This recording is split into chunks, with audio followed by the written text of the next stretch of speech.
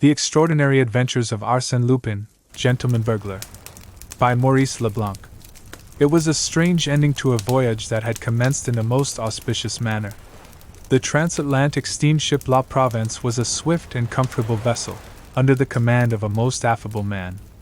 The passengers constituted a select and delightful society. The charm of new acquaintances and improvised amusements served to make the time pass agreeably.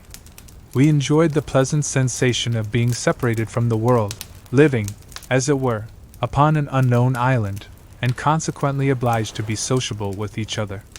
Have you ever stopped to consider how much originality and spontaneity emanate from these various individuals who, on the preceding evening, did not even know each other, and who are now, for several days, condemned to lead a life of extreme intimacy, jointly defying the anger of the ocean, the terrible onslaught of the waves, the violence of the tempest, and the agonizing monotony of the calm and sleepy water? Such a life becomes a sort of tragic existence, with its storms and its grandeurs, its monotony and its diversity, and that is why, perhaps, we embark upon that short voyage with mingled feelings of pleasure and fear.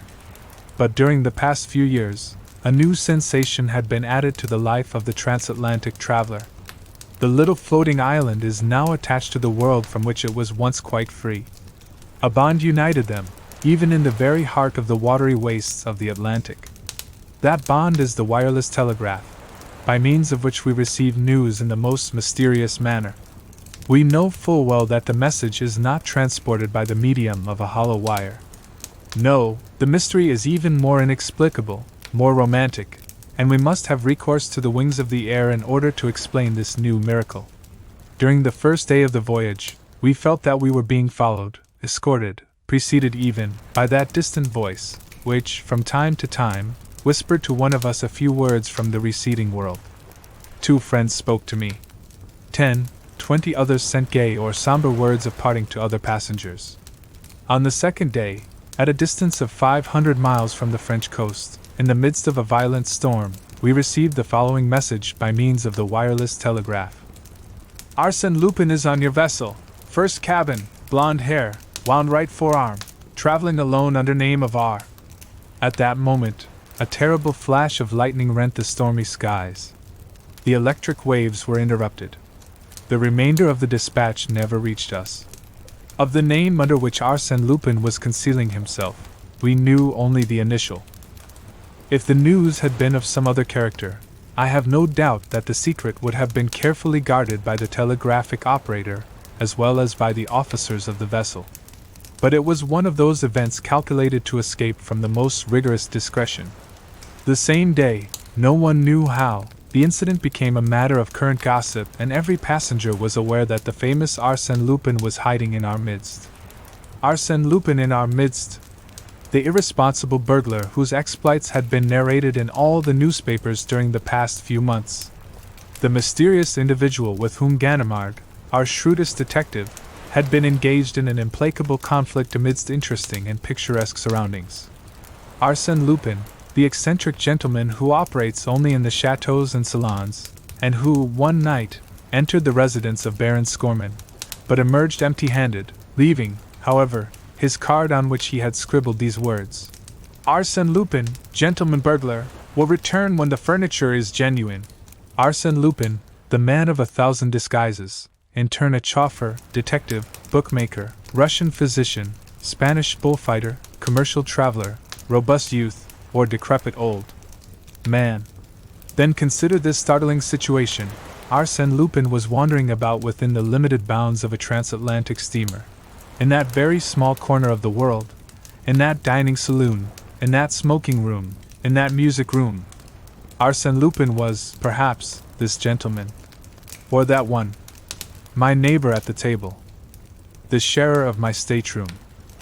And this condition of affairs will last for 5 days, exclaimed Miss Nellie Underdown, next morning. It is unbearable. I hope he will be arrested. Then, addressing me, she added, And you, Monsieur d'Andrézy, you are on intimate terms with the captain. Surely you know something? I should have been delighted had I possessed any information that would interest Miss Nellie. She was one of those magnificent creatures who inevitably attract attention in every assembly. Wealth and beauty form an irresistible combination, and Nellie possessed both. Educated in Paris under the care of a French mother, she was now going to visit her father, the millionaire underdown of Chicago. She was accompanied by one of her friends, Lady Jerland. At first, I had decided to open a flirtation with her, but, in the rapidly growing intimacy of the voyage, I was soon impressed by her charming manner and my feelings became too deep and reverential for a mere flirtation. Moreover, she accepted my attentions with a certain degree of favor. She condescended to laugh at my witticisms and display an interest in my stories. Yet I felt that I had a rival in the person of a young man with quiet and refined tastes, and it struck me, at times, that she preferred his taciturn humor to my Parisian frivolity. He formed one in the circle of admirers that surrounded Miss Nellie at the time she addressed to me the foregoing question. We were all comfortably seated in our deck chairs. The storm of the preceding evening had cleared the sky. The weather was now delightful. "I have no definite knowledge, mademoiselle," I replied. "But cannot we, ourselves, investigate the mystery quite as well as the detective Ganimard, the personal enemy of Arsène Lupin?" Oh, you are progressing very fast, monsieur." "Not at all, mademoiselle. In the first place, let me ask, do you find the problem a complicated one?" "Very complicated." "Have you forgotten the key we hold for the solution to the problem?" "What key?" "In the first place, Lupin calls himself Monsieur R. Rather vague information," she replied. "Secondly, he is traveling alone." "Does that help you?" she asked. "Thirdly, he is blonde." "Well? Then we have only to peruse the passenger list, and proceed by process of elimination." I had that list in my pocket. I took it out and glanced through it. Then I remarked, "I find that there are only 13 men on the passenger list whose names begin with the letter R." "Only 13? "Yes, in the first cabin. And of those 13, I find that 9 of them are accompanied by women, children, or servants. That leaves only 4 who are traveling alone. First, the Marquis de Raverdan, secretary to the American ambassador," interrupted Miss Nellie. "I know him." "Major Rawson," I continued. "He is my uncle," someone said. "Mon Revolta." "Here!" exclaimed an Italian, whose face was concealed beneath a heavy black beard. Miss Nellie burst into laughter and exclaimed, "That gentleman can scarcely be called a blonde." "Very well, then," I said. "We are forced to the conclusion that the guilty party is the last one on the list." "What is his name?" "Monrosane." "Does anyone know him?" No one answered. But Miss Nellie turned to the taciturn young man, whose attentions to her had annoyed me, and said, "Well, Monsieur Rosane, why do you not answer?" All eyes were now turned upon him. He was a blonde. I must confess that I myself felt a shock of surprise, and the profound silence that followed her question indicated that the others present also viewed this situation with a feeling of sudden alarm. However, the idea was an absurd one, because the gentleman in question presented an air of the most perfect innocence. "Why do I not answer?" he said.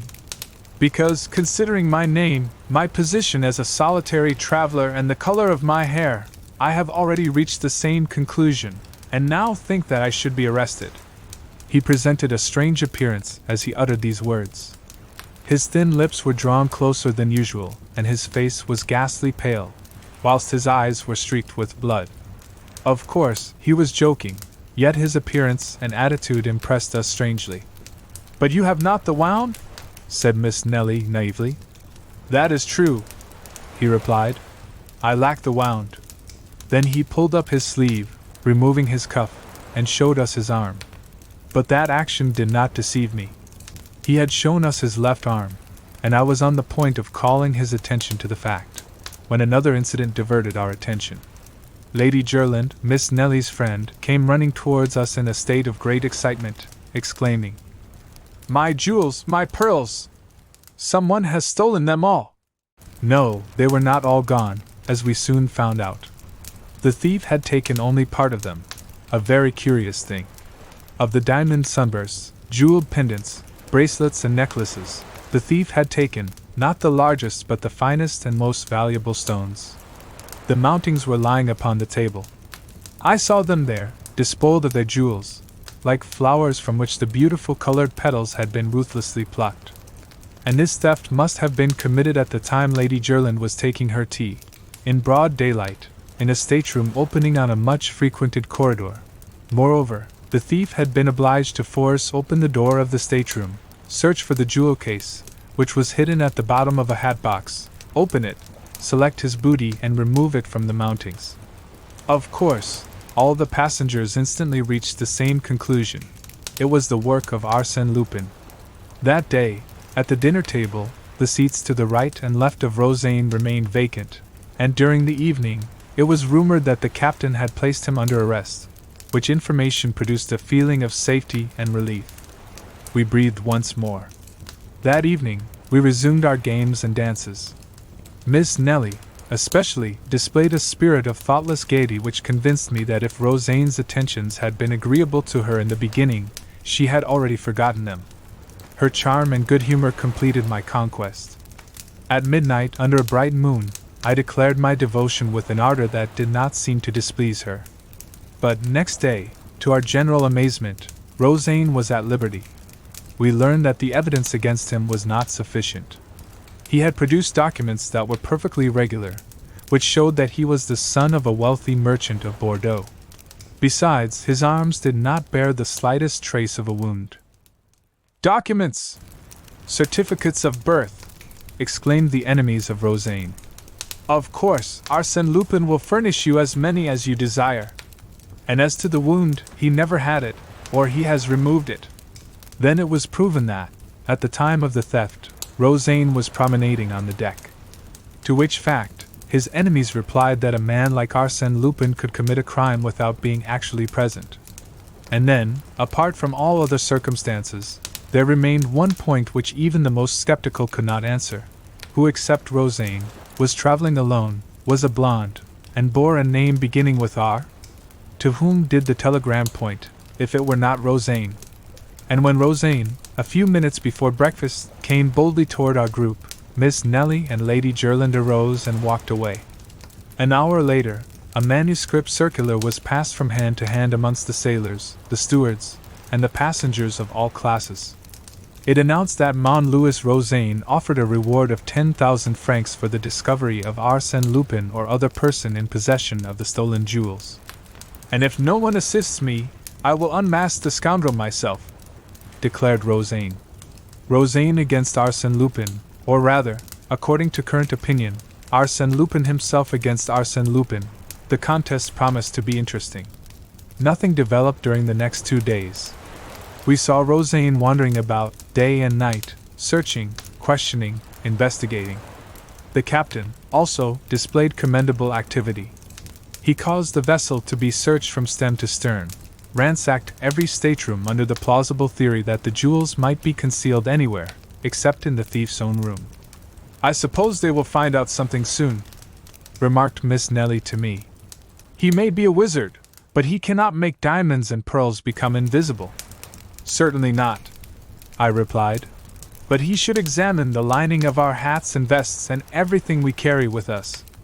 Then, exhibiting my Kodak, a 9x12 with which I had been photographing her in various poses, I added, "In an apparatus no larger than that, a person could hide all of Lady Jerland's jewels. He could pretend to take pictures and no one would suspect the game. But I have heard it said that every thief leaves some clue behind him." "That may be generally true," I replied. "But there is one exception, Arsène Lupin." "Why?" "Because he concentrates his thoughts not only on the theft, but on all the circumstances connected with it that could serve as a clue to his identity. A few days ago, you were more confident." "Yes, but since then I have seen him at work." "And what do you think about it now?" she asked. "Well, in my opinion, we are wasting our time." And, as a matter of fact, the investigation had produced no result. But in the meantime, the captain's watch had been stolen. He was furious. He quickened his efforts and watched Rosaine more closely than before. But on the following day, the watch was found in the second officer's collar box. This incident caused considerable astonishment, and displayed the humorous side of Arsène Lupin, burglar though he was, but dilettante as well. He combined business with pleasure. He reminded us of the author who almost died in a fit of laughter provoked by his own play. Certainly, he was an artist in his particular line of work, and whenever I saw Rosaine, gloomy and reserved, and thought of the double role that he was playing, I accorded him a certain measure of admiration. On the following evening, the officer on deck duty heard groans emanating from the darkest corner of the ship. He approached and found a man lying there, his head enveloped in a thick gray scarf, and his hands tied together with a heavy cord. It was Rosaine. He had been assaulted, thrown down, and robbed. A card pinned to his coat bore these words: Arsène Lupin accepts with pleasure the 10,000 francs offered by Mon Rosaine. As a matter of fact, the stolen pocketbook contained 20,000 francs. Of course, some accused the unfortunate man of having simulated this attack on himself. But apart from the fact that he could not have bound himself in that manner, it was established that the writing on the card was entirely different from that of Rosaine, but, on the contrary, resembled the handwriting of Arsène Lupin as it was reproduced in an old newspaper found on board. Thus it appeared that Rosaine was not Arsène Lupin, but was Rosaine, the son of a Bordeaux merchant. And the presence of Arsène Lupin was once more affirmed, and that in a most alarming manner. Such was the state of terror amongst the passengers that none would remain alone in a stateroom, or wander singly in unfrequented parts of the vessel. We clung together as a matter of safety. And yet the most intimate acquaintances were estranged by a mutual feeling of distrust. Arsène Lupin was, now, anybody and everybody. Our excited imaginations attributed to him miraculous and unlimited power.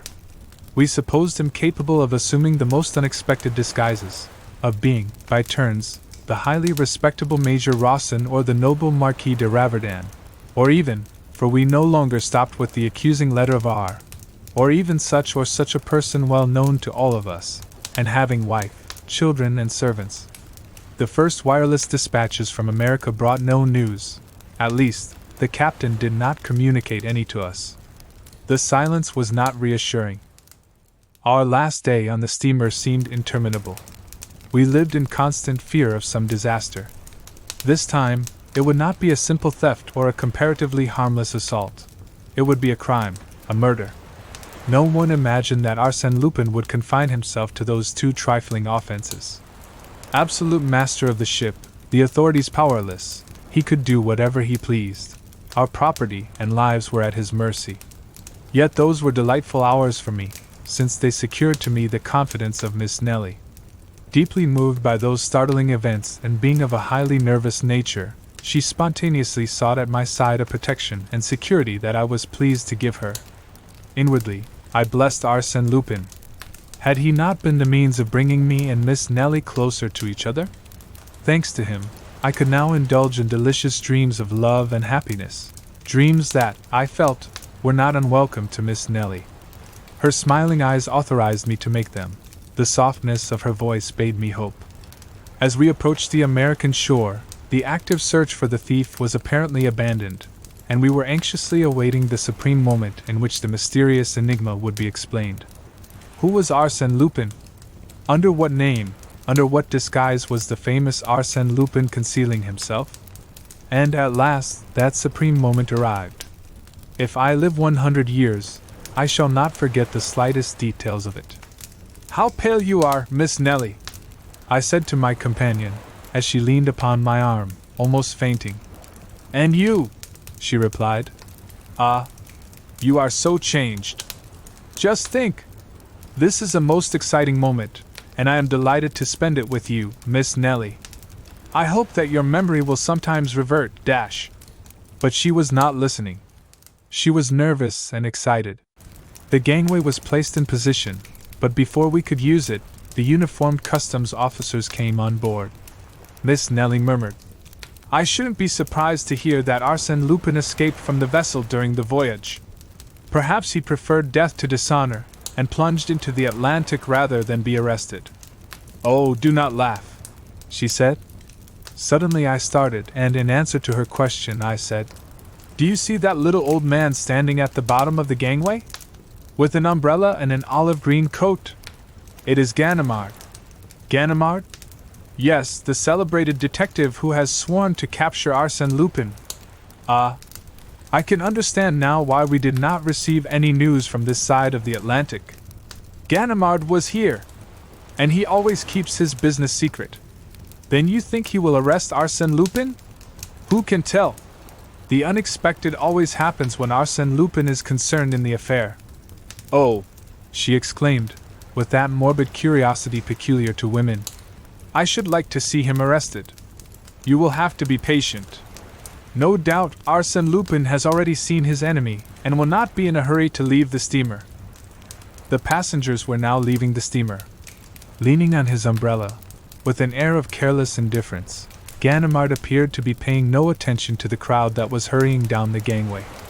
The Marquis de Raverdan, Major Rawson, the Italian Rivolta, and many others had already left the vessel before Rosaine appeared. Poor Rosaine! Perhaps it is he, after all, said Miss Nelly to me. What do you think? I think it would be very interesting to have Ganimard and Rosaine in the same picture. You take the camera. I am loaded down. I gave her the camera, but too late for her to use it. Rosaine was already passing the detective. An American officer, standing behind Ganimard, leaned forward and whispered in his ear. The French detective shrugged his shoulders and Rosaine passed on.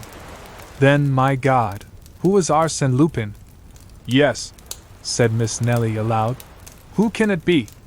Not more than 20 people now remained on board. She scrutinized them one by one, fearful that Arsène Lupin was not amongst them. We cannot wait much longer, I said to her. She started toward the gangway. I followed. But we had not taken 10 steps when Ganimard barred our passage. Well, what is it? I exclaimed. One moment, monsieur. What's your hurry? I am escorting mademoiselle. One moment, he repeated, in a tone of authority. Then, gazing into my eyes, he said, Arsène Lupin, is it not? I laughed and replied, No, simply Bernard d'Andrassy. Bernard d'Andrassy died in Macedonia 3 years ago. If Bernard d'Andrassy were dead, I should not be here. But you are mistaken.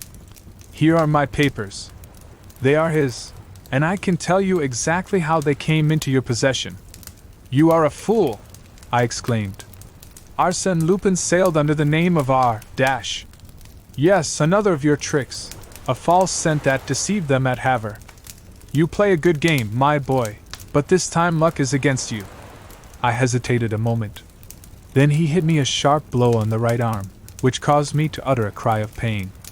He had struck the wound, yet unhealed, referred to in the telegram. I was obliged to surrender. There was no alternative. I turned to Miss Nelly, who had heard everything. Our eyes met. Then she glanced at the kodak I had placed in her hands, and made a gesture that conveyed to me the impression that she understood everything.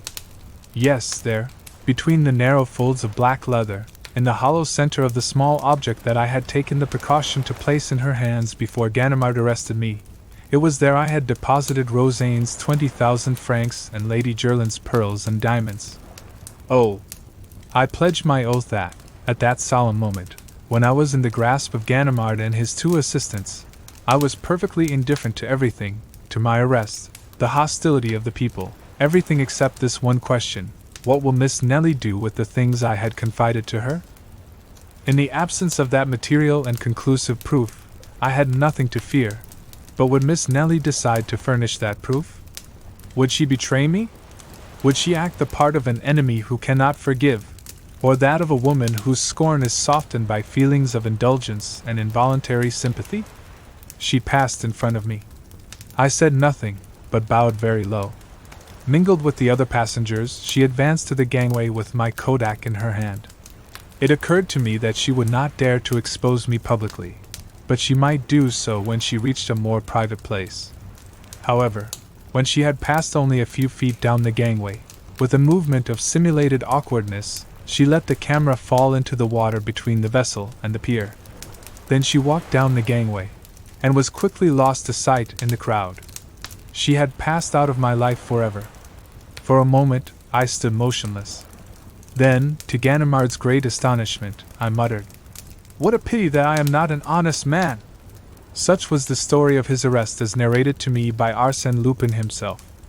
The various incidents, which I shall record in writing at a later day, have established between us certain ties.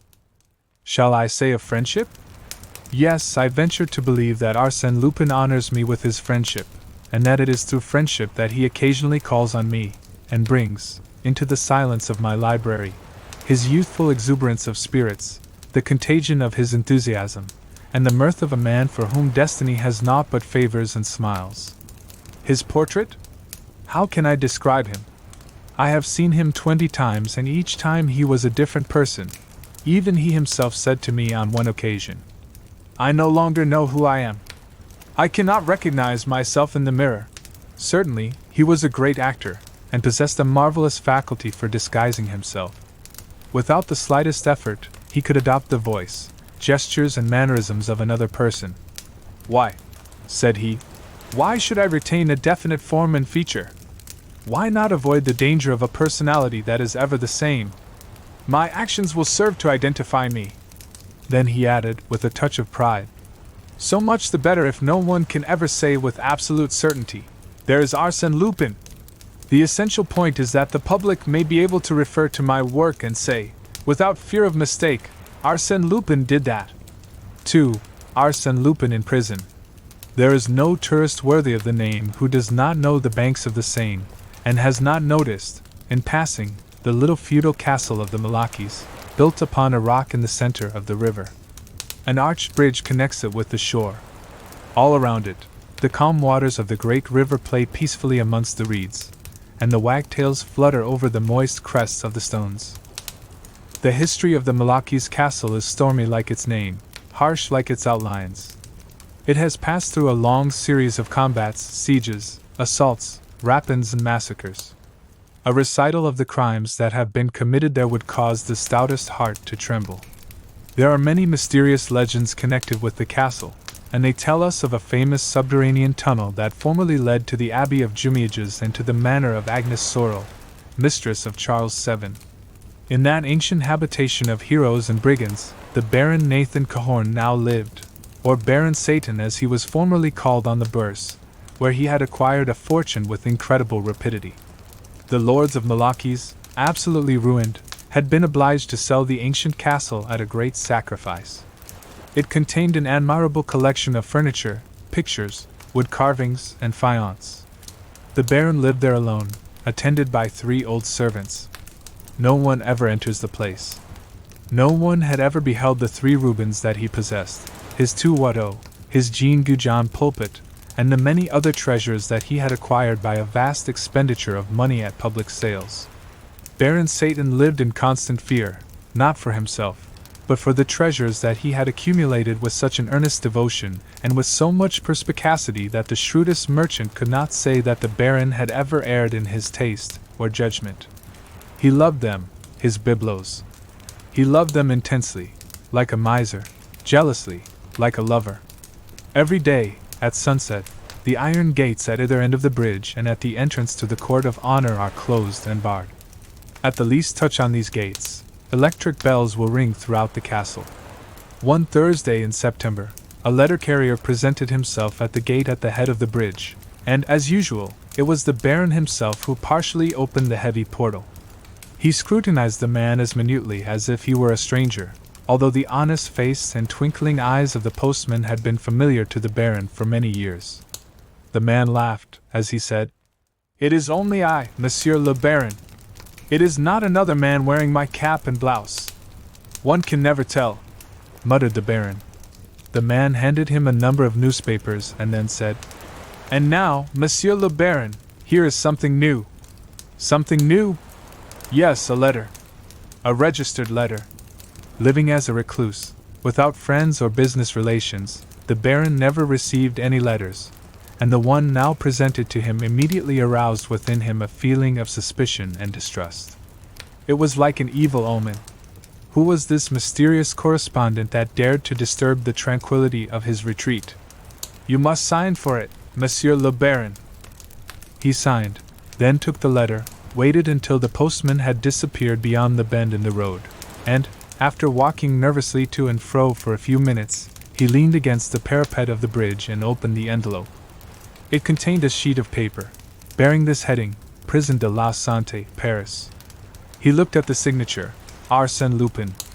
Then he read, Monsieur le Baron, there is, in the gallery in your castle, a picture of Philippe de Champagne, of exquisite finish, which pleases me beyond measure. Your Rubens are also to my taste, as well as your smallest widow. In the salon to the right, I have noticed the Louis XIII cadence table, the tapestries of Beauvais, the Empire Garret and Saint Jacob, and the Renaissance chest. In the salon to the left, all the cabinet full of jewels and miniatures. For the present, I will content myself with those articles that can be conveniently removed. I will therefore ask you to pack them carefully and ship them to me, charges prepaid, to the station at Batignolles, within 8 days, otherwise I shall be obliged to remove them myself during the night of September 27th. But under those circumstances, I shall not content myself with the articles above mentioned. Accept my apologies for any inconvenience I may cause you, and believe me to be your humble servant. Arsène Lupin. P.S. Please do not send the largest widow. Although you paid 30,000 francs for it, it is only a copy, the original having been burned, under the Directoire by Barras, during a night of debauchery. Consult the memoirs of Garret. I do not care for the Louis XV chatelaine, as I doubt its authenticity. That letter completely upset the Baron. Had it borne any other signature, he would have been greatly alarmed, but signed by Arsène Lupin. As an habitual reader of the newspapers, he was versed in the history of recent crimes, and was therefore well acquainted with the exploits of the mysterious burglar.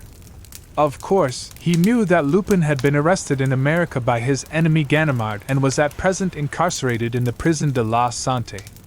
But he knew also that any miracle might be expected from Arsène Lupin. Moreover, that exact knowledge of the castle, the location of the pictures and furniture, gave the affair an alarming aspect. How could he have acquired that information concerning things that no one had ever seen?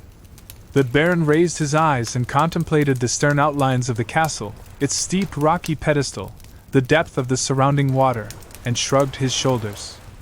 Certainly, there was no danger.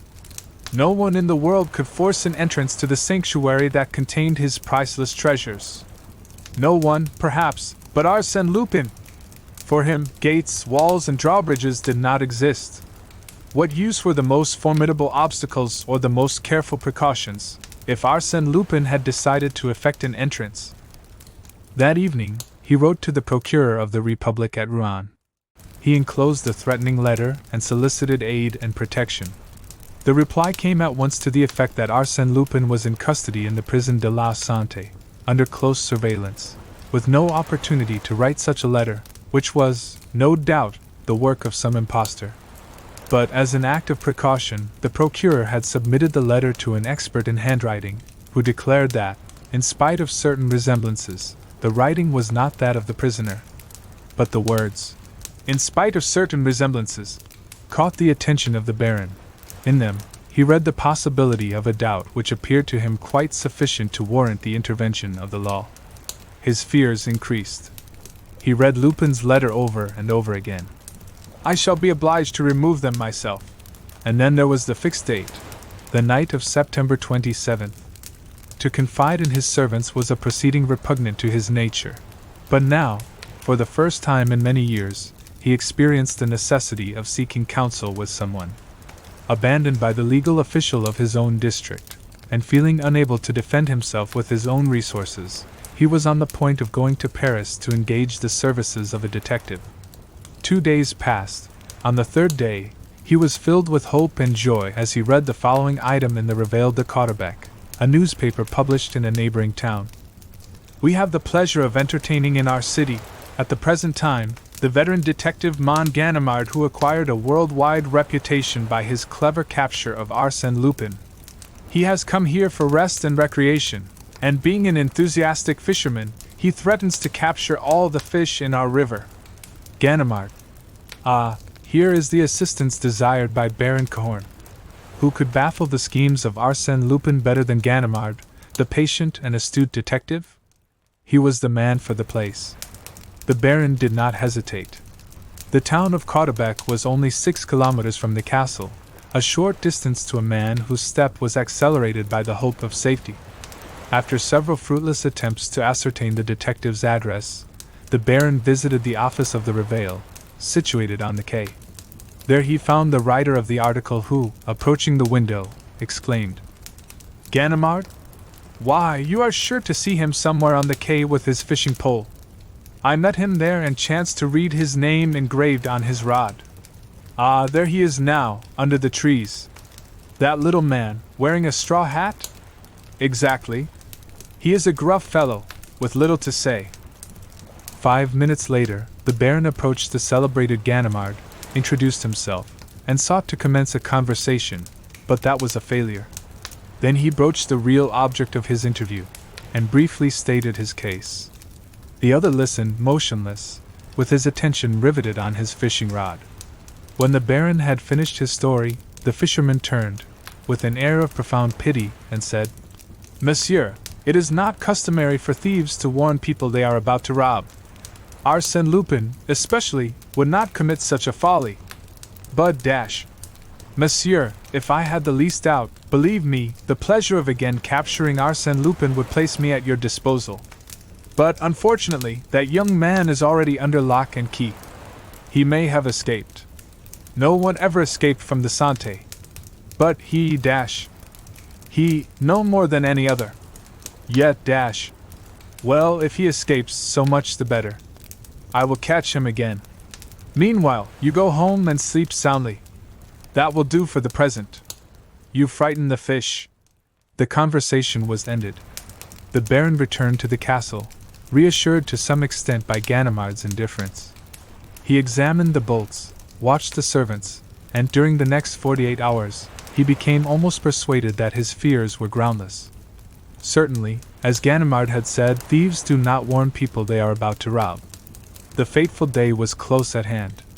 It was now the 26th of September, and nothing had happened. But at 3 o'clock the bell rang. A boy brought this telegram. "No goods at Batignolles station. Prepare everything for tomorrow night. Arsène." This telegram threw the Baron into such a state of excitement that he even considered the advisability of yielding to Lupin's demands. However, he hastened to Caudebec. Ganimard was fishing at the same place, seated on a campstool. Without a word, he handed him the telegram. "Well, what of it?" said the detective. "What of it? But it is tomorrow." "What is tomorrow?" "The robbery! The pillage of my collections!" Ganimard laid down his fishing rod, turned to the Baron, and exclaimed, in a tone of impatience, "Ah! Do you think I am going to bother myself about such a silly story as that? How much do you ask to pass tomorrow night in the castle?" "Not a so. Now leave me alone. Name your own price. I am rich and can pay it." This offer disconcerted Ganimard, who replied calmly, "I am here on a vacation. I have no right to undertake such work. No one will know. I promise to keep it secret." "Oh, nothing will happen. Come. 3,000 francs. Will that be enough?" The detective, after a moment's reflection, said, "Very well. But I must warn you that you are throwing your money out of the window." "I do not care. In that case, but after all, what do we know about this devil Lupin? He may have quite a numerous band of robbers with him. Are you sure of your servants?" "My faith, better not count on them. I will telegraph for 2 of my men to help me. And now, go! It is better for us not to be seen together. Tomorrow evening about 9 o'clock. The following day, the date fixed by Arsène Lupin, Baron Cahorn arranged all his panoply of war, furbished his weapons, and like a sentinel, paced to and fro in front of the castle. He saw nothing, heard nothing. At 8:30 in the evening, he dismissed his servants. They occupied rooms in a wing of the building, in a retired spot, well removed from the main portion of the castle. Shortly thereafter, the Baron heard the sound of approaching footsteps. It was Ganimard and his 2 assistants, great, powerful fellows with immense hands, and necks like bulls. After asking a few questions relating to the location of the various entrances and rooms, Ganimard carefully closed and barricaded all the doors and windows through which one could gain access to the threatened rooms. He inspected the walls, raised the tapestries, and finally installed his assistants in the central gallery, which was located between the two salons. "No nonsense! We are not here to sleep. At the slightest sound, open the windows of the court and call me. Pay attention also to the water side. 10 meters of perpendicular rock is no obstacle to those devils." Ganimard locked his assistants in the gallery, carried away the keys, and said to the Baron, "And now to our post." He had chosen for himself a small room located in the thick outer wall, between the two principal doors, and which, in former years, had been the watchman's quarters. A peephole opened upon the bridge, another on the court. In one corner, there was an opening to a tunnel. "I believe you told me, Monsieur le Baron, that this tunnel is the only subterranean entrance to the castle and that it has been closed up for time immemorial?" "Yes." "Then, unless there is some other entrance, known only to Arsène Lupin, we are quite safe." He placed 3 chairs together, stretched himself upon them, lighted his pipe and sighed. "Really, Monsieur le Baron, I feel ashamed to accept your money for such a sinecure as this. I will tell the story to my friend Lupin. He will enjoy it immensely." The Baron did not laugh. He was anxiously listening, but heard nothing save the beating of his own heart. From time to time, he leaned over the tunnel and cast a fearful eye into its depths. He heard the clock strike 11, 12, 1. Suddenly he seized Ganimard's arm. The latter leaped up, awakened from his sleep. "Do you hear?" asked the Baron in a whisper.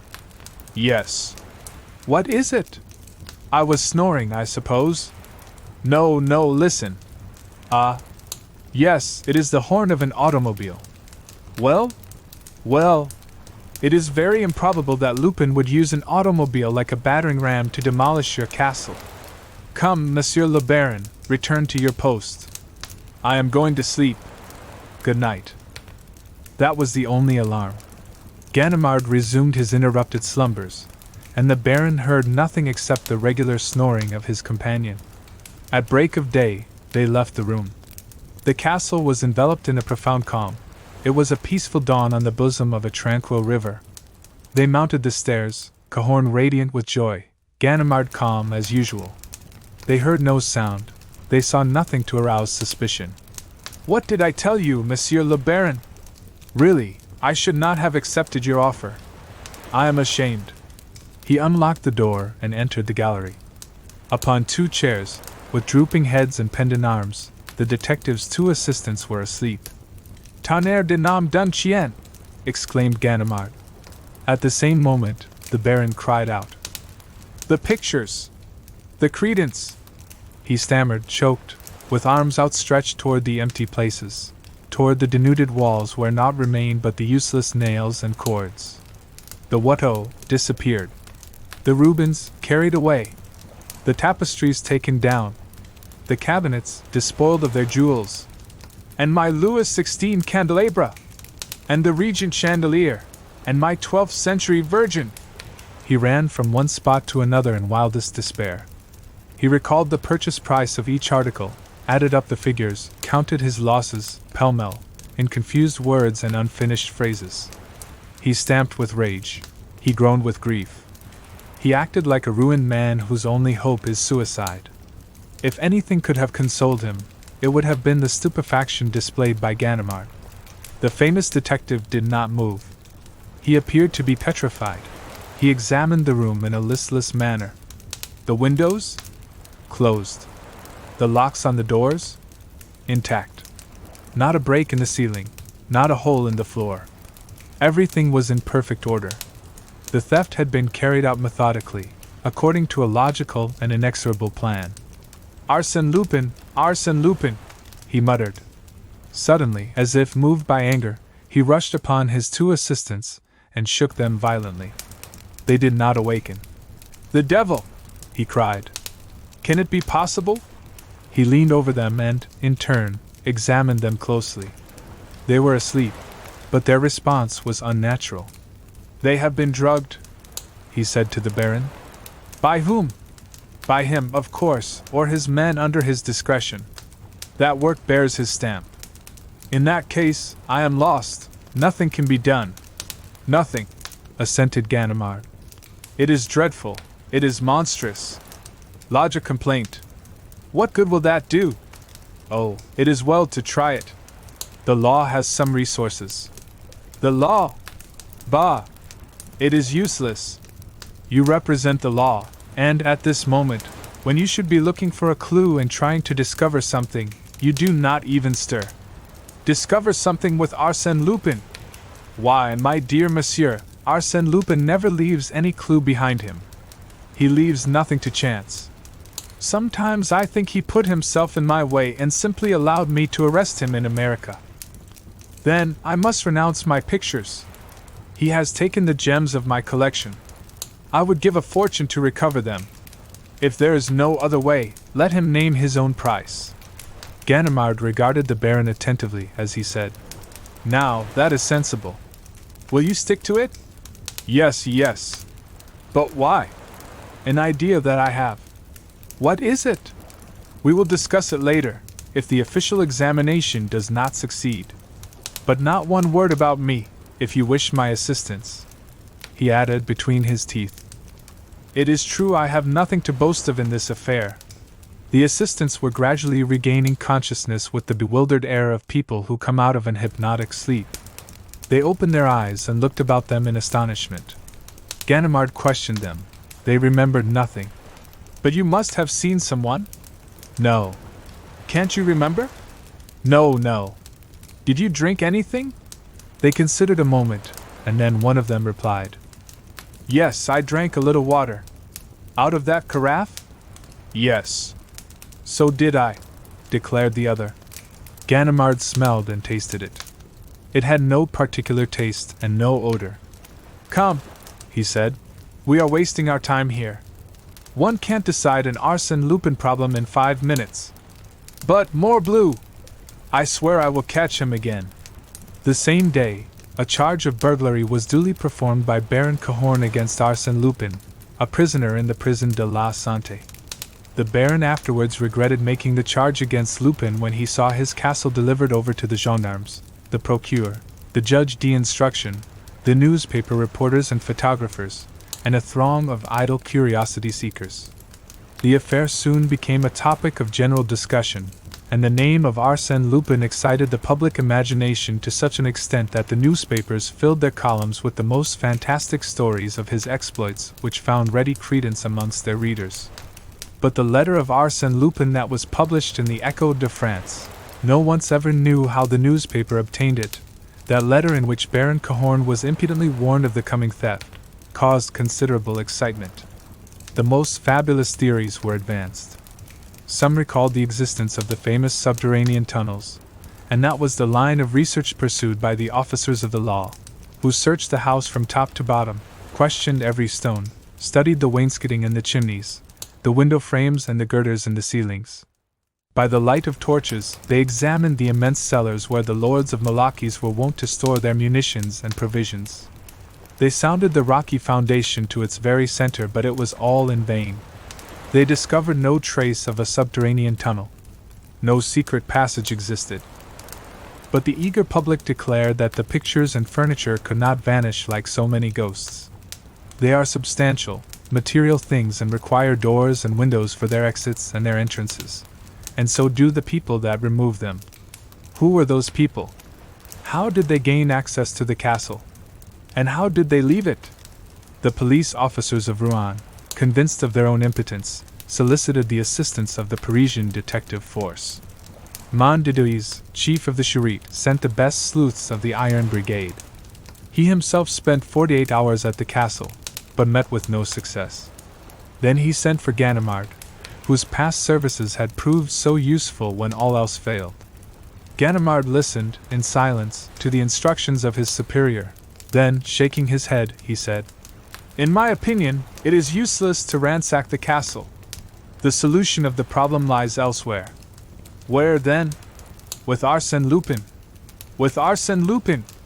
To support that theory, We must admit his intervention. I do admit it. In fact, I consider it quite certain.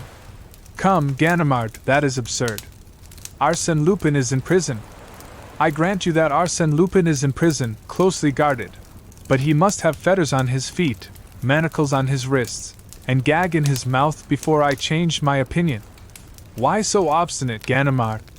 Because Arsène Lupin is the only man in France of sufficient caliber to invent and carry out a scheme of that magnitude.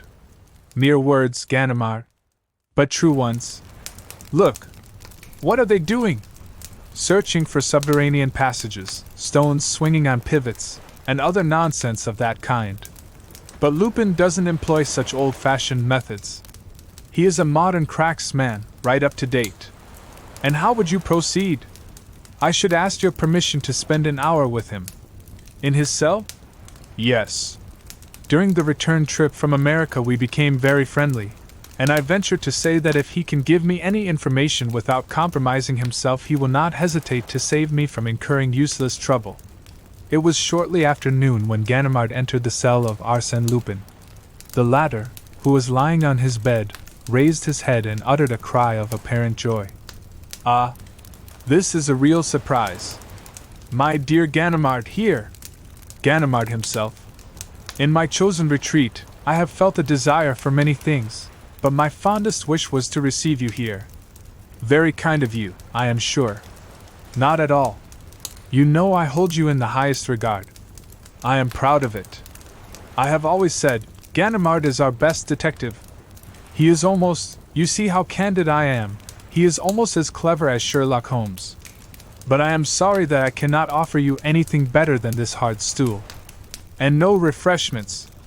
Not even a glass of beer. Of course, you will excuse me, as I am here only temporarily. Ganimard smiled, and accepted the proffered seat. Then the prisoner continued. Mon Dieu, how pleased I am to see the face of an honest man. I am so tired of those devils of spies who come here 10 times a day to ransack my pockets and my cell to satisfy themselves that I am not preparing to escape. The government is very solicitous on my account. It is quite right. Why so? I should be quite contented if they would allow me to live in my own quiet way. On other people's money. Quite so. That would be so simple. But here I am joking, and you are, no doubt, in a hurry. So let us come to business, Ganimard. To what do I owe the honor of this visit? The Cahorn affair, declared Ganimard frankly. Ah, wait one moment. You see I have had so many affairs. First, let me fix in my mind the circumstances of this particular case. Ah, yes, now I have it.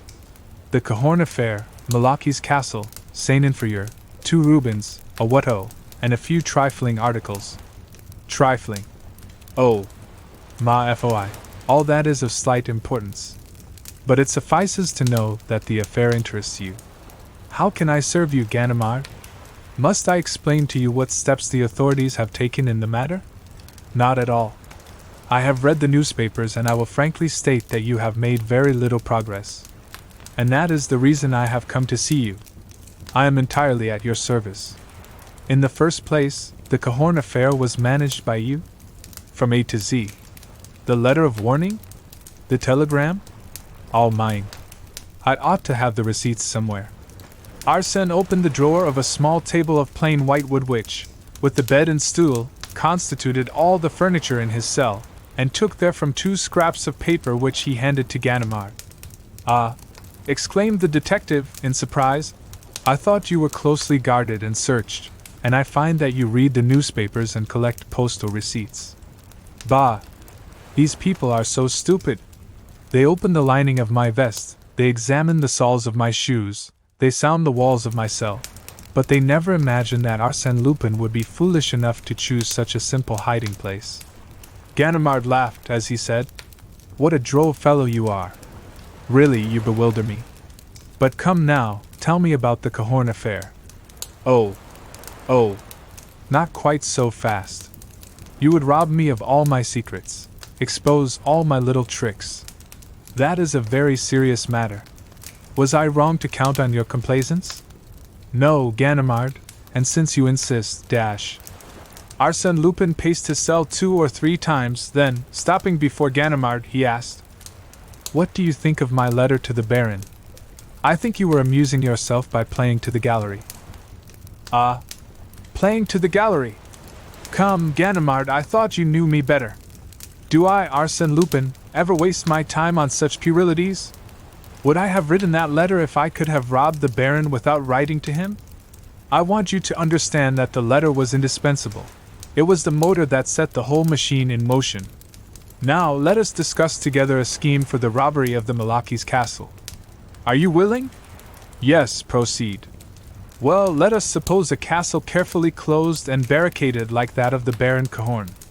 Am I to abandon my scheme and renounce the treasures that I covet, upon the pretext that the castle which holds them is inaccessible? Evidently not. Should I make an assault upon the castle at the head of a band of adventurers as they did in ancient times? That would be foolish. Can I gain admittance by stealth or cunning? Impossible. Then there is only one way open to me. I must have the owner of the castle invite me to it. That is surely an original method.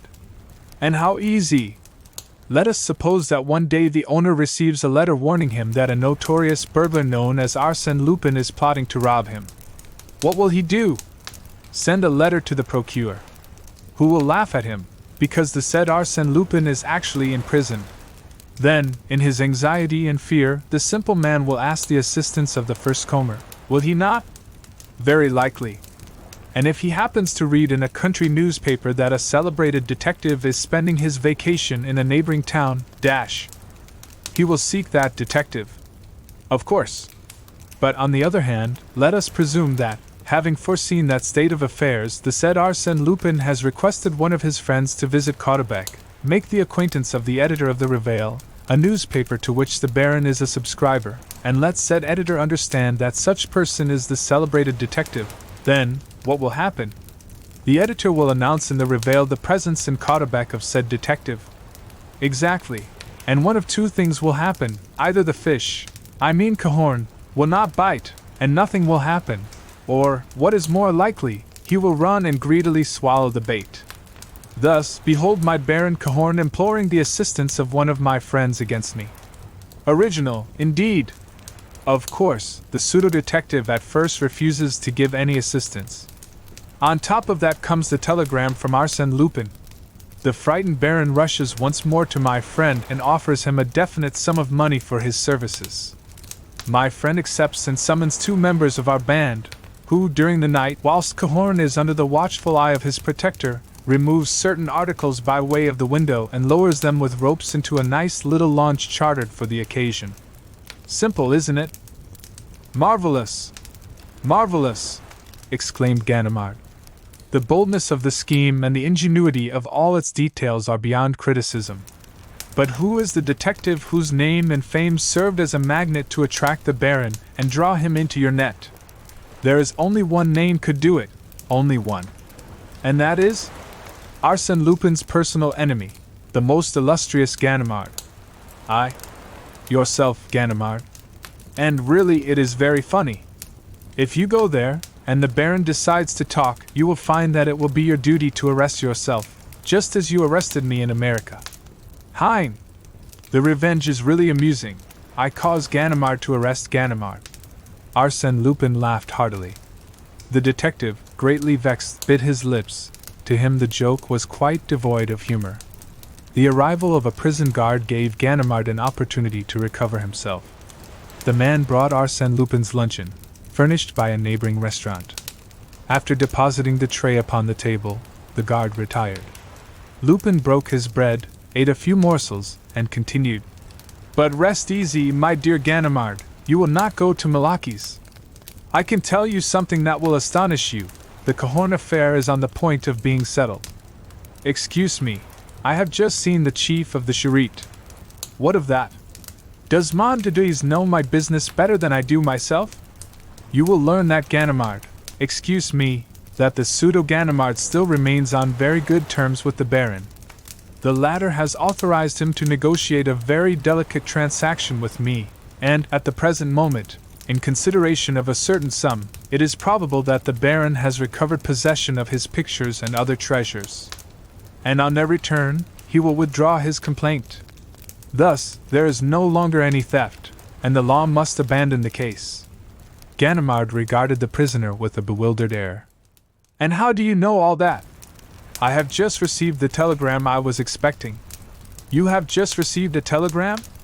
"This very moment, my dear friend. Out of politeness, I did not wish to read it in your presence. But if you will permit me, You are joking, Lupin. My dear friend, if you will be so kind as to break that egg, you will learn for yourself that I am not joking." Mechanically, Ganimard obeyed, and cracked the eggshell with the blade of a knife. He uttered a cry of surprise. The shell contained nothing but a small piece of blue paper. At the request of Arsène, he unfolded it. It was a telegram, or rather a portion of a telegram from which the postmarks had been removed. It read as follows: "Contract closed. 100,000 balls delivered. All well." 100,000 balls? Said Ganimard. "Yes, 100,000 francs. Very little, but then, you know, these are hard times, and I have some heavy bills to meet. If you only knew my budget. Living in the city comes very high." Ganimard arose. His ill humor had disappeared. He reflected for a moment, glancing over the whole affair in an effort to discover a weak point. Then, in a tone and manner that betrayed his admiration of the prisoner, he said, "Fortunately, we do not have a dozen such as you to deal with. If we did, we would have to close up shop." Arsène Lupin assumed a modest air, as he replied, "Bah!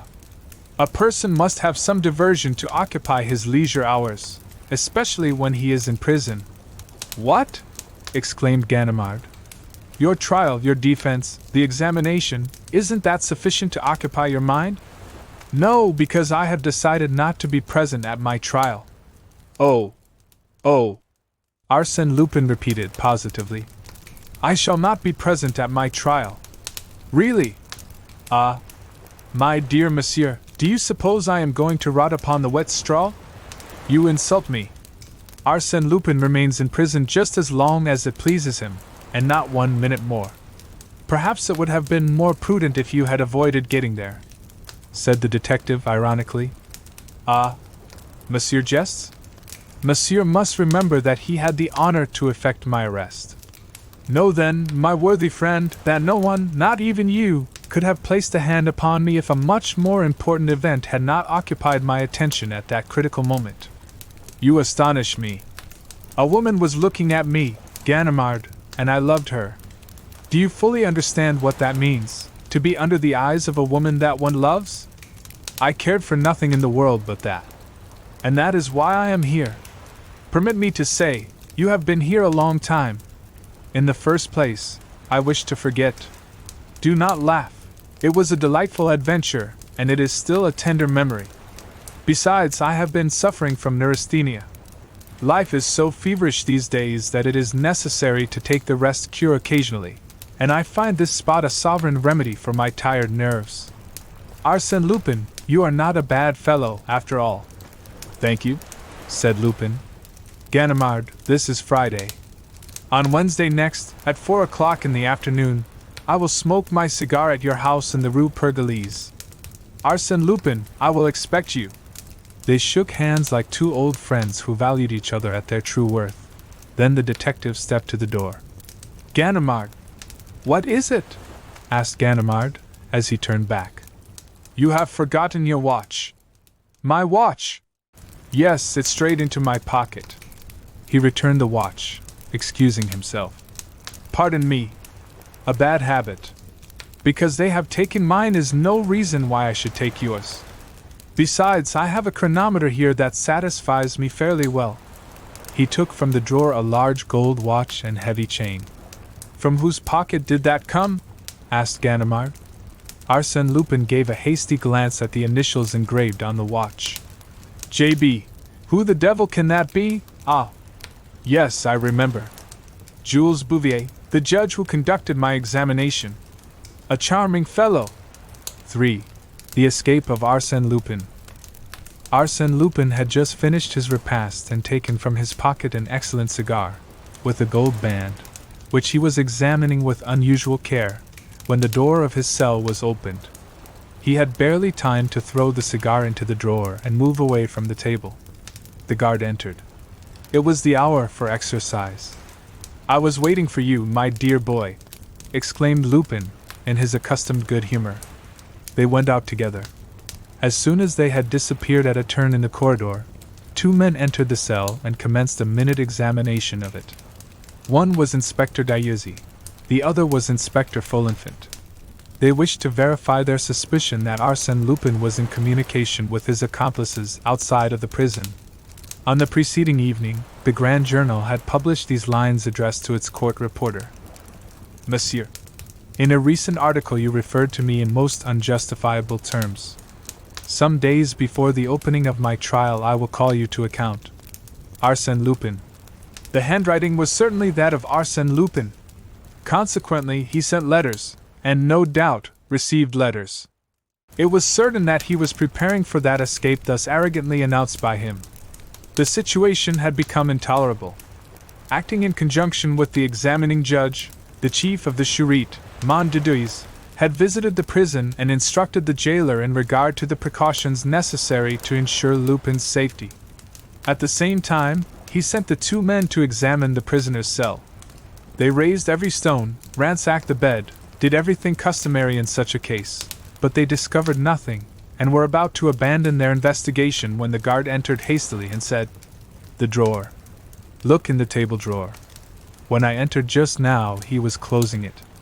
They opened the drawer, and Dieuzy exclaimed, "Ah, we have him this time." Folenfant stopped him.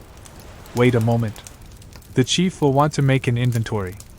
This is a very choice cigar. Leave it there, and notify the chief." 2 minutes later Mondedeuis examined the contents of the drawer. First he discovered a bundle of newspaper clippings relating to Arsène Lupin taken from the Argus de la Presse, then a tobacco box, a pipe, some paper called Un Impeel, and 2 books. He read the titles of the books. One was an English edition of Carlyle's Hero Worship. The other was a charming Elsevier, in modern binding, the Manual of Epictetus, a German translation published at Leiden in 1634. On examining the books, he found that all the pages were underlined and annotated. Were they prepared as a code for correspondence, or did they simply express the studious character of the reader? Then he examined the tobacco box and the pipe. Finally, he took up the famous cigar with its gold band. "Victor," he exclaimed, "our friend smokes a good cigar. It's a Henry Clay." With the mechanical action of an habitual smoker, he placed the cigar close to his ear and squeezed it to make it crack. Immediately he uttered a cry of surprise. The cigar had yielded under the pressure of his fingers. He examined it more closely, and quickly discovered something white between the leaves of tobacco. Delicately, with the aid of a pin, he withdrew a roll of very thin paper, scarcely larger than a toothpick. It was a letter. He unrolled it, and found these words, written in a feminine handwriting. "The basket has taken the place of the others. 8 out of 10 are ready.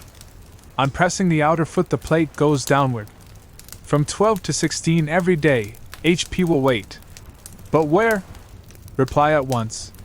Rest easy, your friend is watching over you." Mondedeuis reflected a moment, then said, "It is quite clear. The basket. The 8 compartments. From 12 to 16 means from 12 to 4 o'clock. But this HP that will wait? HP must mean automobile. HP horsepower is the way they indicate strength of the motor. A 24 HP is an automobile of 24 horsepower." Then he rose and asked, "Had the prisoner finished his breakfast?" "Yes. And as he has not yet read the message, which is proved by the condition of the cigar, it is probable that he had just received it." "How?" "In his food. Concealed in his bread or in a potato, perhaps." "Impossible. His food was allowed to be brought in simply to trap him, but we have never found anything in it. We will look for Lupin's reply this evening. Detain him outside for a few minutes. I shall take this to the examining judge, And if he agrees with me, we will have the letter photographed at once, and in an hour you can replace the letter in the drawer in a cigar similar to this. The prisoner must have no cause for suspicion." It was not without a certain curiosity that Mondides returned to the prison in the evening, accompanied by Inspector Diuzzi. 3 empty plates were sitting on the stove in the corner. "He has eaten?" "Yes," replied the guard.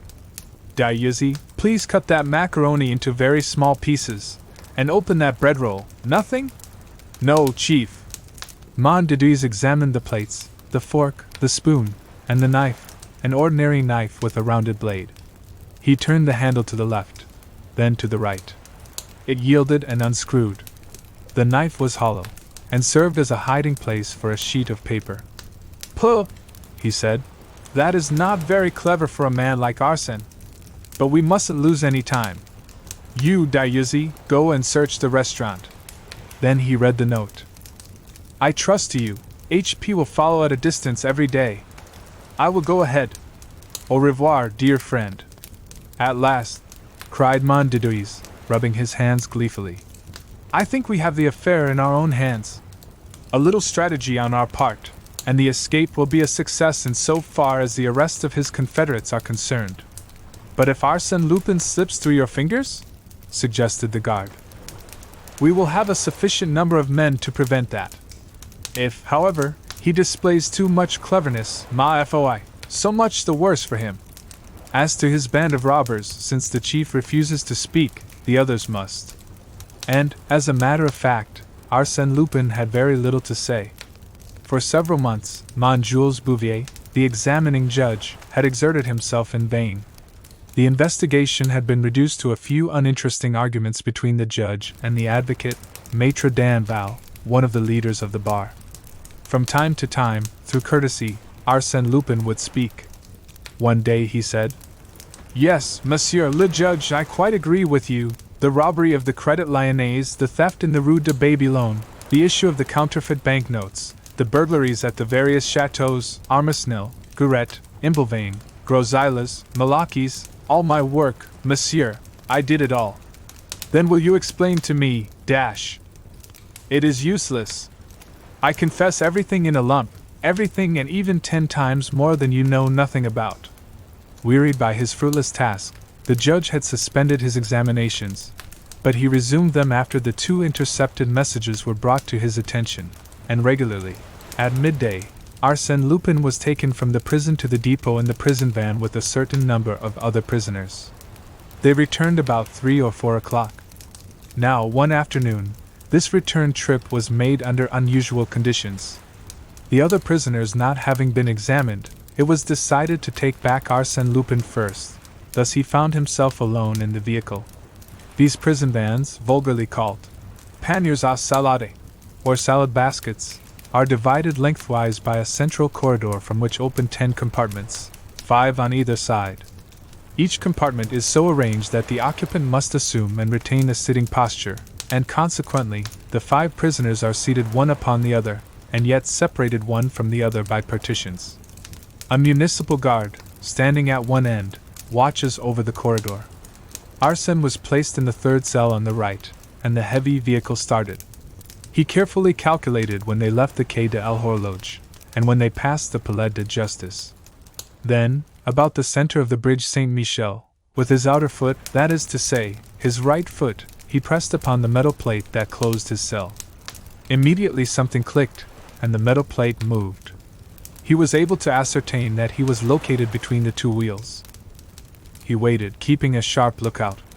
The vehicle was proceeding slowly along the boulevard Saint-Michel. At the corner of Saint-Germain it stopped. A truck horse had fallen.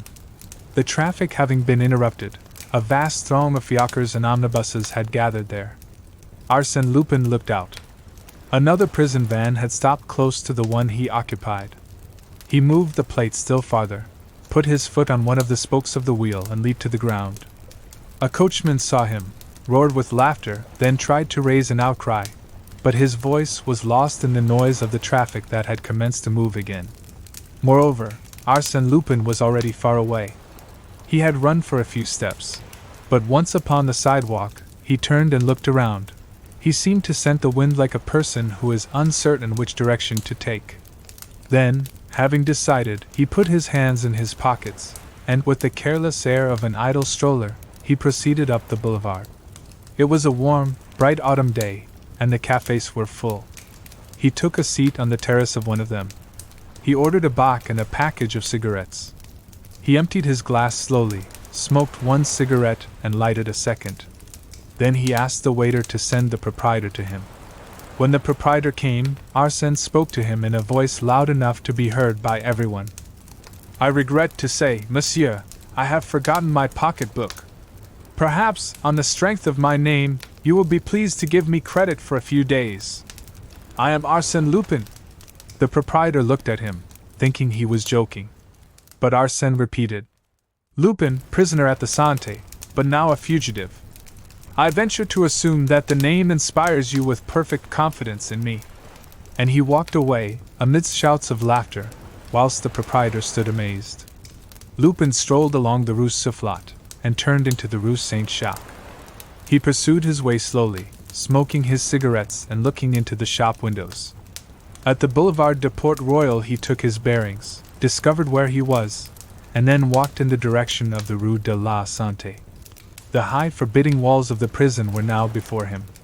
He pulled his hat forward to shade his face. Then, approaching the sentinel, he asked, "Is this the prison de la Santé?" "Yes. I wish to regain my cell. The van left me on the way, and I would not abuse." "Now, young man, move along, quick," growled the sentinel. "Pardon me, but I must pass through that gate. And if you prevent Arsène Lupin from entering the prison, it will cost you dear, my friend." "Arsène Lupin? What are you talking about? I am sorry I haven't a card with me," said Arsène, fumbling in his pockets. The sentinel eyed him from head to foot, in astonishment. Then, without a word, he rang a bell. The iron gate was partly opened, and Arsène stepped inside. Almost immediately he encountered the keeper of the prison, gesticulating and feigning a violent anger. Arsène smiled and said, "Come, monsieur, don't play that game with me." "What? They take the precaution to carry me alone in the van, prepare a nice little obstruction, and imagine I am going to take to my heels and rejoin my friends. Well, and what about the 20 agents of the Charité who accompanied us on foot, in fiacres and on bicycles? No, the arrangement did not please me. I should not have got away alive. Tell me, monsieur, did they count on that?" He shrugged his shoulders and added, "I beg of you, monsieur, not to worry about me. When I wish to escape, I shall not require any assistance." On the second day thereafter, the Echo de France, which had apparently become the official reporter of the exploits of Arsène Lupin, it was said that he was one of its principal shareholders, published a most complete account of this attempted escape.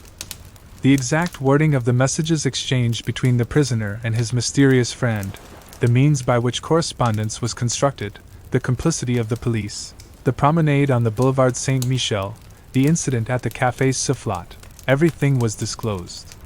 It was known that the search of the restaurant and its waiters by Inspector Dieuzy had been fruitless.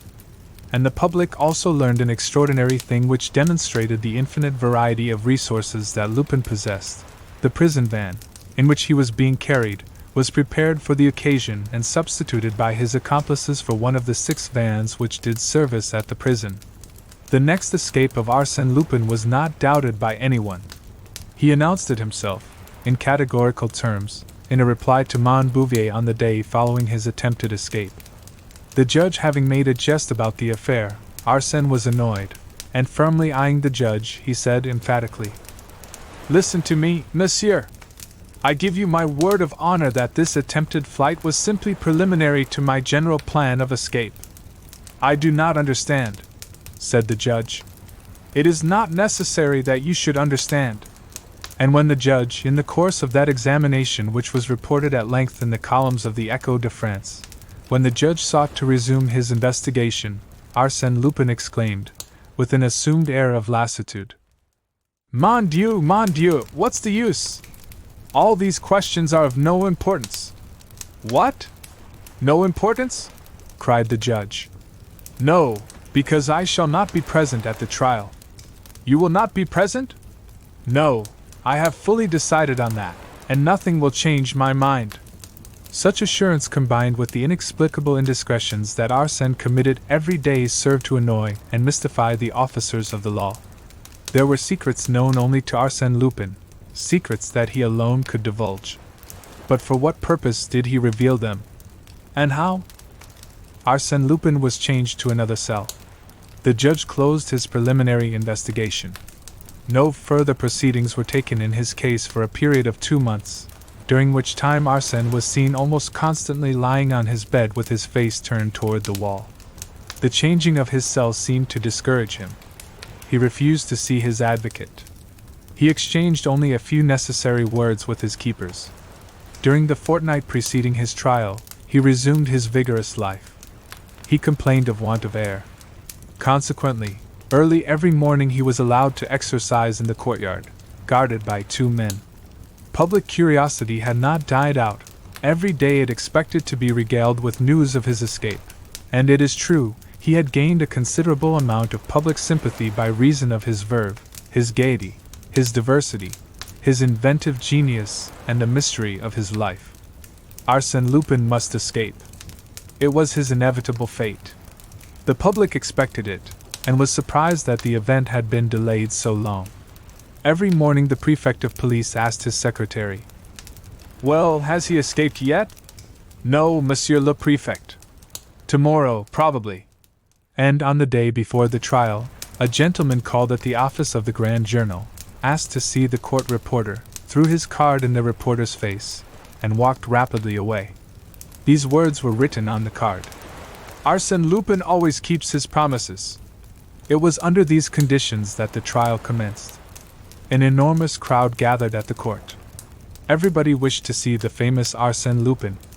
They had a gleeful anticipation that the prisoner would play some audacious pranks upon the judge. Advocates and magistrates, reporters and men of the world, actresses and society women were crowded together on the benches provided for the public. It was a dark, somber day, with a steady downpour of rain. Only a dim light pervaded the courtroom, and the spectators caught a very indistinct view of the prisoner when the guards brought him in. But his heavy, shambling walk, the manner in which he dropped into his seat, and his passive, stupid appearance were not at all prepossessing. Several times his advocate, one of Mon Danville's assistants, spoke to him, but he simply shook his head and said nothing. The clerk read the indictment, then the judge spoke. "Prisoner at the bar, stand up. Your name, age, and occupation?"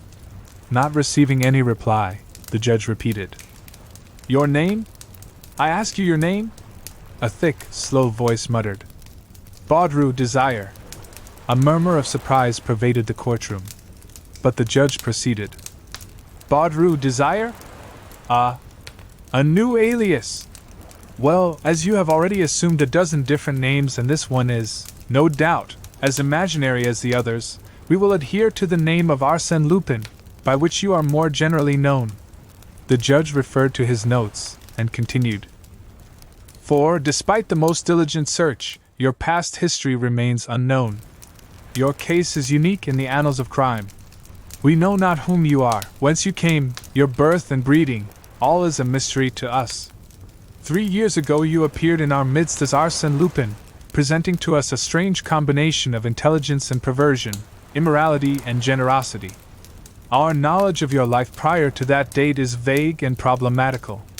It may be that the man called Rostat who, 8 years ago, worked with Dixon, the prestidigitator, was none other than Arsène Lupin.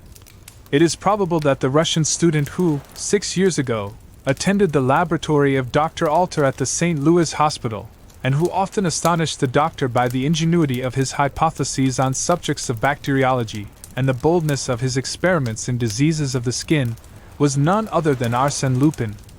It is probable, also, that Arsène Lupin was the professor who introduced the Japanese art of jiu-jitsu to the Parisian public. We have some reason to believe that Arsène Lupin was the bicyclist who won the Grand Prix de l'Exposition, received his 10,000 francs, and was never heard of again. Arsène Lupin may have been, also, the person who saved so many lives through the little dormer window at the Charity Bazaar, and, at the same time, picked their pockets." The judge paused for a moment, then continued. Such is that epoch which seems to have been utilized by you in a thorough preparation for the warfare you have since waged against society, a methodical apprenticeship in which you developed your strength, energy, and skill to the highest point possible. Do you acknowledge the accuracy of these facts? During this discourse the prisoner had stood balancing himself, first on one foot then on the other, with shoulders stooped and arms inert. Under the strongest light one could observe his extreme thinness, his hollow cheeks, his projecting cheekbones, his earthen-colored face dotted with small red spots and framed in a rough, straggling beard. Prison life had caused him to age and wither. He had lost the youthful face and elegant figure we had seen portrayed so often in the newspapers. It appeared as if he had not heard the question propounded by the judge. Twice it was repeated to him. Then he raised his eyes, seemed to reflect, then, making a desperate effort, he murmured, "Baudru desire." The judge smiled as he said, "I do not understand the theory of your defense, Arsène Lupin. If you are seeking to avoid responsibility for your crimes on the ground of imbecility, such a line of defense is open to you. But I shall proceed with the trial and pay no heed to your vagaries." He then narrated at length the various thefts, swindles and forgeries charged against Lupin. Sometimes he questioned the prisoner, but the latter simply grunted or remained silent. The examination of witnesses commenced. Some of the evidence given was immaterial, other portions of it seemed more important, but through all of it there ran a vein of contradictions and inconsistencies. A wearisome obscurity enveloped the proceedings, until Detective Ganimard was called as a witness. Then interest was revived. From the beginning the actions of the veteran detective appeared strange and unaccountable. He was nervous and ill at ease. Several times he looked at the prisoner, with obvious doubt and anxiety. Then, with his hands resting on the rail in front of him, he recounted the events in which he had participated, including his pursuit of the prisoner across Europe and his arrival in America. He was listened to with great avidity, as his capture of Arsène Lupin was well known to everyone through the medium of the press. Toward the close of his testimony, after referring to his conversations with Arsène Lupin, he stopped, twice, embarrassed and undecided. It was apparent that he was possessed of some thought which he feared to utter. The judge said to him, sympathetically, "If you are ill, you may retire for the present." No, but dash." He stopped, looked sharply at the prisoner, and said, "I ask permission to scrutinize the prisoner at closer range. There is some mystery about him that I must solve." He approached the accused man, examined him attentively for several minutes, then returned to the witness stand, and, in an almost solemn voice, he said, "I declare, on oath, that the prisoner now before me is not Arsène Lupin." A profound silence followed the statement. The judge, nonplussed for a moment, exclaimed, What do you mean? That is absurd." The detective continued, "At first sight there is a certain resemblance, but if you carefully consider the nose, the mouth, the hair, the color of skin, you will see that it is not Arsène Lupin. And the eyes? Did he ever have those alcoholic eyes? Come, witness! What do you mean? Do you pretend to say that we are trying the wrong man? In my opinion, yes. Arsène Lupin has, in some manner, contrived to put this poor devil in his place, unless this man is a willing accomplice." This dramatic denouement caused much laughter and excitement amongst the spectators. The judge adjourned the trial, and sent for Montbouvier, the jailer, and guards employed in the prison. When the trial was resumed, Montbouvier and the jailer examined the accused and declared that there was only a very slight resemblance between the prisoner and Arsène Lupin. "Well then," exclaimed the judge, "who is this man? Where does he come from? What is he in prison for?" Two of the prison guards were called and both of them declared that the prisoner was Arsène Lupin. The judge breathed once more. But one of the guards then said, Yes, I think it is he." "What?" cried the judge impatiently. "You think it is he? What do you mean by that?" "Well, I saw very little of the prisoner. He was placed in my charge in the evening and for 2 months he seldom stirred, but laid on his bed with his face to the wall." "What about the time prior to those 2 months?" "Before that he occupied a cell in another part of the prison. He was not in cell 24. Here the head jailer interrupted and said, "We changed him to another cell after his attempted escape." "But you, monsieur, you have seen him during those 2 months?" "I had no occasion to see him. He was always quiet and orderly." "And this prisoner is not Arsène Lupin?" "No." "Then who is he?" demanded the judge. "I do not know." "Then we have before us a man who was substituted for Arsène Lupin 2 months ago. How do you explain that?" "I cannot." In absolute despair, the judge turned to the accused and addressed him in a conciliatory tone. "Prisoner, can you tell me how, and since when, you became an inmate of the prison de la Santé?" The engaging manner of the judge was calculated to disarm the mistrust and awaken the understanding of the accused man. He tried to reply. Finally, under clever and gentle questioning, he succeeded in framing a few phrases from which the following story was gleaned. 2 months ago he had been taken to the depot, examined and released. As he was leaving the building, a free man, he was seized by 2 guards and placed in the prison van. Since then he had occupied cell 24. He was contented there, plenty to eat, and he slept well, so he did not complain. All that seemed probable. And amidst the mirth and excitement of the spectators, the judge adjourned the trial until the story could be investigated and verified. The following facts were at once established by an examination of the prison records. 8 weeks before, a man named Baudry Desire had slept at the depot. He was released the next day, and left the depot at 2 o'clock in the afternoon. On the same day at 2 o'clock, having been examined for the last time, Arsène Lupin left the depot in a prison van. Had the guards made a mistake? Had they been deceived by the resemblance, and carelessly substituted this man for their prisoner? Another question suggested itself: had the substitution been arranged in advance? In that event, Baudry must have been an accomplice, and must have caused his own arrest for the express purpose of taking Lupin's place. But then, by what miracle had such a plan, based on a series of improbable chances, been carried to success? Baudry Desire was turned over to the anthropological service. They had never seen anything like him. However, they easily traced his past history. He was known at Courbevoie, at Asnières, and at Levallois. He lived on alms and slept in one of those rag-pickers' huts near the Barrière de Tournes. He had disappeared from there a year ago.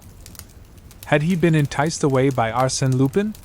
There was no evidence to that effect. And even if that was so, it did not explain the flight of the prisoner. That still remained a mystery. Amongst 20 theories which sought to explain it, not one was satisfactory. Of the escape itself, there was no doubt, an escape that was incomprehensible, sensational, in which the public, as well as the officers of the law, could detect a carefully prepared plan, a combination of circumstances marvelously dovetailed, whereof the denouement fully justified the confident prediction of Arsène Lupin. "I shall not be present at my trial." After a month of patient investigation, the problem remained unsolved. The poor devil of a Baudry could not be kept in prison indefinitely, and to place him on trial would be ridiculous. There was no charge against him. Consequently, he was released, but the chief of the Charité resolved to keep him under surveillance. This idea originated with Ganimard. From his point of view, there was neither complicity nor chance. Baudry was an instrument upon which Arsène Lupin had played with his extraordinary skill. Baudry, when set at liberty, would lead them to Arsène Lupin or, at least, to some of his accomplices. The 2 inspectors, Folenfant and Dieuzy, were assigned to assist Ganimard. One foggy morning in January, the prison gates opened and Baudry Desire stepped forth, a free man. At first he appeared to be quite embarrassed, and walked like a person who has no precise idea whither he is going. He followed the Rue de la Santé and the Rue Saint-Jacques. He stopped in front of an old clothes shop, removed his jacket and his vest, sold his vest, on which he realized a few sous. Then, replacing his jacket, he proceeded on his way. He crossed the Seine. At the Châtelet an omnibus passed him. He wished to enter it, but there was no place. The controller advised him to secure a number, so he entered the waiting room. Ganimard called to his 2 assistants, and without removing his eyes from the waiting room, he said to them, "Stop a carriage." "No, 2. That will be better." I will go with one of you, and we will follow him." The men obeyed. Yet Baudru did not appear. Ganimard entered the waiting room. It was empty. "Idiot that I am," he muttered. "I forgot there was another exit." There was an interior corridor extending from the waiting room to the Rue Saint-Martin. Ganimard rushed through it, and arrived just in time to observe Baudru upon the top of the Batignolles Jardin des Plates omnibus, as it was turning the corner of the Rue de Rivoli. He ran and caught the omnibus. But he had lost his two assistants. He must continue the pursuit alone. In his anger he was inclined to seize the man by the collar without ceremony. Was it not with premeditation and by means of an ingenious ruse that his pretended imbecile had separated him from his assistants? He looked at Baudru. The latter was asleep on the bench, his head rolling from side to side, his mouth half opened, and an incredible expression of stupidity on his blotched face. No, such an adversary was incapable of deceiving old Ganimard. It was a stroke of luck, nothing more. At the Galeries Lafayette, the man leaped from the omnibus and took the La Muette tramway, following the Boulevard Haussmann and the Avenue Victor Hugo. Baudru alighted at La Muette station, and, with a nonchalant air, strolled into the Bois de Boulogne. He wandered through one path after another, and sometimes retraced his steps. What was he seeking? Had he any definite object? At the end of an hour, he appeared to be faint from fatigue, and noticing a bench, he sat down. The spot, not far from Auteuil, on the edge of a pond hidden amongst the trees, was absolutely deserted. After the lapse of another half-hour, Ganimard became impatient, and resolved to speak to the man. He approached and took a seat beside Baudru, lighted a cigarette, traced some figures in the sand with the end of his cane, and said, "It's a pleasant day." No response. But suddenly the man burst into laughter, a happy, mirthful laugh, spontaneous and irresistible. Ganimard felt his hair stand on end in horror and surprise. It was that laugh, that infernal laugh he knew so well. With a sudden movement, he seized the man by the collar and looked at him with a keen, penetrating gaze, and found that he no longer saw the man Baudru. To be sure, he saw Baudru, but, at the same time, he saw the other, the real man, Lupin. He discovered the intense life in the eyes, he filled up the shrunken features, he perceived the real flesh beneath the flabby skin, the real mouth through the grimaces that deformed it. Those were the eyes and mouth of the other, and especially his keen, alert, mocking expression, so clear and youthful. "Arsène Lupin! Arsène Lupin!" he stammered. Then, in a sudden fit of rage, he seized Lupin by the throat and tried to hold him down. In spite of his 50 years, he still possessed unusual strength, whilst his adversary was apparently in a weak condition. But the struggle was a brief one. Arsène Lupin made only a slight movement, and, as suddenly as he had made the attack, Ganimard released his hold. His right arm fell inert, useless. "If you had taken lessons in jiu-jitsu at the Quai d'Orfèvres," said Lupin, "you would know that that blow is called urishirjaichi in Japanese. A second more, and I would have broken your arm, and that would have been just what you deserve. I am surprised that you, an old friend whom I respect and before whom I voluntarily exposed my incognito, should abuse my confidence in that violent manner. It is unworthy. Ah! What's the matter?" Ganimard did not reply. That escape for which he deemed himself responsible, was it not he, Ganimard, who, by his sensational evidence, had led the court into serious error? That escape appeared to him like a dark cloud on his professional career. A tear rolled down his cheek to his grey mustache. "Oh, mon Dieu, Ganimard, don't take it to heart. If you had not spoken, I would have arranged for someone else to do it. I couldn't allow poor Baudru Desire to be convicted." "Then," murmured Ganimard, "it was you that was there? And now you are here?" "It is I, always I, only I. Can it be possible? Oh, it is not the work of a sorcerer. Simply, as the judge remarked at the trial, the apprenticeship of a dozen years that equips a man to cope successfully with all the obstacles in life. But your face? Your eyes? You can understand that if I worked 18 months with Dr. Alter at the St. Louis hospital, it was not out of love for the work. I considered that he who would one day have the honor of calling himself Arsène Lupin, ought to be exempt from the ordinary laws governing appearance and identity. Appearance? That can be modified at will. For instance, a hypodermic injection of paraffin will puff up the skin at the desired spot. Pyrogallic acid will change your skin to that of an Indian. The juice of the greater celandine will adorn you with the most beautiful eruptions and tumors. Another chemical affects the growth of your beard and hair. Another changes the tone of your voice. Add to that 2 months of dieting in cell 24, exercises repeated 1,000 times to enable me to hold my features in a certain grimace, to carry my head at a certain inclination, and adapt my back and shoulders to a stooping posture. Then 5 drops of atropine in the eyes to make them haggard and wild, and the trick is done. I do not understand how you deceived the guards. The change was progressive. The evolution was so gradual that they failed to notice it. But Baudru Desire? Baudru exists. He is a poor, harmless fellow whom I met last year, and really, he bears a certain resemblance to me. Considering my arrest as a possible event, I took charge of Baudru and studied the points wherein we differed in appearance with a view to correct them in my own person.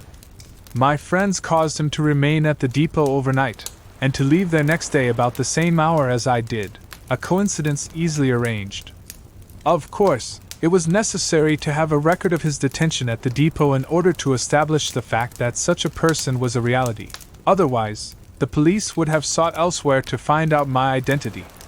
But in offering to them this excellent Baudru, it was inevitable, you understand, inevitable that they would seize upon him, and despite the insurmountable difficulties of a substitution, they would prefer to believe in a substitution than confess their ignorance. Yes, yes, of course, said Ganimard. And then, exclaimed Arsène Lupin, I held in my hands a trump card, an anxious public watching and waiting for my escape. And that is the fatal error into which you fell, you and the others, in the course of that fascinating game pending between me and the officers of the law wherein the stake was my liberty. And you supposed that I was playing to the gallery, that I was intoxicated with my success. I, Arsène Lupin, guilty of such weakness. Oh no! And no longer ago than the Cahorn affair, you said, when Arsène Lupin cries from the housetops that he will escape, he has some object in view. But, sapristi, you must understand that in order to escape I must create, in advance, a public belief in that escape, a belief amounting to an article of faith, an absolute conviction, a reality as glittering as the sun, and I did create that belief that Arsène Lupin would escape, that Arsène Lupin would not be present at his trial. And when you gave your evidence and said, that man is not Arsène Lupin, everybody was prepared to believe you. Had one person doubted it, had anyone uttered this simple restriction, suppose it is Arsène Lupin, from that moment I was lost. If anyone had scrutinized my face, not imbued with the idea that I was not Arsène Lupin, as you and the others did at my trial, but with the idea that I might be Arsène Lupin, then, despite all my precautions, I should have been recognized. But I had no fear. Logically, psychologically, no one could entertain the idea that I was Arsène Lupin. He grasped Ganimard's hand.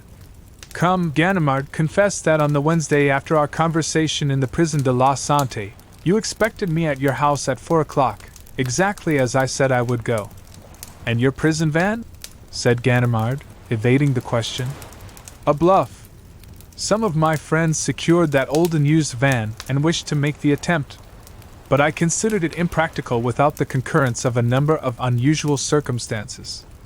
However, I found it useful to carry out that attempted escape and give it the widest publicity. An audaciously planned escape, though not completed, gave to the succeeding one the character of reality simply by anticipation.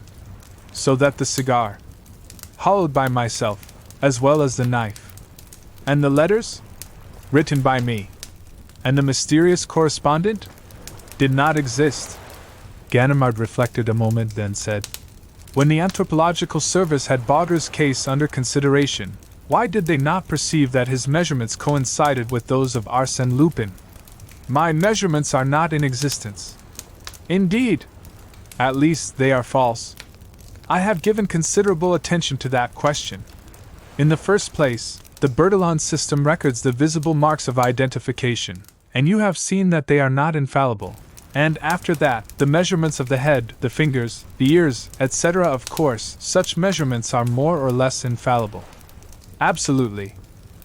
No, but it costs money to get around them.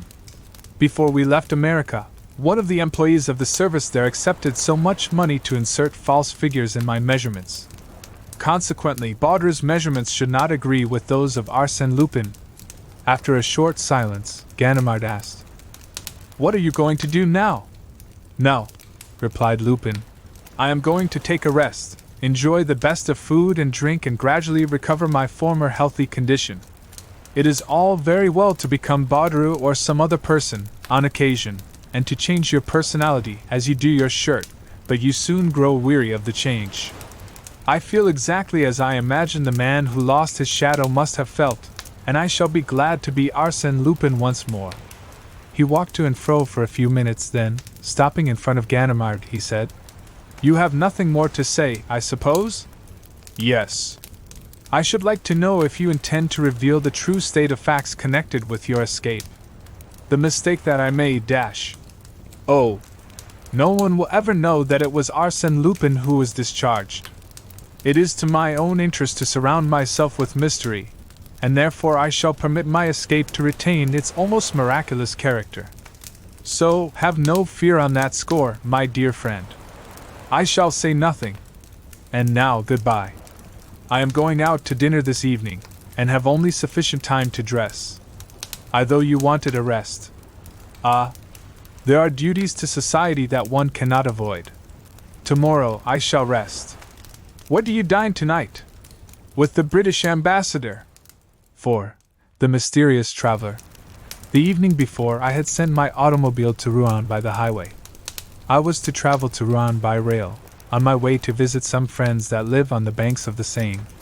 At Paris, a few minutes before the train started, 7 gentlemen entered my compartment. 5 of them were smoking. No matter that the journey was a short one, the thought of traveling with such a company was not agreeable to me, especially as the car was built on the old model, without a corridor. I picked up my overcoat, my newspapers and my timetable, and sought refuge in a neighboring compartment. It was occupied by a lady, who, at sight of me, made a gesture of annoyance that did not escape my notice, and she leaned toward a gentleman who was standing on the step and was, no doubt, her husband. The gentleman scrutinized me closely, and apparently my appearance did not displease him, for he smiled as he spoke to his wife with the air of one who reassures a frightened child. She smiled also, and gave me a friendly glance as if she now understood that I was one of those gallant men with whom a woman can remain shut up for 2 hours in a little box, 6 feet square, and have nothing to fear. Her husband said to her, "I have an important appointment, my dear, and cannot wait any longer. Adieu." He kissed her affectionately and went away. His wife threw him a few kisses and waved her handkerchief. The whistle sounded, and the train started. At that precise moment, and despite the protests of the guards, the door was opened, and a man rushed into our compartment. My companion, who was standing and arranging her luggage, uttered a cry of terror and fell upon the seat. I am not a coward, far from it, but I confess that such intrusions at the last minute are always disconcerting. They have a suspicious, unnatural aspect. However, the appearance of the new arrival greatly modified the unfavorable impression produced by his precipitant action. He was correctly and elegantly dressed, wore a tasteful cravat, correct gloves, and his face was refined and intelligent. But where the devil had I seen that face before? Because, beyond all possible doubt, I had seen it. And yet the memory of it was so vague and indistinct that I felt it would be useless to try to recall it at that time. Then, directing my attention to the lady, I was amazed at the pallor and anxiety I saw in her face. She was looking at her neighbor. They occupied seats on the same side of the compartment, with an expression of intense alarm, and I perceived that one of her trembling hands was slowly gliding toward a little traveling bag that was lying on the seat about 20 inches from her. She finished by seizing it and nervously drawing it to her. Our eyes met, and I read in hers so much anxiety and fear that I could not refrain from speaking to her. "Are you ill, madam? Shall I open the window?" Her only reply was a gesture indicating that she was afraid of our companion. I smiled, as her husband had done, shrugged my shoulders, and explained to her, in pantomime, that she had nothing to fear, that I was there, and besides, the gentleman appeared to be a very harmless individual. At that moment, he turned toward us, scrutinized both of us from head to foot, then settled down in his corner, and paid us no more attention. After a short silence, the lady, as if she had mustered all her energy to perform a desperate act, said to me, in an almost inaudible voice, "Do you know who is on our train?" "Who?" He, I assure you." "Who is he?" "Arsène Lupin." She had not taken her eyes off our companion, and it was to him rather than to me that she uttered the syllables of that disquieting name. He drew his hat over his face. Was that to conceal his agitation or, simply, to arrange himself for sleep? Then I said to her, "Yesterday, through contumacy, Arsène Lupin was sentenced to 20 years' imprisonment at hard labor. Therefore it is improbable that he would be so imprudent, today, as to show himself in public. Moreover, the newspapers have announced his appearance in Turkey since his escape from the Sante. But he is on this train at the present moment," the lady proclaimed, with the obvious intention of being heard by our companion. "My husband is one of the directors in the penitentiary service, and it was the station master himself who told us that a search was being made for Arsène Lupin. They may have been mistaken. No, he was seen in the waiting room. He bought a first-class ticket for Rouen. He has disappeared. The guard at the waiting room door did not see him pass, and it is supposed that he had got into the express that leaves 10 minutes after us. In that case, they will be sure to catch him. Unless, at the last moment, he leaped from that train to come here, into our train. Which is quite probable. Which is almost certain. If so, he will be arrested just the same, for the employees and guards would no doubt observe his passage from one train to the other, and when we arrive at Rouen, they will arrest him there. Him, never! He will find some means of escape. In that case, I wish him bon voyage. But in the meantime, think what he may do." "What?" "I don't know. He may do anything." She was greatly agitated, and truly, the situation justified, to some extent, her nervous excitement. I was impelled to say to her, "Of course, there are many strange coincidences, but you need have no fear.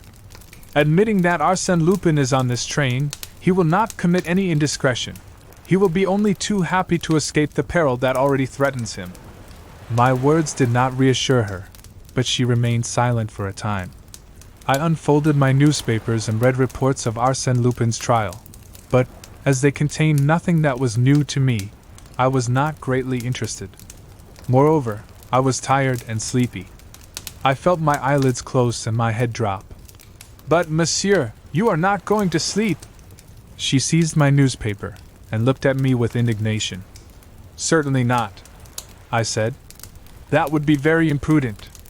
"Of course," I assented. I struggled to keep awake. I looked through the window at the landscape and the fleeting clouds, but in a short time all that became confused and indistinct.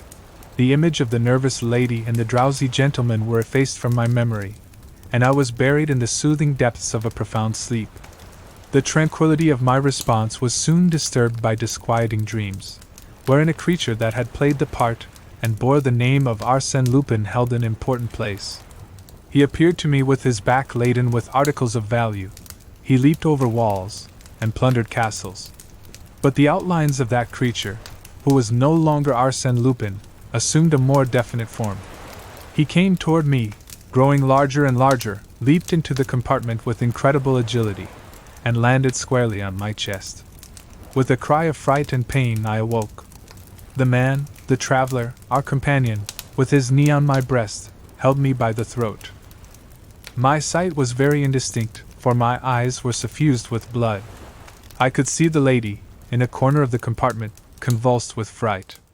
I tried even not to resist. Besides, I did not have the strength. My temples throbbed. I was almost strangled. 1 minute more, and I would have breathed my last. The man must have realized it, for he relaxed his grip, but did not remove his hand. Then he took a cord, in which he had prepared a slip knot, and tied my wrists together. In an instant, I was bound, gagged, and helpless. Certainly, he accomplished the trick with an ease and skill that revealed the hand of a master. He was, no doubt, a professional thief. Not a word, not a nervous movement, only coolness and audacity. And I was there, lying on the bench, bound like a mummy, I, Arsène Lupin. It was anything but a laughing matter, and yet, despite the gravity of the situation, I keenly appreciated the humor and irony that it involved. Arsène Lupin seized and bound like a novice, robbed as if I were an unsophisticated rustic, for, you must understand, the scoundrel had deprived me of my purse and wallet. Arsène Lupin, a victim, duped, vanquished. What an adventure! The lady did not move. He did not even notice her. He contented himself with picking up her traveling bag that had fallen to the floor and taking from it the jewels, purse, and gold and silver trinkets that it contained. The lady opened her eyes, trembled with fear, drew the rings from her fingers and handed them to the man as if she wished to spare him unnecessary trouble. He took the rings and looked at her. She swooned. Then, quite unruffled, he resumed his seat, lighted a cigarette, and proceeded to examine the treasure that he had acquired. The examination appeared to give him perfect satisfaction. But I was not so well satisfied. I do not speak of the 12,000 francs of which I had been unduly deprived. That was only a temporary loss, because I was certain that I would recover possession of that money after a very brief delay, together with the important papers contained in my wallet, plans, specifications, addresses, lists of correspondence, and compromising letters. But, for the moment, a more immediate and more serious question troubled me. How would this affair end? What would be the outcome of this adventure? As you can imagine, the disturbance created by my passage through the Saint-Lazare station has not escaped my notice. Going to visit friends who knew me under the name of Guillaume Berlat, and amongst whom my resemblance to Arsène Lupin was a subject of many innocent jests, I could not assume a disguise, and my presence had been remarked. So, beyond question, the commissary of police at Rouen, notified by telegraph, and assisted by numerous agents, would be awaiting the train, would question all suspicious passengers, and proceed to search the cars. Of course, I had foreseen all that, but it had not disturbed me, as I was certain that the police of Rouen would not be any shrewder than the police of Paris, and that I could escape recognition. Would it not be sufficient for me to carelessly display my card as depute, thanks to which I had inspired complete confidence in the gatekeeper at Saint-Lazare? But the situation was greatly changed. I was no longer free. It was impossible to attempt one of my usual tricks. In one of the compartments, the commissary of police would find mon Arsène Lupin, bound hand and foot, as docile as a lamb, packed up, all ready to be dumped into a prison van. He would have simply to accept delivery of the parcel, the same as if it were so much merchandise or a basket of fruit and vegetables. Yet, to avoid that shameful denouement, what could I do, bound and gagged as I was? And the train was rushing on toward Rouen, the next and only station. Another problem was presented, in which I was less interested, but the solution of which aroused my professional curiosity. What were the intentions of my rascally companion? Of course, if I had been alone, he could, on our arrival at Rouen, leave the car slowly and fearlessly. But the lady? As soon as the door of the compartment should be opened, the lady, now so quiet and humble, would scream and call for help. That was the dilemma that perplexed me. Why had he not reduced her to a helpless condition similar to mine? That would have given him ample time to disappear before his double crime was discovered. He was still smoking, with his eyes fixed upon the window that was now being streaked with drops of rain. Once he turned, picked up my timetable, and consulted it. The lady had to feign a continued lack of consciousness in order to deceive the enemy. But fits of coughing, provoked by the smoke, exposed her true condition. As to me, I was very uncomfortable, and very tired. And I meditated, I plotted. The train was rushing on, joyously, intoxicated with its own speed. Saint-Étienne. At that moment, the man arose and took 2 steps toward us, which caused the lady to utter a cry of alarm and fall into a genuine swoon. What was the man about to do? He lowered the window on our side. A heavy rain was now falling, and by a gesture, the man expressed his annoyance at his not having an umbrella or an overcoat. He glanced at the rack. The lady's umbrella was there. He took it. He also took my overcoat and put it on. We were now crossing the Seine. He turned up the bottoms of his trousers, then leaned over and raised the exterior latch of the door. Was he going to throw himself upon the track? At that speed, it would have been instant death. We now entered a tunnel. The man opened the door halfway and stood on the upper step. What folly! The darkness, the smoke, the noise, all gave a fantastic appearance to his actions. But suddenly, the train diminished its speed. A moment later it increased its speed, then slowed up again. Probably, some repairs were being made in that part of the tunnel which obliged the trains to diminish their speed, and the man was aware of the fact. He immediately stepped down to the lower step, closed the door behind him, and leaped to the ground. He was gone. The lady immediately recovered her wits, and her first act was to lament the loss of her jewels. I gave her an imploring look. She understood, and quickly removed the gag that stifled me. She wished to untie the cords that bound me, but I prevented her. No, no, the police must see everything exactly as it stands. I want them to see what the rascal did to us. Suppose I pull the alarm bell? Too late. You should have done that when he made the attack on me. But he would have killed me. Monsieur, didn't I tell you that he was on this train? I recognized him from his portrait. And now he has gone off with my jewels. Don't worry. The police will catch him. Catch Arsène Lupin? Never. That depends on you, madam. Listen. When we arrive at Rouen, be at the door and call. Make a noise. The police and the railway employees will come. Tell what you have seen, the assault made on me and the flight of Arsène Lupin. Give a description of him. Soft hat, umbrella, yours, grey overcoat. Yours, said she. What? Mine? Not at all. It was his. I didn't have any.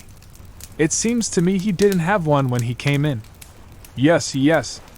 Unless the coat was one that someone had forgotten and left in the rack. At all events, he had it when he went away, and that is the essential point. A grey overcoat. Remember, I forgot. You must tell your name, first thing you do. Your husband's official position will stimulate the zeal of the police. We arrived at the station. I gave her some further instructions in a rather imperious tone. Tell them my name, Guillaume Brelat. If necessary, say that you know me. That will save time. We must expedite the preliminary investigation. The important thing is the pursuit of Arsène Lupin. Your jewels, remember. Let there be no mistake. Guillaume Brelat, a friend of your husband. I understand, Guillaume Brelat. She was already calling and gesticulating. As soon as the train stopped, several men entered the compartment. The critical moment had come. Panting for breath, the lady exclaimed, Arsène Lupin! He attacked us. He stole my jewels. I am Madame Renaud. My husband is a director of the penitentiary service. Here is my brother, Georges Ardel, director of the Credit Rennes. You must know. She embraced the young man who had just joined us, and whom the commissary saluted. Then she continued weeping. Yes, Arsène Lupin. While Monsieur was sleeping, he seized him by the throat, Mon Brelat, a friend of my husband. The commissary asked. But where is Arsène Lupin? He leaped from the train, when passing through the tunnel. Are you sure that it was he? Am I sure? I recognized him perfectly. Besides, he was seen at the Saint-Lazare station. He wore a soft hat, No, a hard felt like that, said the commissary, pointing to my hat. He had a soft hat, I am sure, repeated Madame Renaud. And a grey overcoat. Yes, that is right, replied the commissary. The telegram says he wore a grey overcoat with a black velvet collar. Exactly, a black velvet collar, exclaimed Madame Renaud, triumphantly. I breathed freely. The excellent friend I had in that little woman, The police agents had now released me. I bit my lips until they ran blood. Stooping over, with my handkerchief over my mouth, an attitude quite natural in a person who has remained for a long time in an uncomfortable position, and whose mouth shows the bloody marks of the gag, I addressed the commissary, in a weak voice. Monsieur, it was Arsène Lupin. There is no doubt about that. If we make haste, he can be caught yet. I think I may be of some service to you. The railway car, in which the crime occurred, was detached from the train to serve as a mute witness at the official investigation. The train continued on its way to Havre. We were then conducted to the station master's office through a crowd of curious spectators. Then I had a sudden access of doubt and discretion.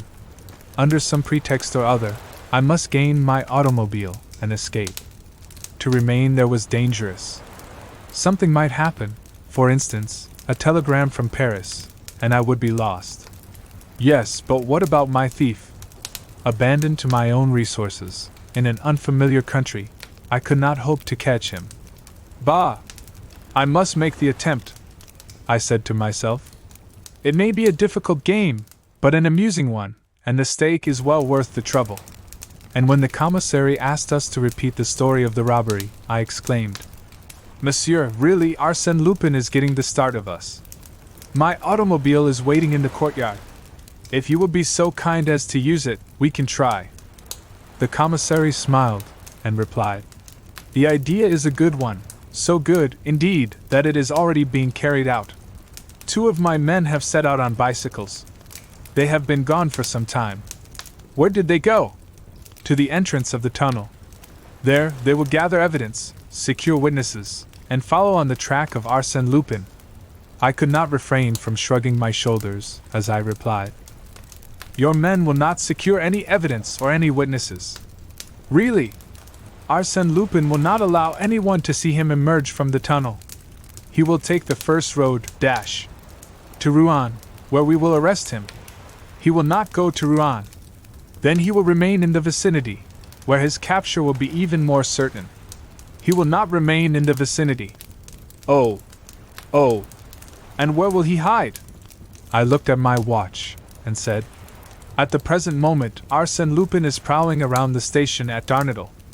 At 10:50, that is, in 22 minutes from now, he will take the train that goes from Rouen to Amiens. Do you think so? How do you know it? Oh, it is quite simple. While we were in the car, Arsène Lupin consulted my railway guide. Why did he do it?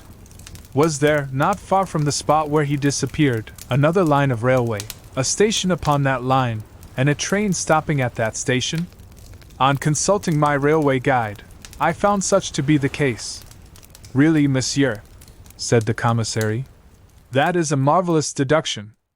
I congratulate you on your skill. I was now convinced that I had made a mistake in displaying so much cleverness. The commissary regarded me with astonishment, and I thought a slight suspicion entered his official mind. Oh, scarcely that, for the photographs distributed broadcast by the police department were too imperfect. They presented an Arsène Lupin so different from the one he had before him, that he could not possibly recognize me by it. But all the same, he was troubled, confused, and ill at ease. Mon Dieu! Nothing stimulates the comprehension so much as the loss of a pocket-book and the desire to recover it. And it seems to me that if you will give me 2 of your men, we may be able. Oh, I beg of you, Monsieur le Commissaire, cried Madame Renaud. Listen to Montberlat. The intervention of my excellent friend was decisive. Pronounced by her, the wife of an influential official, the name of Berlat became really my own, and gave me an identity that no mere suspicion could affect. The commissary arose and said, Believe me, Monsieur Berlat, I shall be delighted to see you succeed. I am as much interested as you are in the arrest of Arsène Lupin. He accompanied me to the automobile, and introduced 2 of his men, Honoré Massol and Gaston Delivet, who were assigned to assist me. My chauffeur cranked up the car and I took my place at the wheel. A few seconds later, we left the station. I was saved. Ah!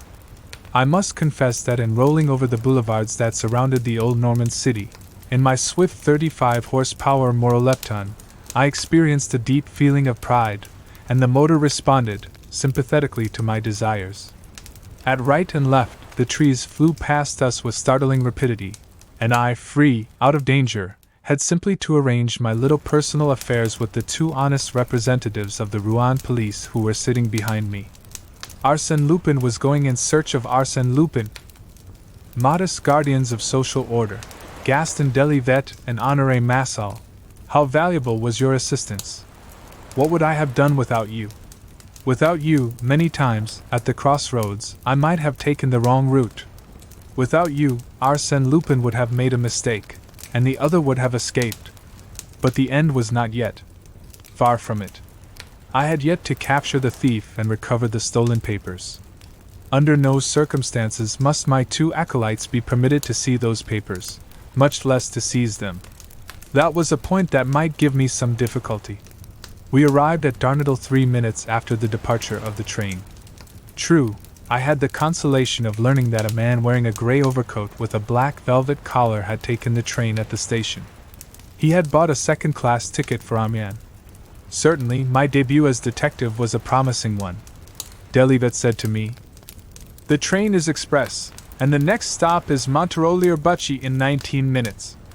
If we do not reach there before Arsène Lupin, he can proceed to Amiens, or change for the train going to Clears, and from that point, reach Dieppe or Paris." How far to Montreuil? 23 kilometers. 23 kilometers in 19 minutes. We will be there ahead of him. We were off again. Never had my faithful Mororepton responded to my impatience with such ardor and regularity.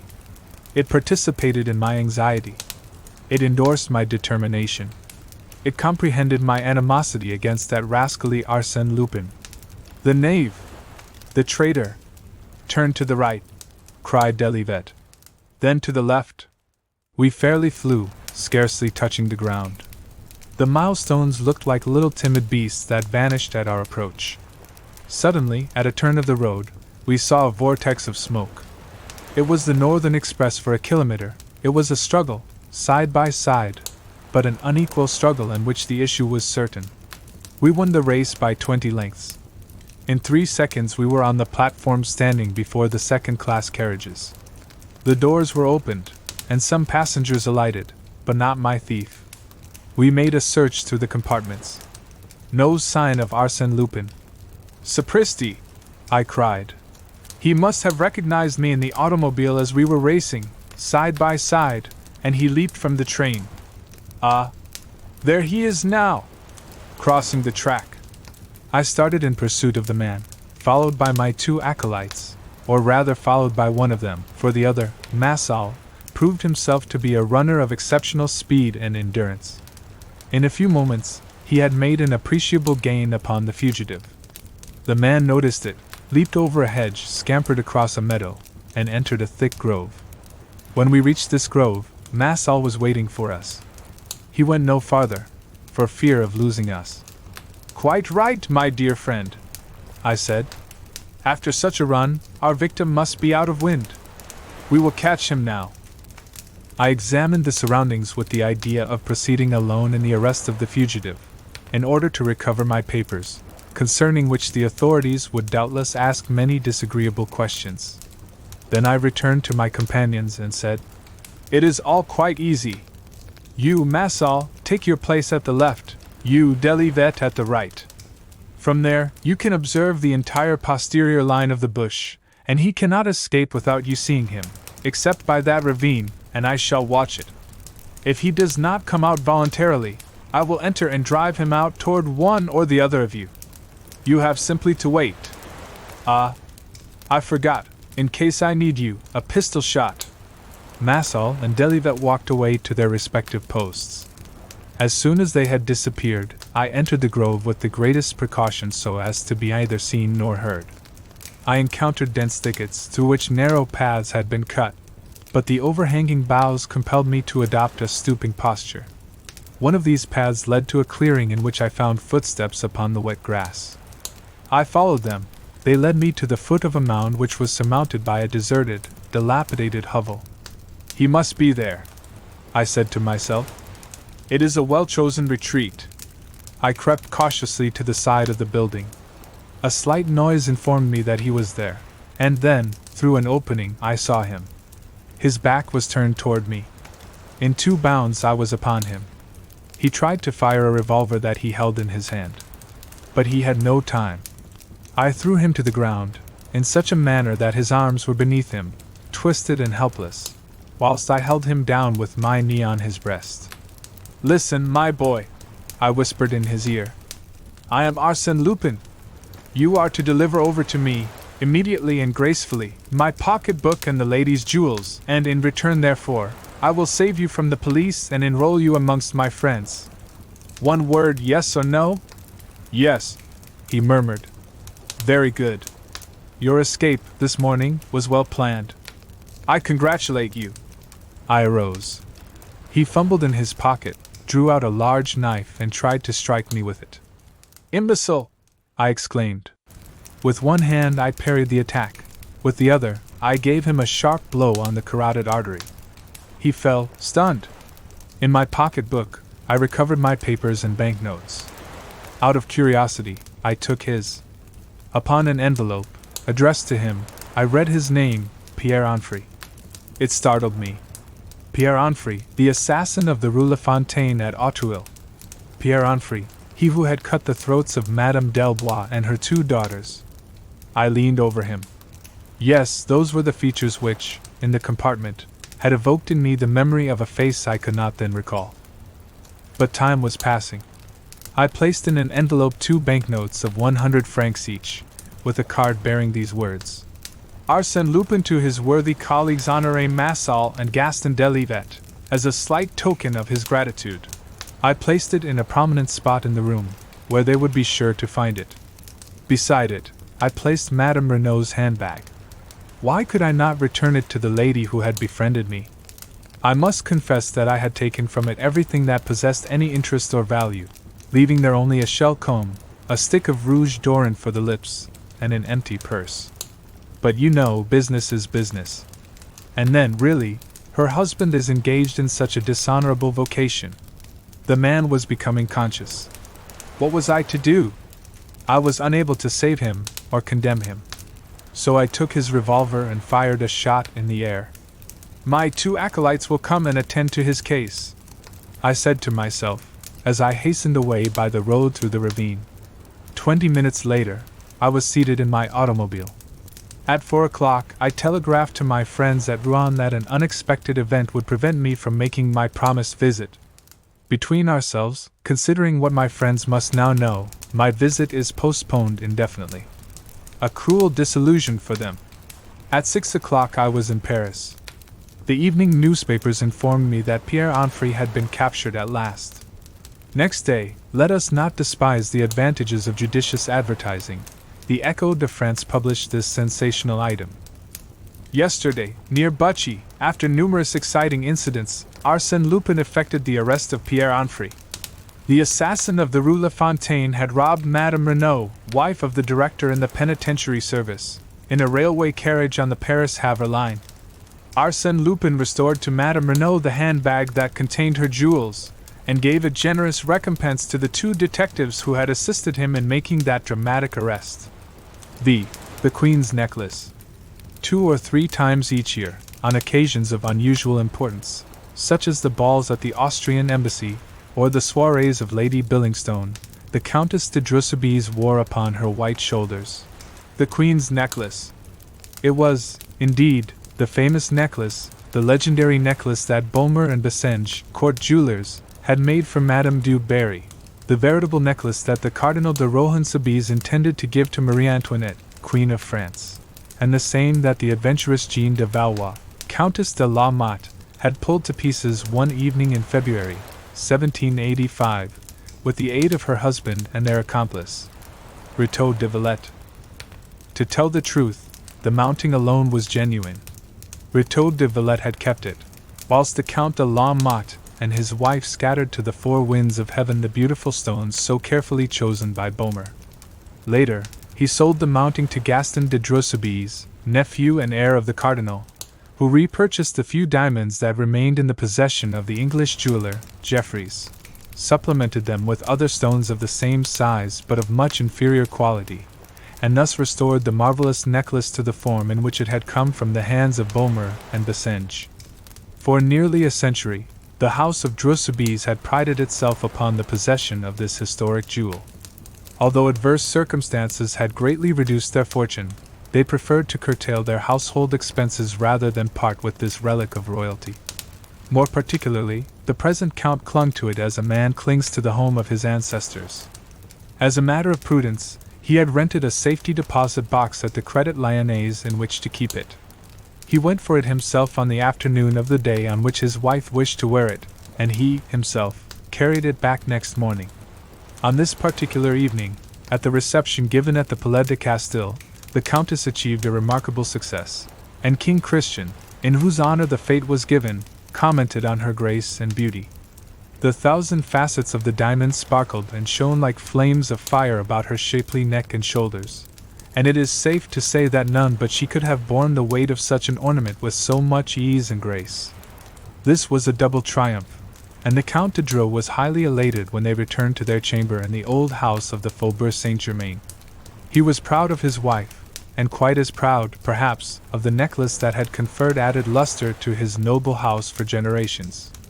His wife, also, regarded the necklace with an almost childish vanity, and it was not without regret that she removed it from her shoulders and handed it to her husband, who admired it as passionately as if he had never seen it before. Then, having placed it in its case of red leather, stamped with the cardinal's arms, he passed into an adjoining room which was simply an alcove or cabinet that had been cut off from their chamber, and which could be entered only by means of a door at the foot of their bed. As he had done on previous occasions, he hid it on a high shelf amongst hat boxes and piles of linen. He closed the door and retired. Next morning, he arose about 9 o'clock, intending to go to the Crédit Lyonnais before breakfast. He dressed, drank a cup of coffee, and went to the stables to give his orders. The condition of one of the horses worried him. He caused it to be exercised in his presence. Then he returned to his wife, who had not yet left the chamber. Her maid was dressing her hair. When her husband entered, she asked, "Are you going out?" "Yes, as far as the bank." "Of course. That is wise." He entered the cabinet, but, after a few seconds, and without any sign of astonishment, he asked, "Did you take it, my dear?" "What? No, I have not taken anything." "You must have moved it." "Not at all. I have not even opened that door." He appeared at the door, disconcerted, and stammered, in a scarcely intelligible voice, "You haven't, it wasn't you, then?" She hastened to his assistance, and together they made a thorough search, throwing the boxes to the floor and overturning the piles of linen. Then the Count said, quite discouraged, "It is useless to look any more. I put it here, on this shelf." "You must be mistaken." No, it was on this shelf, nowhere else." They lighted a candle, as the room was quite dark, and then carried out all the linen and other articles that the room contained. And when the room was emptied, they confessed, in despair, that the famous necklace had disappeared. Without losing time in vain lamentations, the Countess notified the commissary of police, Monvillorby, who came at once, and after hearing their story, inquired of the Count, "Are you sure that no one passed through your chamber during the night?" "Absolutely sure, as I am a very light sleeper. Besides, the chamber door was bolted, and I remember unbolting it this morning when my wife rang for her maid." "And there is no other entrance to the cabinet?" "None." "No windows?" "Yes, but it is closed up." "I will look at it." Candles were lighted, and Monvillorby observed at once that the lower half of the window was covered by a large press which was, however, so narrow that it did not touch the casement on either side. "On what does this window open?" "A small inner court." "And you have a floor above this?"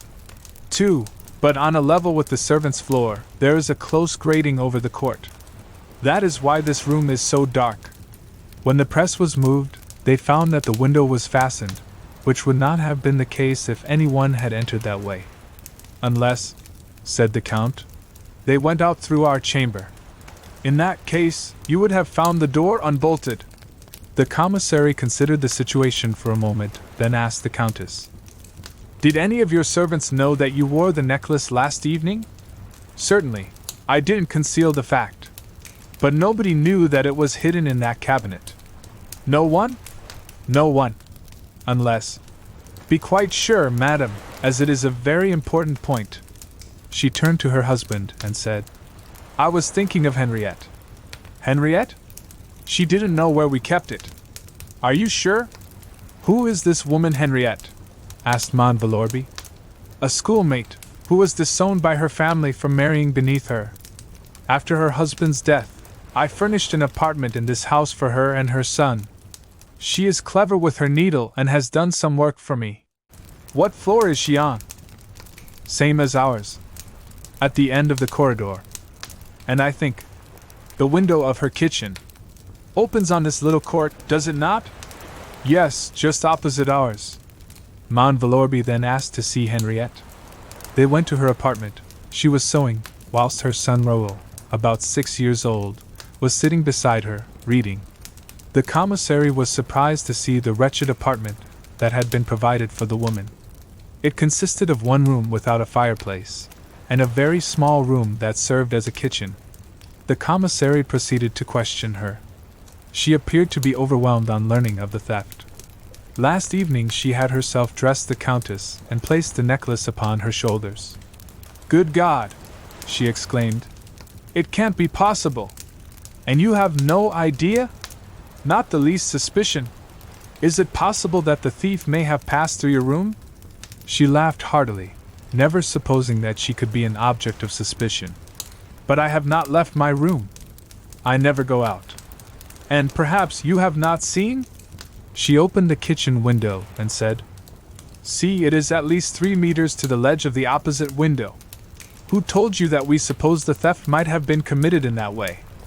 "But the necklace was in the cabinet, wasn't it?" "How do you know that?" "Why, I have always known that it was kept there at night. It had been mentioned in my presence." Her face, though still young, bore unmistakable traces of sorrow and resignation, and it now assumed an expression of anxiety, as if some danger threatened her. She drew her son toward her. The child took her hand, and kissed it affectionately. When they were alone again, the Count said to the commissary, "I do not suppose you suspect Henriette. I can answer for her. She is honesty itself." "I quite agree with you," replied Mon Villorby. "At most, I thought there might have been an unconscious complicity. But I confess that even that theory must be abandoned, as it does not help solve the problem now before us." The commissary of police abandoned the investigation, which was now taken up and completed by the examining judge. He questioned the servants, examined the condition of the bolt, experimented with the opening and closing of the cabinet window, and explored the little court from top to bottom. All was in vain. The bolt was intact. The window could not be opened or closed from the outside. The inquiries especially concerned Henriette, for, in spite of everything, they always turned in her direction. They made a thorough investigation of her past life, and ascertained that, during the last 3 years, she had left the house only 4 times, and her business, on those occasions, was satisfactorily explained. As a matter of fact, she acted as chambermaid and seamstress to the Countess, who treated her with great strictness and even severity. At the end of a week, the examining judge had secured no more definite information than the commissary of police. The judge said, "Admitting that we know the guilty party, which we do not, we are confronted by the fact that we do not know how the theft was committed. We are brought face to face with 2 obstacles, a door and a window, both closed and fastened. It is thus a double mystery. How could anyone enter, and moreover, how could anyone escape, leaving behind him a bolted door and a fastened window?" At the end of 4 months, the secret opinion of the judge was that the Count and Countess, being hard pressed for money, which was their normal condition, had sold the Queen's necklace. He closed the investigation. The loss of the famous jewel was a severe blow to the Drusibys. Their credit being no longer propped up by the reserve fund that such a treasure constituted, they found themselves confronted by more exacting creditors and moneylenders. They were obliged to cut down to the quick, to sell or mortgage every article that possessed any commercial value. In brief, it would have been their ruin, if 2 large legacies from some distant relatives had not saved them. Their pride also suffered a downfall, as if they had lost the quartering from their escutcheon. And strange to relate, it was upon her former schoolmate, Henriette, that the Countess vented her spleen. Toward her, the Countess displayed the most spiteful feelings, and even openly accused her. First, Henriette was relegated to the servants' quarters, and next day discharged. For some time, the Count and Countess passed an uneventful life. They traveled a great deal. Only one incident of record occurred during that period. Some months after the departure of Henriette, the Countess was surprised when she received and read the following letter, signed by Henriette. Madam, I do not know how to thank you, for it was you, was it not, who sent me that? It could not have been anyone else. No one but you knows where I live. If I am wrong, excuse me, and accept my sincere thanks for your past favors. What did the letter mean? The present or past favors of the Countess consisted principally of injustice and neglect. Why, then, this letter of thanks? When asked for an explanation, Henriette replied that she had received a letter, through the mails, enclosing 2 banknotes of 1,000 francs each. The envelope, which she enclosed with her reply, bore the Paris postmark, and was addressed in a handwriting that was obviously disguised. Now, whence came those 2,000 francs? Who had sent them? And why had they sent them? Henriette received a similar letter, and a like sum of money 12 months later. And a third time, and a fourth, and each year for a period of 6 years, with this difference, that in the 5th and 6th years the sum was doubled. There was another difference. The post office authorities having seized one of the letters under the pretext that it was not registered, the last 2 letters were duly sent according to the postal regulations, the first dated from Saint-Germain, the other from Chourisons. The writer signed the first one, Enquity, and the other, Petchard. The addresses that he gave were false. At the end of 6 years, Henriette died, and the mystery remained unsolved. All these events are known to the public. The case was one of those which excite public interest, and it was a strange coincidence that this necklace, which had caused such a great commotion in France at the close of the 18th century, should create a similar commotion a century later.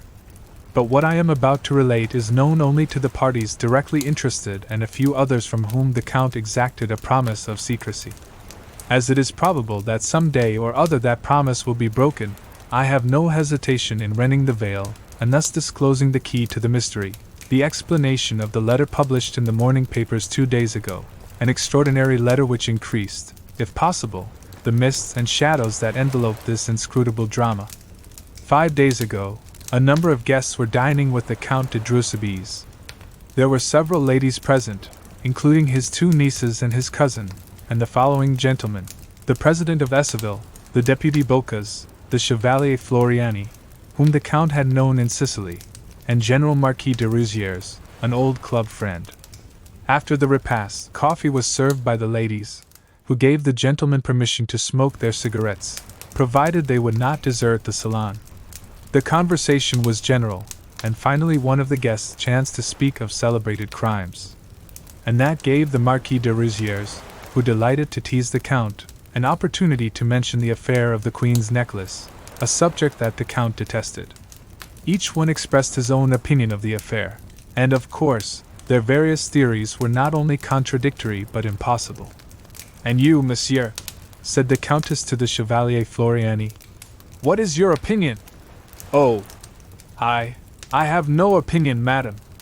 All the guests protested, for the Chevalier had just related in an entertaining manner various adventures in which he had participated with his father, a magistrate at Palermo, and which established his judgment and taste in such matters. I confess, said he, I have sometimes succeeded in unraveling mysteries that the cleverest detectives have renounced, yet I do not claim to be Sherlock Holmes.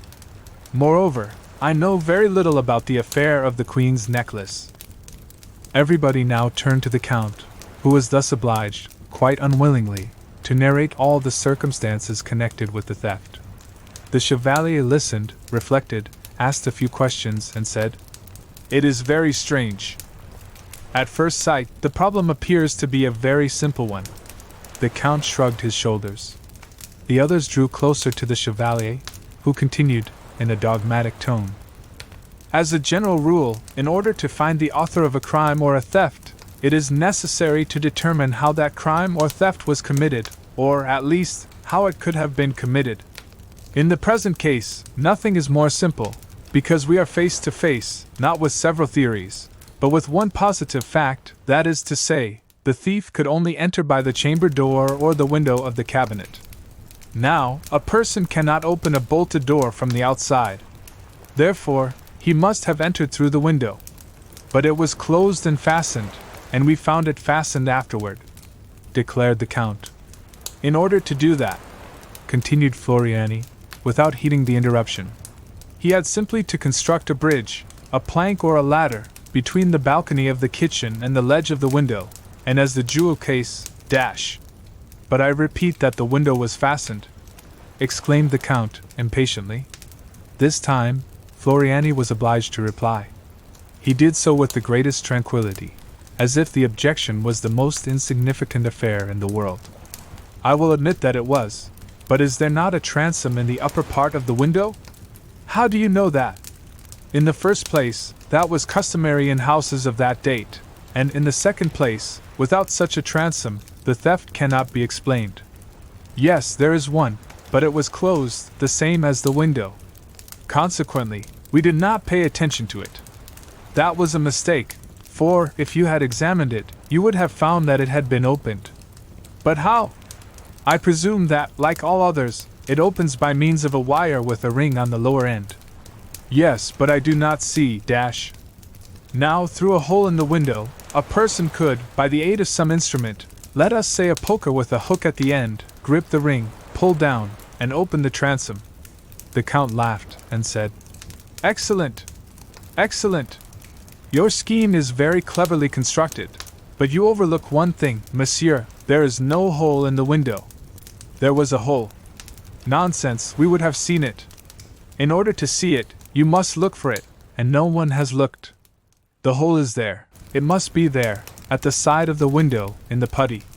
In a vertical direction, of course. The Count arose. He was greatly excited. He paced up and down the room, 2 or 3 times, in a nervous manner, then, approaching Floriani, said, Nobody has been in that room since, nothing has been changed. Very well, monsieur, you can easily satisfy yourself that my explanation is correct. It does not agree with the facts established by the examining judge.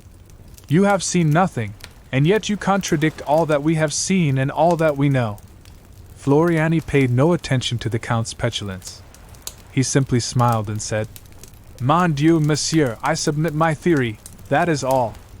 If I am mistaken, you can easily prove it. I will do so at once. I confess that your assurance, dash. The Count muttered a few more words, then suddenly rushed to the door and passed out. Not a word was uttered in his absence, and this profound silence gave the situation an air of almost tragic importance. Finally, the Count returned. He was pale and nervous. He said to his friends, in a trembling voice, I beg your pardon. The revelations of the Chevalier were so unexpected, I should never have thought. His wife questioned him, eagerly. Speak! What is it? He stammered. The hole is there, at the very spot, at the side of the window, dash. He seized the Chevalier's arm, and said to him in an imperious tone, Now, monsieur, proceed. I admit that you are right so far, but now... That is not all. Go on. Tell us the rest of it. Floriani disengaged his arm gently, and, after a moment, continued. Well, in my opinion, this is what happened. The thief, knowing that the Countess was going to wear the necklace that evening, had prepared his gangway or bridge during your absence. He watched you through the window and saw you hide the necklace. Afterward, he cut the glass and pulled the ring. Ah! But the distance was so great that it would be impossible for him to reach the window fastening through the transom. Well, then, if he could not open the window by reaching through the transom, he must have crawled through the transom. Impossible. It is too small. No man could crawl through it. Then it was not a man, declared Floriani. What? If the transom is too small to admit a man, it must have been a child. A child? Did you not say that your friend Henriette had a son? Yes, a son named Raoul. Then, in all probability, it was Raoul who committed the theft. What proof have you of that? What proof? Plenty of it. For instance, He stopped, and reflected for a moment, then continued. For instance, that gangway or bridge. It is improbable that the child could have brought it in from outside the house and carried it away again without being observed. He must have used something close at hand. In the little room used by Henriette as a kitchen, were there not some shelves against the wall on which she placed her pans and dishes? 2 shelves, to the best of my memory. Are you sure that those shelves are really fastened to the wooden brackets that support them? For, if they are not, we could be justified in presuming that the child removed them, fastened them together, and thus formed his bridge. Perhaps, also, since there was a stove, we might find the bent poker that he used to open the transom. Without saying a word, the Count left the room, and this time, those present did not feel the nervous anxiety they had experienced the first time. They were confident that Floriani was right, and no one was surprised when the Count returned and declared, "It was the child. Everything proves it. You have seen the shelves and the poker?" "Yes. The shelves have been unnailed, and the poker is there yet." But the Countess exclaimed, "You had better say it was his mother.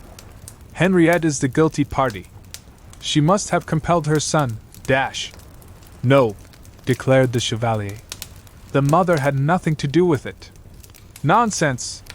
They occupied the same room. The child could not have done it without the mother's knowledge. True, they lived in the same room, but all this happened in the adjoining room, during the night, while the mother was asleep. And the necklace? Said the Count. It would have been found amongst the child's things. Pardon me! He had been out. That morning, on which you found him reading, he had just come from school, and perhaps the commissary of police, instead of wasting his time on the innocent mother, would have been better employed in searching the child's desk amongst his school books. But how do you explain those 2,000 francs that Henriette received each year?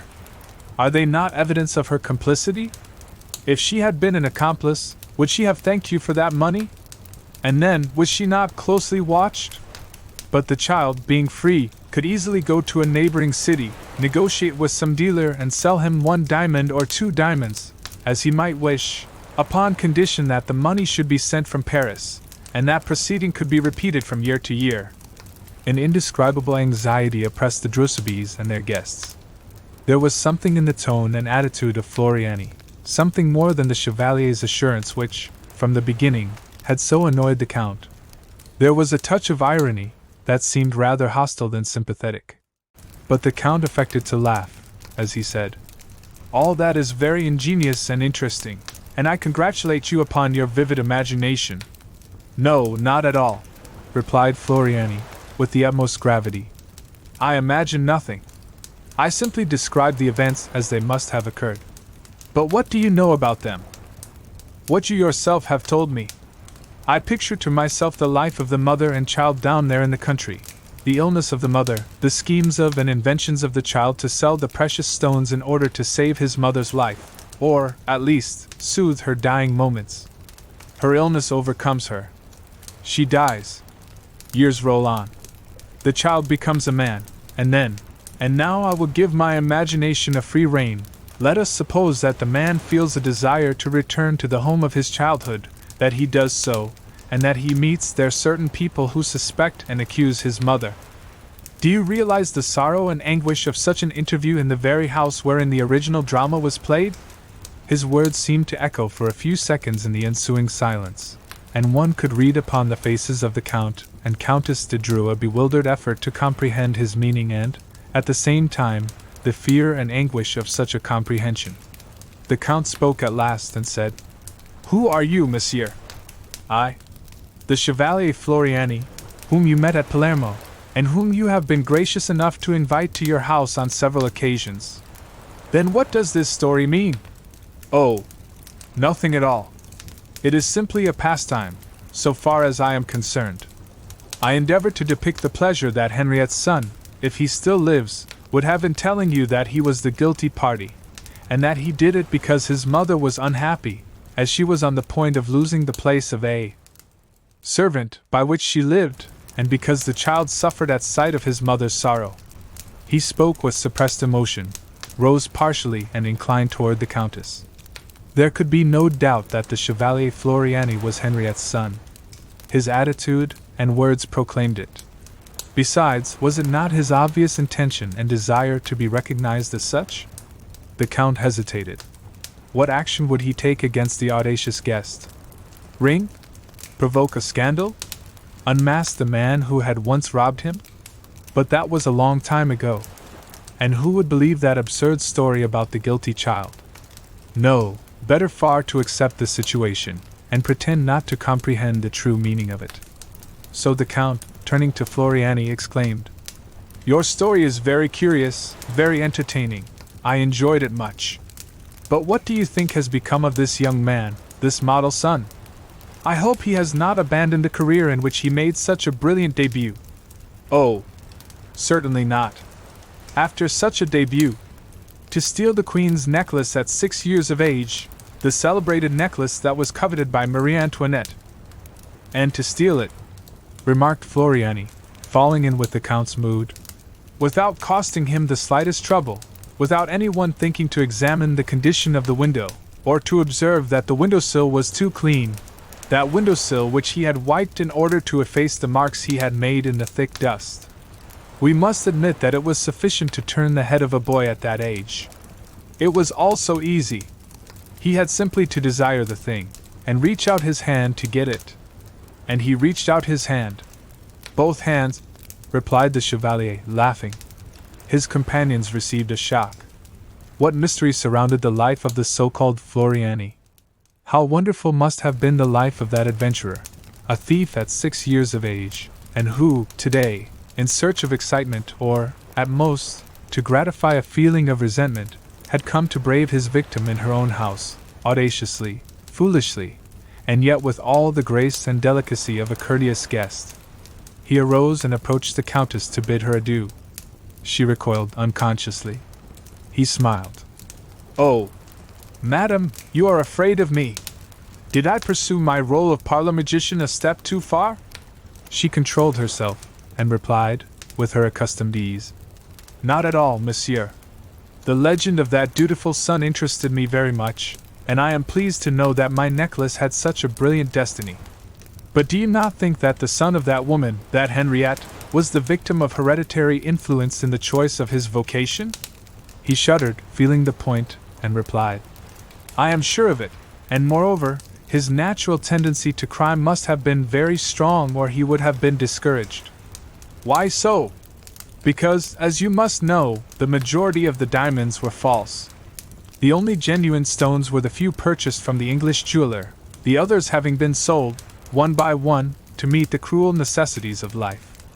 "It was still the Queen's necklace, monsieur," replied the Countess haughtily. "And that is something that he, Henriette's son, could not appreciate. He was able to appreciate, madam, that whether true or false, the necklace was nothing more than an object of parade, an emblem of senseless pride." The Count made a threatening gesture, but his wife stopped him. "Monsieur," she said, "if the man to whom you allude has the slightest sense of honor, dash." She stopped, intimidated by Floriani's cool manner. "If that man has the slightest sense of honor," he repeated.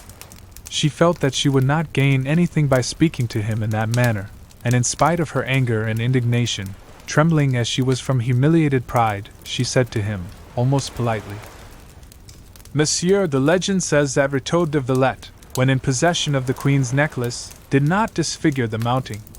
He understood that the diamonds were simply the ornament, the accessory, and that the mounting was the essential work, the creation of the artist, and he respected it accordingly.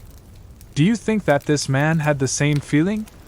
I have no doubt that the mounting still exists. The child respected it. Well, monsieur, if you should happen to meet him, will you tell him that he unjustly keeps possession of a relic that is the property and pride of a certain family, and that, although the stones have been removed, the Queen's necklace still belongs to the House of Drosubis. It belongs to us as much as our name or our honor. The Chevalier replied simply. I shall tell him, madam. He bowed to her, saluted the Count and the other guests, and departed. 4 days later, the Countess de Dreux found upon the table in her chamber a red leather case bearing the Cardinal's arms. She opened it, and found the Queen's necklace. But as all things must, in the life of a man who strives for unity and logic, converge toward the same goal, and as a little advertising never does any harm, on the following day, the Echo de France published these sensational lines.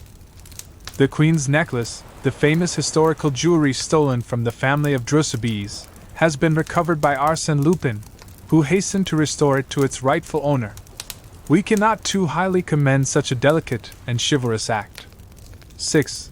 The Seven of Hearts. I am frequently asked this question. How did you make the acquaintance of Arsène Lupin? My connection with Arsène Lupin was well known. The details that I gather concerning that mysterious man, the irrefutable facts that I present, the new evidence that I produce, the interpretation that I place on certain acts of which the public has seen only the exterior manifestations without being able to discover the secret reasons or the invisible mechanism, all establish, if not an intimacy, at least amicable relations and regular confidences. But how did I make his acquaintance? Why was I selected to be his historiographer? Why I, and not someone else? The answer is simple. Chance alone presided over my choice. My merit was not considered. It was chance that put me in his way. It was by chance that I was participant in one of his strangest and most mysterious adventures, and by chance that I was an actor in a drama of which he was the marvelous stage director, an obscure and intricate drama, bristling with such thrilling events that I feel a certain embarrassment in undertaking to describe it. The first act takes place during that memorable night of June 22nd, of which so much has already been said. And for my part, I attribute the anomalous conduct of which I was guilty on that occasion to the unusual frame of mind in which I found myself on my return home. I had dined with some friends at the Cascade restaurant, and the entire evening, whilst we smoked and the orchestra played melancholy waltzes, we talked only of crimes and thefts, and dark and frightful intrigues. That is always a poor overture to a night's sleep. The St. Martins went away in an automobile. Jean d'Aspry, that delightful, heedless d'Aspry who, 6 months later, was killed in such a tragic manner on the frontier of Morocco, Jean d'Aspry and I returned on foot through the dark, warm night. When we arrived in front of the little house in which I had lived for a year at Neuilly, on the Boulevard Maillot, he said to me, "Are you afraid? What an idea! But this house is so isolated. No neighbors. Vacant lots, really. I am not a coward, and yet, dash. Well, you are very cheering, I must say. Oh, I say that as I would say anything else. The St. Martins have impressed me with their stories of brigands and thieves." We shook hands and said good night. I took out my key and opened the door. "Well, that is good," I murmured. "Antoine has forgotten to light a candle." Then I recalled the fact that Antoine was away. I had given him a short leave of absence. Forthwith, I was disagreeably oppressed by the darkness and silence of the night. I ascended the stairs on tiptoe, and reached my room as quickly as possible. Then, contrary to my usual habit, I turned the key and pushed the bolt. The light of my candle restored my courage. Yet I was careful to take my revolver from its case, a large, powerful weapon, and place it beside my bed. That precaution completed my reassurance. I laid down and, as usual, took a book from my night table to read myself to sleep. Then I received a great surprise. Instead of the paper knife with which I had marked my place on the preceding, I found an envelope, closed with 5 seals of red wax. I seized it eagerly. It was addressed to me, and marked "Urgent." A letter! A letter addressed to me. Who could have put it in that place? Nervously, I tore open the envelope, and read, "From the moment you open this letter, whatever happens, whatever you may hear, do not move, do not utter one cry. Otherwise you are doomed. I am not a coward, and quite as well as another, I can face real danger, or smile at the visionary perils of imagination. But let me repeat, I was in an anomalous condition of mind, with my nerves set on edge by the events of the evening. Besides, was there not, in my present situation, something startling and mysterious, calculated to disturb the most courageous spirit? My feverish fingers clutched the sheet of paper, and I read and reread those threatening words. Do not move, do not utter one cry. Otherwise, you are doomed. Nonsense, I thought. It is a joke, the work of some cheerful idiot. I was about to laugh, a good loud laugh. Who prevented me? What haunting fear compressed my throat? At least, I would blow out the candle. No, I could not do it. Do not move, or you are doomed, were the words he had written. These autosuggestions are frequently more imperious than the most positive realities. But why should I struggle against them? I had simply to close my eyes. I did so. At that moment, I heard a slight noise, followed by crackling sounds, proceeding from a large room used by me as a library. A small room or antechamber was situated between the library and my bedchamber. The approach of an actual danger greatly excited me, and I felt the desire to get up, seize my revolver, and rush into the library. I did not rise. I saw one of the curtains of the left window move. There was no doubt about it, the curtain had moved. It was still moving. And I saw quite distinctly, in the narrow space between the curtains and the window, a human form, a bulky mass that prevented the curtains from hanging straight. And it is equally certain that the man saw me through the large meshes of the curtain. Then, I understood the situation. His mission was to guard me while the others carried away their booty. Should I rise and seize my revolver? Impossible. He was there. At the least movement, at the least cry, I was doomed. Then came a terrific noise that shook the house. This was followed by lighter sounds, 2 or 3 together, like those of a hammer that rebounded. At least, that was the impression formed in my confused brain. These were mingled with other sounds, thus creating a veritable uproar which proved that the intruders were not only bold, but felt themselves secure from interruption. They were right. I did not move. Was it cowardice? No, rather weakness, a total inability to move any portion of my body, combined with discretion, for why should I struggle? Behind that man, there were 10 others who would come to his assistance. Should I risk my life to save a few tapestries and bibelots? Throughout the night my torture endured. Insufferable torture, terrible anguish. The noises had stopped, but I was in constant fear of their renewal. And the man who was guarding me, weapon in hand. My fearful eyes remained cast in his direction. And my heart beat, and a profuse perspiration oozed from every pore of my body. Suddenly, I experienced an immense relief.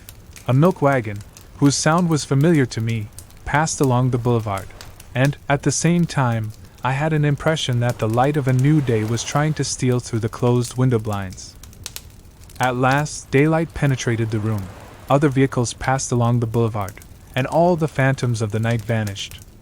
Then I put one arm out of the bed, slowly and cautiously. My eyes were fixed upon the curtain, locating the exact spot at which I must fire. I made an exact calculation of the movements I must make. Then, quickly, I seized my revolver and fired. I leaped from my bed with a cry of deliverance, and rushed to the window. The bullet had passed through the curtain and the window glass, but it had not touched the man, for the very good reason that there was none there. Nobody! Thus, during the entire night, I had been hypnotized by a fold of the curtain. And during that time, the malefactors, furiously, with an enthusiasm that nothing could have stopped, I turned the key, opened the door, crossed the antechamber, opened another door, and rushed into the library. But amazement stopped me on the threshold, panting, astounded, more astonished than I had been by the absence of the man. All the things that I supposed had been stolen, furniture, books, pictures, old tapestries, everything was in its proper place. It was incredible. I could not believe my eyes. Notwithstanding that uproar, those noises of removal, I made a tour, I inspected the walls, I made a mental inventory of all the familiar objects. Nothing was missing. And what was more disconcerting, there was no clue to the intruders, not a sign, not a chair disturbed, not the trace of a footstep. Well, well, I said to myself, pressing my hands on my bewildered head. Surely I am not crazy! I heard something. Inch by inch, I made a careful examination of the room. It was in vain. Unless I could consider this as a discovery, under a small Persian rug, I found a card, an ordinary playing card. It was the 7 of hearts. It was like any other 7 of hearts in French playing cards, with this slight but curious exception. The extreme point of each of the 7 red spots or hearts was pierced by a hole, round and regular as if made with the point of an awl. Nothing more. A card and a letter found in a book. But was not that sufficient to affirm that I had not been the plaything of a dream?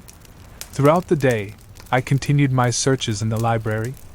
It was a large room, much too large for the requirements of such a house, and the decoration of which attested the bizarre taste of its founder.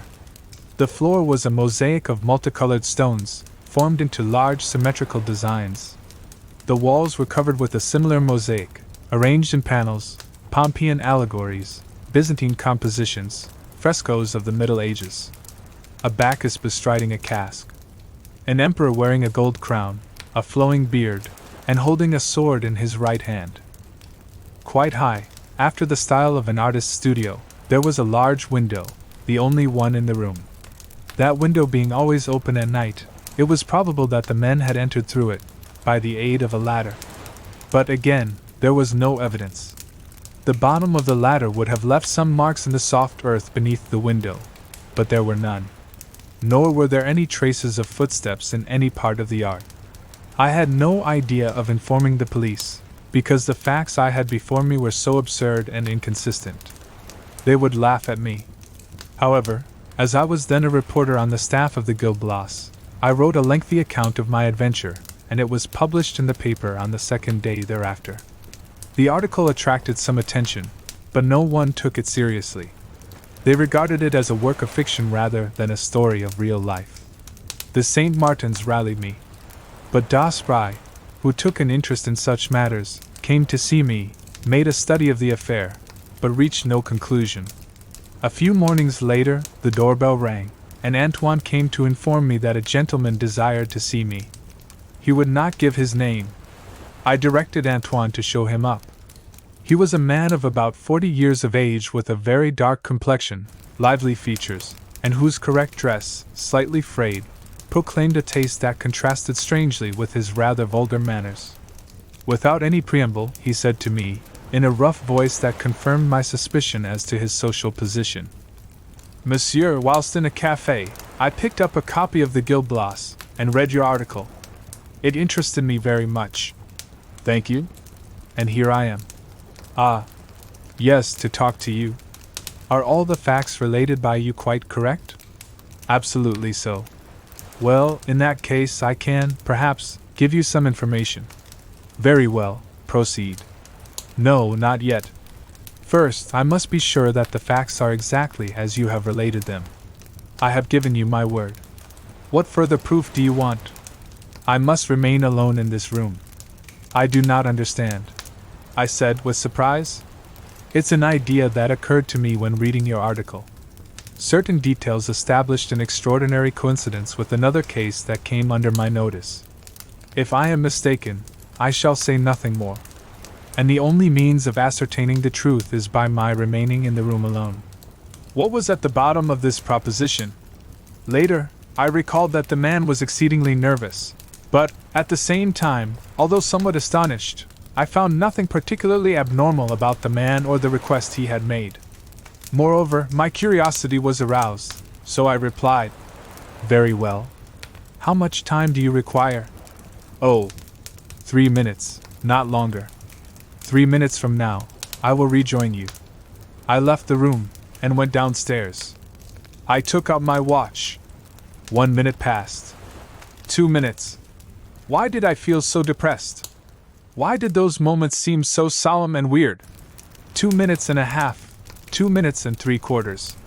Then I heard a pistol shot. I bounded up the stairs and entered the room. A cry of horror escaped me. In the middle of the room, the man was lying on his left side, motionless.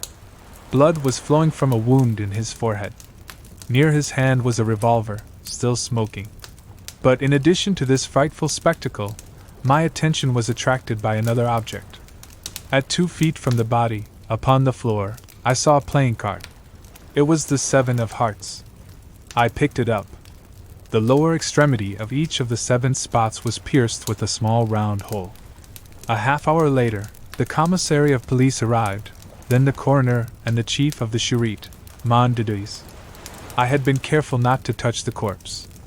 The preliminary inquiry was very brief, and disclosed nothing. There were no papers in the pockets of the deceased, no name upon his clothes, no initial upon his linen, nothing to give any clue to his identity.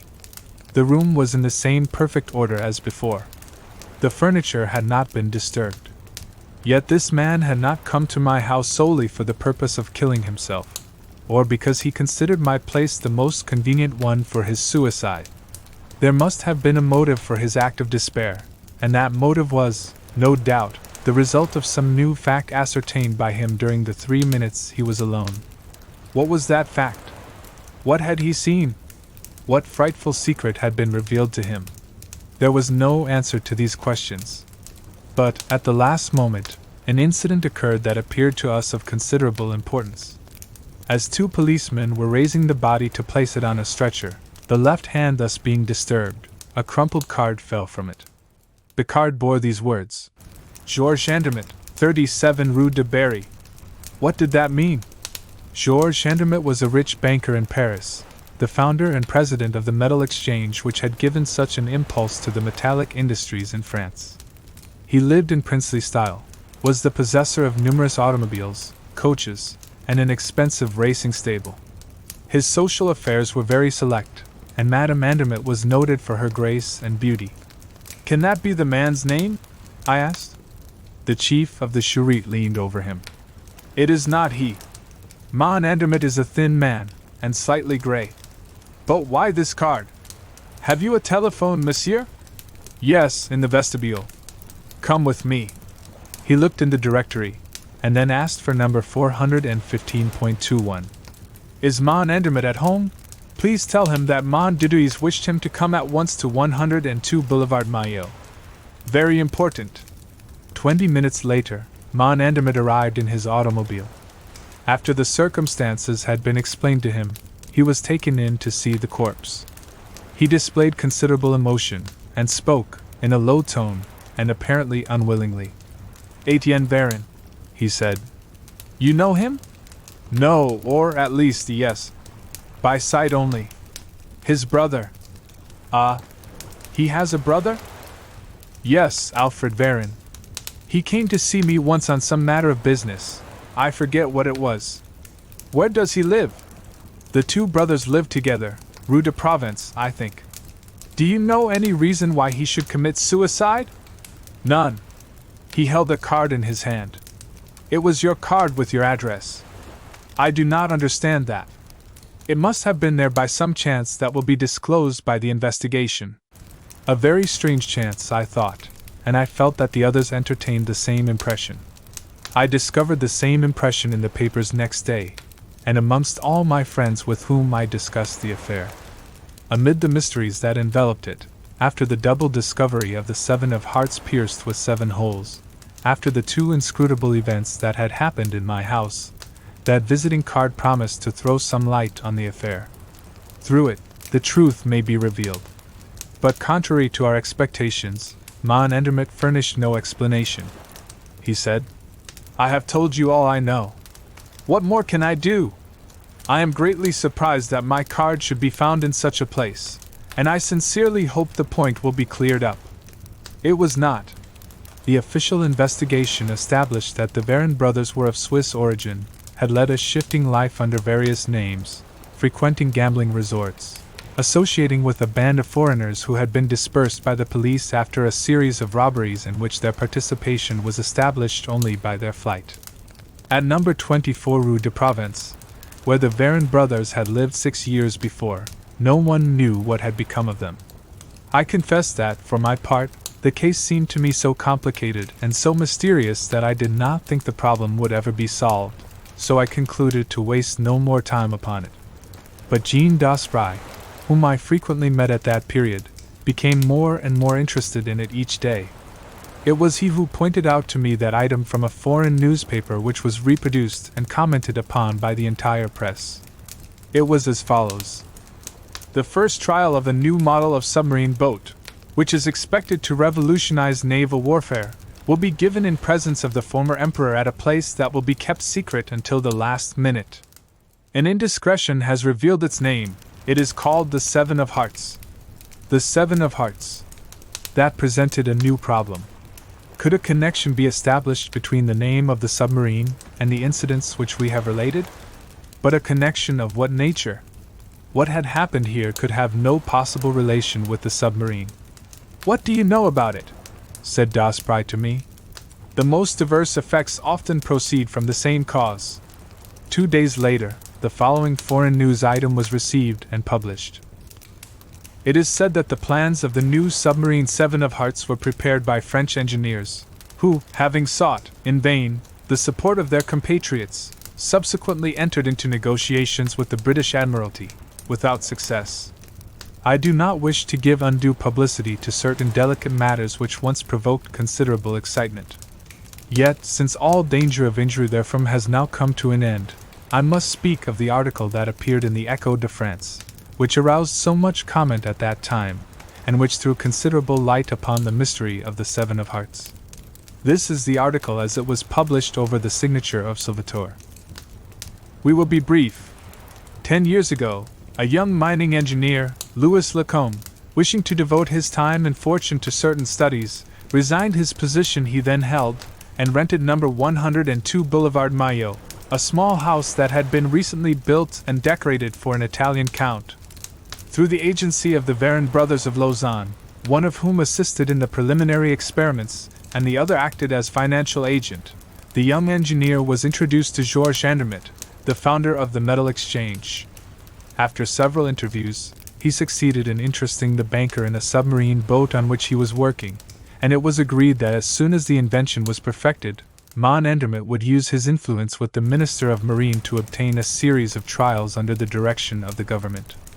For 2 years, Louis Lacombe was a frequent visitor at Andermatt's house, and he submitted to the banker the various improvements he made upon his original plans, until one day, being satisfied with the perfection of his work, he asked Mon Andermatt to communicate with the Minister of Marine. That day, Louis Lacombe dined at Mon Andermatt's house. He left there about 11:30 at night. He has not been seen since. A perusal of the newspapers of that date will show that the young man's family caused every possible inquiry to be made, but without success, and it was the general opinion that Louis Lacombe, who was known as an original and visionary youth, had quietly left for parts unknown. Let us accept that theory, improbable though it be, and let us consider another question, which is a most important one for our country. What has become of the plans of the submarine? Did Louis Lacombe carry them away? Are they destroyed? After making a thorough investigation, we are able to assert, positively, that the plans are in existence, and are now in the possession of the two brothers Varin. How did they acquire such a possession? That is a question not yet determined, nor do we know why they have not tried to sell them at an earlier date. Did they fear that their title to them would be called in question? If so, they have lost that fear, and we can announce definitely that the plans of Louis Lacombe are now the property of foreign power, and we are in a position to publish the correspondence that passed between the Varin brothers and the representative of that power. The Seven of Hearts invented by Louis Lacombe has been actually constructed by our neighbor. Will the invention fulfill the optimistic expectations of those who were concerned in that treacherous act? And a postscript adds, later. Our special correspondent informs us that the preliminary trial of the Seven of Hearts has not been satisfactory. It is quite likely that the plans sold and delivered by the Varin brothers did not include the final document carried by Louis Lacombe to Mon Andermatt on the day of his disappearance, a document that was indispensable to a thorough understanding of the invention. It contained a summary of the final conclusions of the inventor, and estimates, and figures not contained in the other papers. Without this document, the plans are incomplete. On the other hand, without the plans, the document is worthless. Now is the time to act and recover what belongs to us. It may be a difficult matter, but we rely upon the assistance of Mon Endermit. It will be to his interest to explain his conduct, which has hitherto been so strange and inscrutable. He will explain not only why he concealed these facts at the time of the suicide of Etienne Baron, but also why he has never revealed the disappearance of the paper, a fact well known to him. He will tell why, during the last 6 years, he paid spies to watch the movements of the Varin brothers. We expect from him not only words but acts. And at once. Otherwise, The threat was plainly expressed. But of what did it consist? What whip was Salvatore, the anonymous writer of the article, holding over the head of Mon Endermit? An army of reporters attacked the banker, and 10 interviewers announced the scornful manner in which they were treated. Thereupon, the Echo de France announced its position in these words: "Whether Mon Endermit is willing or not, he will be, henceforth, our collaborator in the work we have undertaken." Das Spry and I were dining together on the day on which that announcement appeared. That evening, with the newspapers spread over my table, we discussed the affair and examined it from every point of view with that exasperation that a person feels when walking in the dark and finding himself constantly falling over the same obstacles. Suddenly, without any warning whatsoever, the door opened and a lady entered.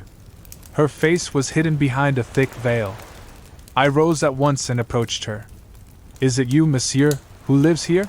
she asked. "Yes, madam, but I do not understand, The gate was not locked," she explained. "But the vestibule door?" She did not reply, and it occurred to me that she had used the servant's entrance. How did she know the way? Then there was a silence that was quite embarrassing. She looked at Das Spry, and I was obliged to introduce him. I asked her to be seated and explain the object of her visit. She raised her veil, and I saw that she was a brunette with regular features, and though not handsome, she was attractive, principally on account of her sad dark eyes. "I am Madame Andermit," she said. "Madame Andermit," I repeated with astonishment. After a brief pause, she continued with a voice and manner that were quite easy and natural. "I have come to see you about that affair, you know. I thought I might be able to obtain some information, Mon Dieu, madam, I know nothing but what has already appeared in the papers. But if you will point out in what way I can help you—" I do not know. Not until then did I suspect that her calm demeanor was assumed, and that some poignant grief was concealed beneath that air of tranquility. For a moment, we were silent and embarrassed. Then Das Spry stepped forward, and said, "Will you permit me to ask you a few questions?" Yes, she cried. "I will answer." "You will answer?" "Whatever those questions may be?" "Yes." "Did you know Louis Lacombe?" he asked. "Yes, through my husband." "When did you see him for the last time?" "The evening he dined with us." "At that time, was there anything to lead you to believe that you would never see him again?" "No, but he had spoken of a trip to Russia, in a vague way." "Then you expected to see him again?" "Yes." "He was to dine with us 2 days later. How do you explain his disappearance?" "I cannot explain it." "And Mon Endermit?" "I do not know. Yet the article published in the Echo de France indicates, Yes, that the Varin brothers had something to do with his disappearance." "Is that your opinion?" "Yes." "On what do you base your opinion?" "When he left our house, Louis Lacombe carried a satchel containing all the papers relating to his invention. 2 days later, my husband, in a conversation with one of the Varin brothers, learned that the papers were in their possession." "And he did not denounce them?" "No." "Why not?" "Because there was something else in the satchel, something besides the papers of Louis Lacombe." "What was it?" She hesitated, was on the point of speaking, but finally remained silent.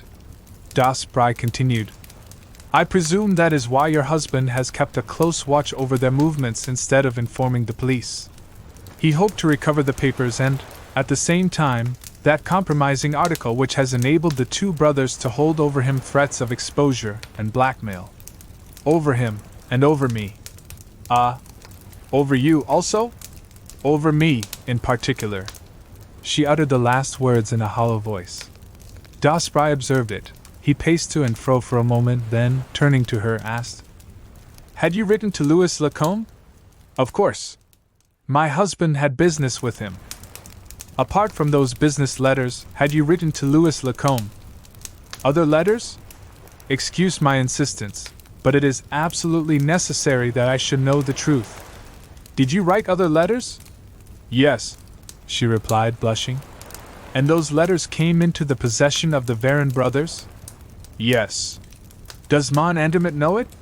"He has not seen them, but Alfred Varin has told him of their existence, and threatened to publish them if my husband should take any steps against him. My husband was afraid of a scandal. But he has tried to recover the letters?" "I think so, but I do not know. You see, after that last interview with Alfred Varin, and after some harsh words between me and my husband in which he called me to account, we live as strangers. In that case, as you have nothing to lose, what do you fear? I may be indifferent to him now, but I am the woman that he has loved, the one he would still love. Oh, I am quite sure of that," she murmured in a fervent voice. "He would still love me if he had not got hold of those cursed letters." "What? Did he succeed, but the two brothers still defied him?" "Yes, and they boasted of having a secure hiding place." "Well, I believe my husband discovered that hiding place." "Ah, where was it?" "Here." "Here?" I cried in alarm. "Yes. I always had that suspicion. Louis Lacombe was very ingenious and amused himself in his leisure hours by making safes and locks. No doubt the Varin brothers were aware of that fact and utilized one of Lacombe's safes in which to conceal the letters. And other things, perhaps. But they did not live here," I said. "Before you came, 4 months ago, the house had been vacant for some time. And they may have thought that your presence here would not interfere with them when they wanted to get the papers. But they did not count on my husband, who came here on the night of June 22nd, forced the safe, took what he was seeking, and left his card to inform the two brothers that he feared them no more, and that their positions were now reversed. 2 days later, after reading the article in the Gil Blas, Etienne Varin came here, remained alone in this room, found the safe empty, and killed himself." After a moment, Das Spry said, "A very simple theory.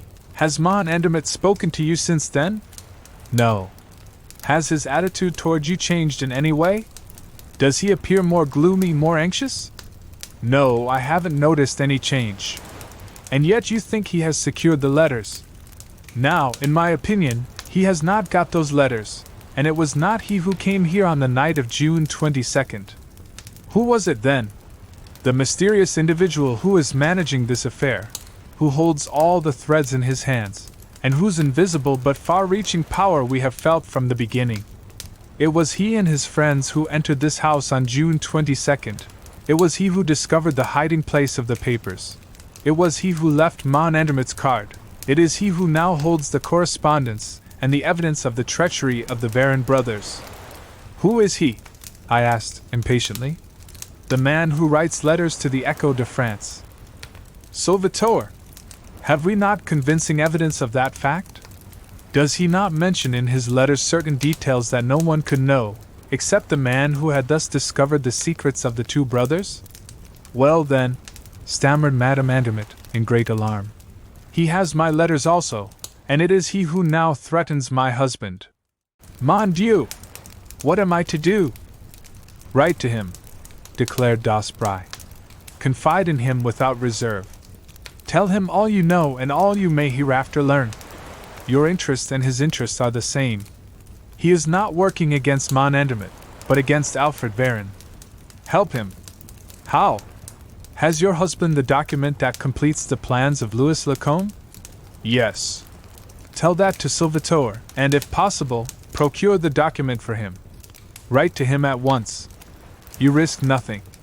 The advice was bold, dangerous even at first sight, but Madame Andermatt had no choice. Besides, as Das Spry had said, she ran no risk. If the unknown writer were an enemy, that step would not aggravate the situation. If he were a stranger seeking to accomplish a particular purpose, he would attach to those letters only a secondary importance. Whatever might happen, it was the only solution offered to her, and she, in her anxiety, was only too glad to act on it. She thanked us effusively, and promised to keep us informed. In fact, 2 days later, she sent us the following letter that she had received from Salvatore. Have not found the letters, but I will get them. Rest easy. I am watching everything. S. I looked at the letter. It was in the same handwriting as the note I found in my book on the night of June 22nd. Daspry was right. Salvatore was, indeed, the originator of that affair. We were beginning to see a little light coming out of the darkness that surrounded us, and an unexpected light was thrown on certain points. But other points yet remained obscure. For instance, the finding of the 2 7 of hearts. Perhaps I was unnecessarily concerned about those 2 cards whose 7 punctured spots had appeared to me under such startling circumstances. Yet I could not refrain from asking myself, what role will they play in the drama? What importance do they bear? What conclusion must be drawn from the fact that the submarine constructed from the plans of Louis Lacombe bore the name of 7 of hearts? Daspry gave little thought to the other 2 cards. He devoted all his attention to another problem which he considered more urgent. He was seeking the famous hiding place.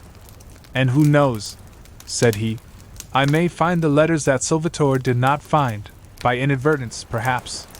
It is improbable that the Varin brothers would have removed from a spot, which they deemed inaccessible, the weapon which was so valuable to them. And he continued to search. In a short time, the large room held no more secrets for him, so he extended his investigations to the other rooms. He examined the interior and the exterior, the stones of the foundation, the bricks in the walls. He raised the slates of the roof. One day, he came with a pickaxe and a spade, gave me the spade, kept the pickaxe, pointed to the adjacent vacant lots, and said, Come! I followed him, but I lacked his enthusiasm. He divided the vacant land into several sections which he examined in turn. At last, in a corner, at the angle formed by the walls of 2 neighboring proprietors, a small pile of earth and gravel, covered with briars and grass, attracted his attention. He attacked it. I was obliged to help him.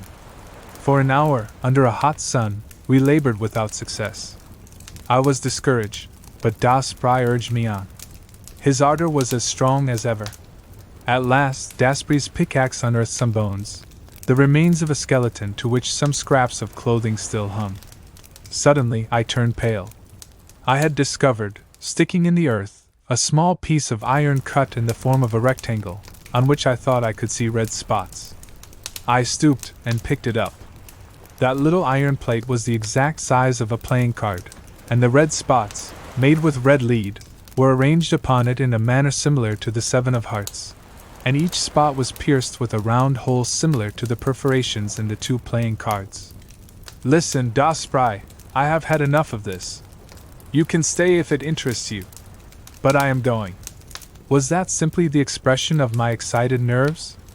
Or was it the result of a laborious task executed under a burning sun? I know that I trembled as I walked away, and that I went to bed, where I remained 48 hours, restless and feverish, haunted by skeletons that danced around me and threw their bleeding hearts at my head. Daspry was faithful to me. He came to my house every day, and remained 3 or 4 hours, which he spent in the large room, ferreting, thumping, tapping. The letters are here, in this room, he said from time to time. They are here. I will stake my life on it. On the morning of the 3rd day I arose, feeble yet, but cured. A substantial breakfast cheered me up. But a letter that I received that afternoon contributed, more than anything else, to my complete recovery, and aroused in me a lively curiosity. This was the letter. Monsieur, the drama, the first act of which transpired on the night of June 22nd, is now drawing to a close. Force of circumstances compel me to bring the 2 principal actors in that drama face to face, and I wish that meeting to take place in your house, if you will be so kind as to give me the use of it for this evening from 9 o'clock to 11. It will be advisable to give your servant leave of absence for the evening, and perhaps you will be so kind as to leave the field open to the 2 adversaries. You will remember that when I visited your house on the night of June 22nd, I took excellent care of your property. I feel that I would do you an injustice if I should doubt, for one moment, your absolute discretion in this affair. Your devoted A. Salvatore. I was amused at the facetious tone of his letter and also at the whimsical nature of his request. There was a charming display of confidence and candor in his language, and nothing in the world could have induced me to deceive him or repay his confidence with ingratitude. I gave my servant a theater ticket, and he left the house at 8 o'clock. A few minutes later, Das Spry arrived. I showed him the letter. "Well," said he. "Well, I have left the garden gate unlocked, so anyone can enter." "And you, are you going away?" "Not at all. I intend to stay right here." "But he asks you to go, dash." "But I am not going. I will be discreet, but I am resolved to see what takes place." "Ma foi!" exclaimed Das Spry, laughing. "You are right, and I shall stay with you. I shouldn't like to miss it." We were interrupted by the sound of the doorbell. "Here already?" said Das Spry. 20 minutes ahead of time. Incredible! I went to the door and ushered in the visitor. It was Madame Andermatt. She was faint and nervous, and in a stammering voice she ejaculated, "My husband is coming. He has an appointment. They intend to give him the letters." "How do you know?" I asked. "By chance. A message came from my husband while we were at dinner. The servant gave it to me by mistake. My husband grabbed it quickly, but he was too late. I had read it." "You read it?" "Yes. It was something like this. At 9 o'clock this evening, be at Boulevard Maillot with the papers connected with the affair. In exchange, the letters, so, after dinner, I hastened here." "Unknown to your husband?" "Yes." "What do you think about it?" asked Das Spry, turning to me. "I think as you do, that Mon Andermatt is one of the invited guests." "Yes, but for what purpose?" "That is what we are going to find out." I led them to a large room. The three of us could hide comfortably behind the velvet chimney mantel, and observe all that should happen in the room. We seated ourselves there, with Madame Andermatt in the center. The clock struck 9. A few minutes later, the garden gate creaked upon its hinges. I confess that I was greatly agitated. I was about to learn the key to the mystery. The startling events of the last few weeks were about to be explained, and under my eyes the last battle was going to be fought. Das Spry seized the hand of Madame Andermatt, and said to her, "Not a word, not a movement. Whatever you may see or hear, keep quiet." Someone entered. It was Alfred Varin. I recognized him at once, owing to the close resemblance he bore to his brother Etienne. There was the same slouching gait, the same cadaverous face covered with a black beard. He entered with the nervous air of a man who is accustomed to fear the presence of traps and ambushes, who scents and avoids them. He glanced about the room, and I had the impression that the chimney, masked with a velvet portiere, did not please him. He took 3 steps in our direction, when something caused him to turn and walk toward the old mosaic king, with the flowing beard and flamboyant sword, which he examined minutely, mounting on a chair and following with his fingers the outlines of the shoulders and head and feeling certain parts of the face. Suddenly, he leaped from the chair and walked away from it. He had heard the sound of approaching footsteps. Mon Andermatt appeared at the door. You! Exclaimed the banker. "Was it you who brought me here?" "I?" "By no means," protested Varin, in a rough, jerky voice that reminded me of his brother. "On the contrary, it was your letter that brought me here." "My letter?" "A letter signed by you, in which you offered dash." "I never wrote to you," declared Mon Andermatt. "You did not write to me." Instinctively, Varin was put on his guard, not against the banker, but against the unknown enemy who had drawn him into this trap. A second time, he looked in our direction, then walked toward the door. But Mon Andermatt barred his passage. "Well, where are you going, Varin? There is something about this affair I don't like. I am going home. Good evening." "One moment." "No need of that, Mon Andermatt. I have nothing to say to you." But I have something to say to you, and this is a good time to say it. Let me pass. No, you will not pass. Varen recoiled before the resolute attitude of the banker, as he muttered. Well then, be quick about it. One thing astonished me, and I have no doubt my two companions experienced a similar feeling. Why was Salvatore not there? Was he not a necessary party at this conference? Or was he satisfied to let these two adversaries fight it out between themselves? At all events, his absence was a great disappointment, although it did not detract from the dramatic strength of the situation.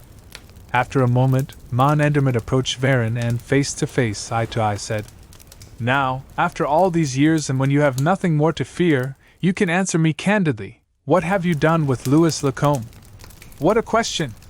As if I knew anything about him. You do know. You and your brother were his constant companions, almost lived with him in this very house. You knew all about his plans and his work. And the last night I ever saw Louis Lacombe, when I parted with him at my door, I saw two men slinking away in the shadows of the trees. That I am ready to swear to. Well, what has that to do with me? The two men were you and your brother. Prove it. The best proof is that, 2 days later, you yourself showed me the papers and the plans that belonged to Lacombe and offered to sell them. How did these papers come into your possession? I have already told you, Mon Endermit, that we found them on Louis Lacombe's table, the morning after his disappearance. That is a lie. Prove it. The law will prove it. Why did you not appeal to the law? Why? Why, stammered the banker, with a slight display of emotion. You know very well, Mon Endermit, if you had the least certainty of our guilt, our little threat would not have stopped you. What threat? Those letters? Do you suppose I ever gave those letters a moment's thought? If you did not care for the letters, why did you offer me thousands of francs for their return? And why did you have my brother and me tracked like wild beasts? To recover the plans? Nonsense! You wanted the letters. You knew that as soon as you had the letters in your possession, you could denounce us. Oh, no, I couldn't part with them. He laughed heartily, but stopped suddenly and said, But enough of this. We are merely going over old ground. We make no headway. We had better let things stand as they are. We will not let them stand as they are, said the banker. And since you have referred to the letters, let me tell you that you will not leave this house until you deliver up those letters. I shall go when I please. You will not. Be careful, Mon Endermit. I warn you, I say you shall not go. We will see about that, cried Varen, in such a rage that Madame Endermit could not suppress a cry of fear. Varen must have heard it, for he now tried to force his way out. Mon Endermit pushed him back. Then I saw him put his hand into his coat pocket. For the last time, let me pass, he cried. The letters first. Varen drew a revolver and, pointing it at Mon Endermit, said, Yes or no? The banker stooped quickly. There was the sound of a pistol shot. The weapon fell from Varen's hand. I was amazed. The shot was fired close to me. It was Daspry who had fired it at Varen, causing him to drop the revolver. In a moment, Daspry was standing between the two men, facing Varen. He said to him, with a sneer, You were lucky, my friend, very lucky. I fired at your hand and struck only the revolver. Both of them looked at him, surprised. Then he turned to the banker and said, I beg your pardon, monsieur, for meddling in your business, but really, you play a very poor game. Let me hold the cards. Turning again to Varen, Daspry said, It's between us two, comrade, and play fair, if you please. Hearts are trumps, and I play the 7. Then Daspry held up, before Varen's bewildered eyes, the little iron plate, marked with the 7 red spots. It was a terrible shock to Varen. With livid features, staring eyes, and an air of intense agony, the man seemed to be hypnotized at the sight of it. Who are you? He gasped. One who meddles in other people's business, down to the very bottom. What do you want? What you brought here tonight? I brought nothing. Yes, you did, or you wouldn't have come. This morning, you received an invitation to come here at 9 o'clock, and bring with you all the papers held by you. You are here. Where are the papers? There was in Dasbury's voice and manner a tone of authority that I did not understand. His manner was usually quite mild and conciliatory. Absolutely conquered, Varon placed his hand on one of his pockets and said, "The papers are here." "All of them?" "Yes." "All that you took from Louis Lacombe and afterwards sold to Major von Lieben?" "Yes." "Are these the copies or the originals?" "I have the originals." "How much do you want for them?" 100,000 francs. "You are crazy," said Dasbry. "Why, the Major gave you only 20,000, and that was like money thrown into the sea, as the boat was a failure at the preliminary trials. They didn't understand the plans. The plans are not complete." "Then why do you ask me for them?" "Because I want them. I offer you 5,000 francs, not a sou more." 10,000. "Not a sou less."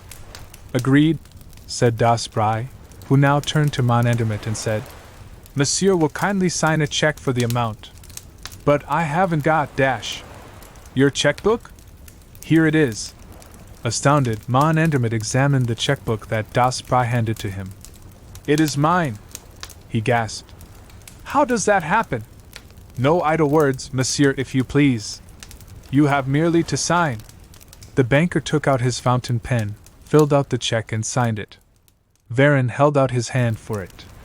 "Put down your hand," said Dasbry. "There is something more." Then, to the banker, he said, "You asked for some letters, did you not?" "Yes, a package of letters." "Where are they, Varon?" "I haven't got them." "Where are they, Varon?" "I don't know. My brother had charge of them. They are hidden in this room." "In that case, you know where they are." "How should I know? Was it not you who found the hiding place?"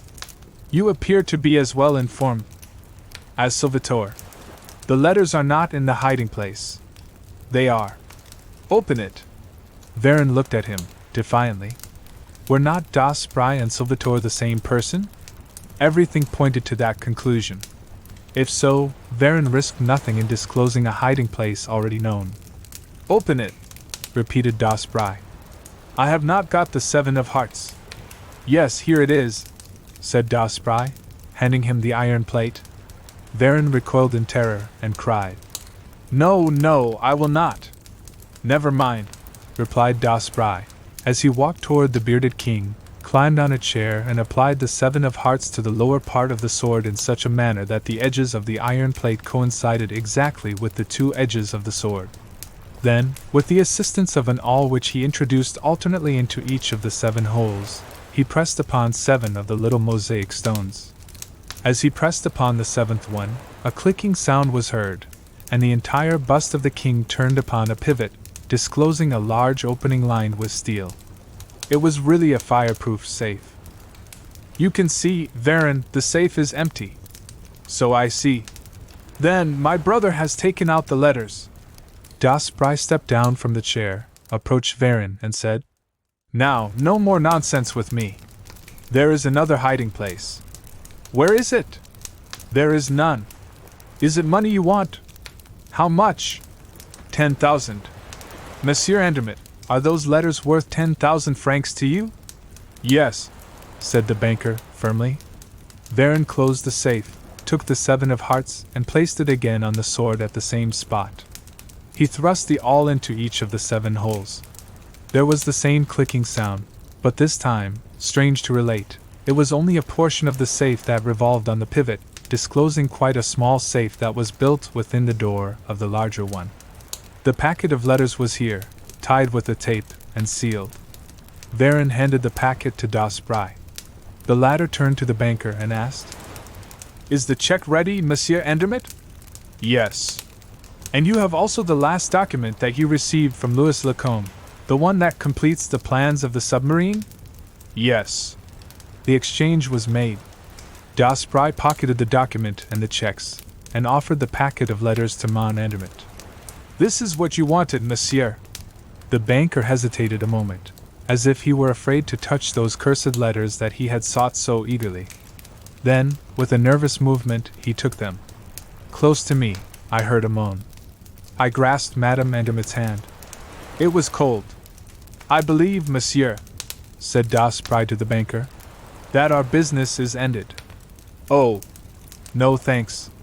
It was only by a mere chance that I have been able to do you a good turn. Good night. Mon Andermatt retired. He carried with him the letters written by his wife to Louis Lacombe. Marvelous! Exclaimed Das Pry, delighted. Everything is coming our way. Now we have only to close our little affair, comrade. You have the papers? Here they are, all of them. Das Pry examined them carefully, and then placed them in his pocket. Quite right. You have kept your word, he said. But what? The 2 checks? The money? Said Varin eagerly. Well, you have a great deal of assurance, my man. How dare you ask such a thing? I ask only what is due to me. Can you ask pay for returning papers that you stole? Well, I think not. Varin was beside himself. He trembled with rage. His eyes were bloodshot. The money. The 20,000. He stammered. Impossible. I need it myself. The money. Come, be reasonable, and don't get excited. It won't do you any good. Das Pry seized his arms so forcibly that Varin uttered a cry of pain. Das Pry continued. Now you can go. The air will do you good. Perhaps you want me to show you the way. Yes, we will go together to the vacant lot near here, and I will show you a little mound of earth and stones, and under it, dash. That is false. That is false. Oh, no, it is true. That little iron plate with the 7 spots on it came from there. Louis Lacombe always carried it, and you buried it with the body, and with some other things that will prove very interesting to a judge and jury. Varin covered his face with his hands and muttered, All right, I am beaten. Say no more. But I want to ask you one question. I should like to know, dash. What is it? Was there a little casket in the large safe? Yes. Was it there on the night of June 22nd? Yes. What did it contain? Everything that the Varin brothers had put in it, a very pretty collection of diamonds and pearls picked up here and there by the said brothers. And did you take it? Of course I did. Do you blame me? I understand. It was the disappearance of that casket that caused my brother to kill himself. Probably. The disappearance of your correspondence was not a sufficient motive. But the disappearance of the casket, is that all you wish to ask me? One thing more, your name? You asked that with an idea of seeking revenge. Parbleu! The tables may be turned. Today you are on top. Tomorrow, dash. It will be you. I hope so. Your name? Arsène Lupin. Arsène Lupin! The man staggered, as though stunned by a heavy blow. Those 2 words had deprived him of all hope. Das Pry laughed and said, Did you imagine that a Monsieur Durand or Dupont could manage an affair like this? No, it required the skill and cunning of Arsène Lupin. And now that you have my name, go and prepare your revenge. Arsène Lupin will wait for you. Then he pushed the bewildered Varin through the door. Das Pry! Das Pry! I cried, pushing aside the curtain. He ran to me. What? What's the matter? Madame Andermatt is ill. He hastened to her, caused her to inhale some salts, and while caring for her, questioned me. Well, what did it? The letters of Louis Lacombe that you gave to her husband. He struck his forehead and said, Did she think that I could do such a thing? But, of course she would. Imbecile that I am! Madame Andermatt was now revived. Das Pry took from his pocket a small package exactly similar to the one that Mon Andermatt had carried away. Here are your letters, madam. These are the genuine letters. But the others? The others are the same, rewritten by me and carefully worded. Your husband will not find anything objectionable in them, and will never suspect the substitution since they were taken from the safe in his presence. But the handwriting, dash. There is no handwriting that cannot be imitated. She thanked him in the same words she might have used to a man in her own social circle, so I concluded that she had not witnessed the final scene between Varun and Arsène Lupin. But the surprising revelation caused me considerable embarrassment. Lupin! My club companion was none other than Arsène Lupin. I could not realize it. But he said, quite at his ease, "You can say farewell to Jean d'Aspry." "Ah. Yes, Jean d'Aspry is going on a long journey. I shall send him to Morocco. There, he may find a death worthy of him. I may say that that is his expectation. But Arsène Lupin will remain? Oh, decidedly. Arsène Lupin is simply at the threshold of his career, and he expects dash." I was impelled by curiosity to interrupt him, and leading him away from the hearing of Madame Andermatt, I asked, "Did you discover the smaller safe yourself, the one that held the letters?" "Yes, after a great deal of trouble. I found it yesterday afternoon, while you were asleep. And yet, God knows it was simple enough. But the simplest things are the ones that usually escape our notice." Then, showing me the 7 of hearts, he added, "Of course I had guessed that, in order to open the larger safe, this card must be placed on the sword of the Mosaic King." "How did you guess that?" "Quite easily. Through private information, I knew that fact when I came here on the evening of June 22nd, dash. After you left me, dash. Yes, after turning the subject of our conversation to stories of crime and robbery which were sure to reduce you to such a nervous condition that you would not leave your bed, but would allow me to complete my search uninterrupted. The scheme worked perfectly. Well, I knew when I came here that there was a casket concealed in a safe with a secret lock, and that the 7 of hearts was the key to that lock. I had merely to place the card upon the spot that was obviously intended for it. An hour's examination showed me where the spot was." "1 hour!" observed the fellow in mosaic. "The old emperor?" "That old emperor is an exact representation of the King of Hearts on all playing cards." "That's right. But how does the 7 of hearts open the larger safe at one time and the smaller safe at another time? And why did you open only the larger safe in the first instance? I mean on the night of June 22nd. "Why?" "Because I always place the 7 of hearts in the same way. I never change the position. But yesterday, I observed that by reversing the card, by turning it upside down, the arrangement of the 7 spots on the mosaic was changed." "Parbleu! Of course, parbleu! But a person has to think of those things. There is something else. You did not know the history of those letters until Madame Andermatt, dash, spoke of them before me?" "No, because I found in the safe, besides the casket, nothing but the correspondence of the 2 brothers which disclosed their treachery in regard to the plans." "Then it was by chance that you were led, first, to investigate the history of the 2 brothers, and then to search for the plans and documents relating to the submarine?" "Simply by chance." "For what purpose did you make the search?" "Mon Dieu!"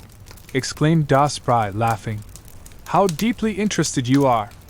The subject fascinates me." "Very well, presently, after I have escorted Madame Andermatt to a carriage, and dispatched a short story to the Echo de France, I will return and tell you all about it."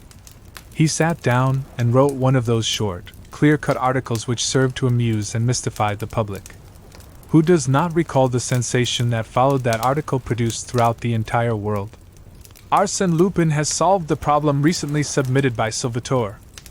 Having acquired possession of all the documents and original plans of the engineer Louis Lacombe, he has placed them in the hands of the Minister of Marine, and he has headed a subscription list for the purpose of presenting to the nation the first submarine constructed from those plans. His subscription is 20,000 francs. 20,000 francs! The checks of Mon Andermatt?" I exclaimed, when he had given me the paper to read. "Exactly. It was quite right that Varun should redeem his treachery. And that is how I made the acquaintance of Arsène Lupin. That is how I learned that Jean d'Aspry, a member of my club, was none other than Arsène Lupin, gentleman thief. That is how I formed very agreeable ties of friendship with that famous man, and thanks to the confidence with which he honored me, how I became his very humble and faithful historiographer." 7. Madame Imbert's safe. At 3 o'clock in the morning, There were still half a dozen carriages in front of one of those small houses which form only the side of the Boulevard Berthier. The door of that house opened, and a number of guests, male and female, emerged. The majority of them entered their carriages and were quickly driven away, leaving behind only two men who walked down Courcelles, where they parted, as one of them lived in that street. The other decided to return on foot as far as the Port-Maillot. It was a beautiful winter's night, clear and cold, a night on which a brisk walk is agreeable and refreshing. But, at the end of a few minutes, he had the disagreeable impression that he was being followed. Turning around, he saw a man skulking amongst the trees. He was not a coward, yet he felt it advisable to increase his speed. Then his pursuer commenced to run, and he deemed it prudent to draw his revolver and face him. But he had no time. The man rushed at him and attacked him violently. Immediately, they were engaged in a desperate struggle, wherein he felt that his unknown assailant had the advantage. He called for help, struggled, and was thrown down on a pile of gravel, seized by the throat, and gagged with a handkerchief that his assailant forced into his mouth. His eyes closed, and the man who was smothering him with his weight arose to defend himself against an unexpected attack. A blow from a cane and a kick from a boot, the man uttered two cries of pain, and fled, limping and cursing. Without deigning to pursue the fugitive, the new arrival stooped over the prostrate man and inquired, "Are you hurt, monsieur?"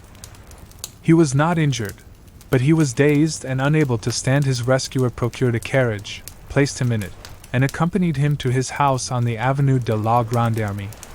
On his arrival there, quite recovered, he overwhelmed his savior with thanks. "I owe you my life, monsieur, and I shall not forget it. I do not wish to alarm my wife at this time of night, but tomorrow she will be pleased to thank you personally. Come and breakfast with us. My name is Ludovic Imbert. May I ask yours?" "Certainly, monsieur." And he handed Mon Imbert a card bearing the name Arsène Lupin. At that time, Arsène Lupin did not enjoy the celebrity which the Cahorn affair, his escape from the prison de la Santé, and other brilliant exploits, afterwards gained for him. He had not even used the name of Arsène Lupin. The name was specially invented to designate the rescuer of Mon Imbert. That is to say, it was in that affair that Arsène Lupin was baptized. Fully armed and ready for the fray, it is true, but lacking the resources and authority which command success, Arsène Lupin was then merely an apprentice in a profession wherein he soon became a master. With what a thrill of joy he recalled the invitation he received that night! At last, he had reached his goal. At last, he had undertaken a task worthy of his strength and skill. The Imbert millions! What a magnificent feast for an appetite like his! He prepared a special toilet for the occasion, a shabby frock coat, baggy trousers, a frayed silk hat, well-worn collar and cuffs, all quite correct in form, but bearing the unmistakable stamp of poverty. His cravat was a black ribbon pinned with a false diamond. Thus accoutred, he descended the stairs of the house in which he lived at Montmartre. At the third floor, without stopping, he rapped on a closed door with the head of his cane. He walked to the exterior boulevards. A tramcar was passing. He boarded it, and someone who had been following him took a seat beside him. It was the lodger who occupied the room on the third floor. A moment later this man said to Lupin, "Well, governor? Well, it is all fixed." "How?" "I am going there to breakfast." "You breakfast there?" "Certainly." "Why not?" "I rescued Mon Ludovic Imbert from certain death at your hands." "Mon Imbert is not devoid of gratitude. He invited me to breakfast." There was a brief silence. Then the other said, "But you are not going to throw up the scheme?" "My dear boy," said Lupin, "when I arranged that little case of assault and battery, when I took the trouble at 3 o'clock in the morning to rap you with my cane and tap you with my boot at the risk of injuring my only friend, it was not my intention to forego the advantages to be gained from a rescue so well arranged and executed. Oh, no, not at all. But the strange rumors we hear about their fortune? Never mind about that. For 6 months I have worked on this affair, investigated it, studied it, questioned the servants, the money lenders and men of straw. For 6 months I have shadowed the husband and wife. Consequently, I know what I am talking about. Whether the fortune came to them from old Brawford, as they pretend, or from some other source, I do not care. I know that it is a reality, that it exists. And some day it will be mine. Bygger! 100 millions! Let us say 10, or even 5, that is enough. They have a safe full of bonds, and there will be the devil to pay if I can't get my hands on them. The tramcar stopped at the Place de l'Etoile. The man whispered to Lupin. What am I to do now? Nothing at present. You will hear from me. There is no hurry. 5 minutes later, Arsène Lupin was ascending the magnificent flight of stairs in the Imbert mansion, and Mon Imbert introduced him to his wife. Madame Gervais Imbert was a short, plump woman, and very talkative. She gave Lupin a cordial welcome. I desired that we should be alone to entertain our savior, she said. From the outset, they treated our savior as an old and valued friend. By the time dessert was served, their friendship was well cemented, and private confidences were being exchanged. Arsène related the story of his life, the life of his father as a magistrate, the sorrows of his childhood, and his present difficulties. Gervais, in turn, spoke of her youth, her marriage, the kindness of the aged Brawford, the 100 millions that she had inherited, the obstacles that prevented her from obtaining the enjoyment of her inheritance, the money she had been obliged to borrow at an exorbitant rate of interest, her endless contentions with Brawford's nephews, and the litigation, the injunctions. In fact, everything. Just think of it, Monsieur Lupin, the bonds are there, in my husband's office, and if we detach a single coupon, we lose everything. They are there, in our safe, and we dare not touch them. Monsieur Lupin shivered at the bare idea of his proximity to so much wealth. Yet he felt quite certain that Monsieur Lupin would never suffer from the same difficulty as his fair hostess, who declared she dare not touch the money. Ah, they are there, he repeated to himself. They are there. A friendship formed under such circumstances soon led to closer relations. When discreetly questioned, Arsène Lupin confessed his poverty and distress. Immediately, the unfortunate young man was appointed private secretary to the Imberts, husband and wife, at a salary of 100 francs a month. He was to come to the house every day and receive orders for his work, and a room on the second floor was set apart as his office. This room was directly over Mon Imbert's office. Arsène soon realized that his position as secretary was essentially a sinecure. During the first 2 months, he had only 4 important letters to recopy, and was called only once to Mon Imbert's office. Consequently, he had only one opportunity to contemplate, officially, the Imbert's safe. Moreover, he noticed that the secretary was not invited to the social functions of the employer. But he did not complain, as he preferred to remain modestly in the shade and maintain his peace and freedom. However, he was not wasting any time. From the beginning, he made clandestine visits to Mon Imbert's office, and paid his respects to the safe, which was hermetically closed. It was an immense block of iron and steel, cold and stern in appearance, which could not be forced open by the ordinary tools of the burglar's trade. But Arsène Lupin was not discouraged. Where force fails, cunning prevails, he said to himself. The essential thing is to be on the spot when the opportunity occurs. In the meantime, I must watch and wait. He made immediately some preliminary preparations. After careful soundings made upon the floor of his room, he introduced a lead pipe which penetrated the ceiling of Mon Imbert's office at a point between the 2 screeds of the cornice.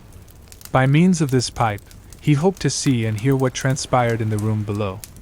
Henceforth, he passed his days stretched at full length upon the floor. He frequently saw the Imberts holding a consultation in front of the safe, investigating books and papers. When they turned the combination lock, he tried to learn the figures and the number of turns they made to the right and left. He watched their movements, he sought to catch their words. There was also a key necessary to complete the opening of the safe. What did they do with it? Did they hide it? One day, he saw them leave the room without locking the safe. He descended the stairs quickly, and boldly entered the room. But they had returned. "Oh, excuse me," he said. "I made a mistake in the door." "Come in, Monsieur Lupin, come in," cried Madame Imbert. "Are you not at home here? We want your advice. What bonds should we sell? The foreign securities or the government annuities?" "But the injunction?" said Lupin, with surprise. "Oh, it doesn't cover all the bonds." She opened the door of the safe and withdrew a package of bonds. But her husband protested. "No, no, Gervais, it would be foolish to sell the foreign bonds. They are going up, whilst the annuities are as high as they ever will be. What do you think, my dear friend?" The dear friend had no opinion, yet he advised the sacrifice of the annuities. Then she withdrew another package, and from it she took a paper at random. It proved to be a 3% annuity worth 2,000 francs. Ludovic placed the package of bonds in his pocket. That afternoon, accompanied by his secretary, he sold the annuities to a stockbroker and realized 46,000 francs. Whatever Madame Imbert might have said about it, Arsène Lupin did not feel at home in the Imbert house. On the contrary, his position there was a peculiar one. He learned that the servants did not even know his name. They called him Monsieur. Ludovic always spoke of him in the same way.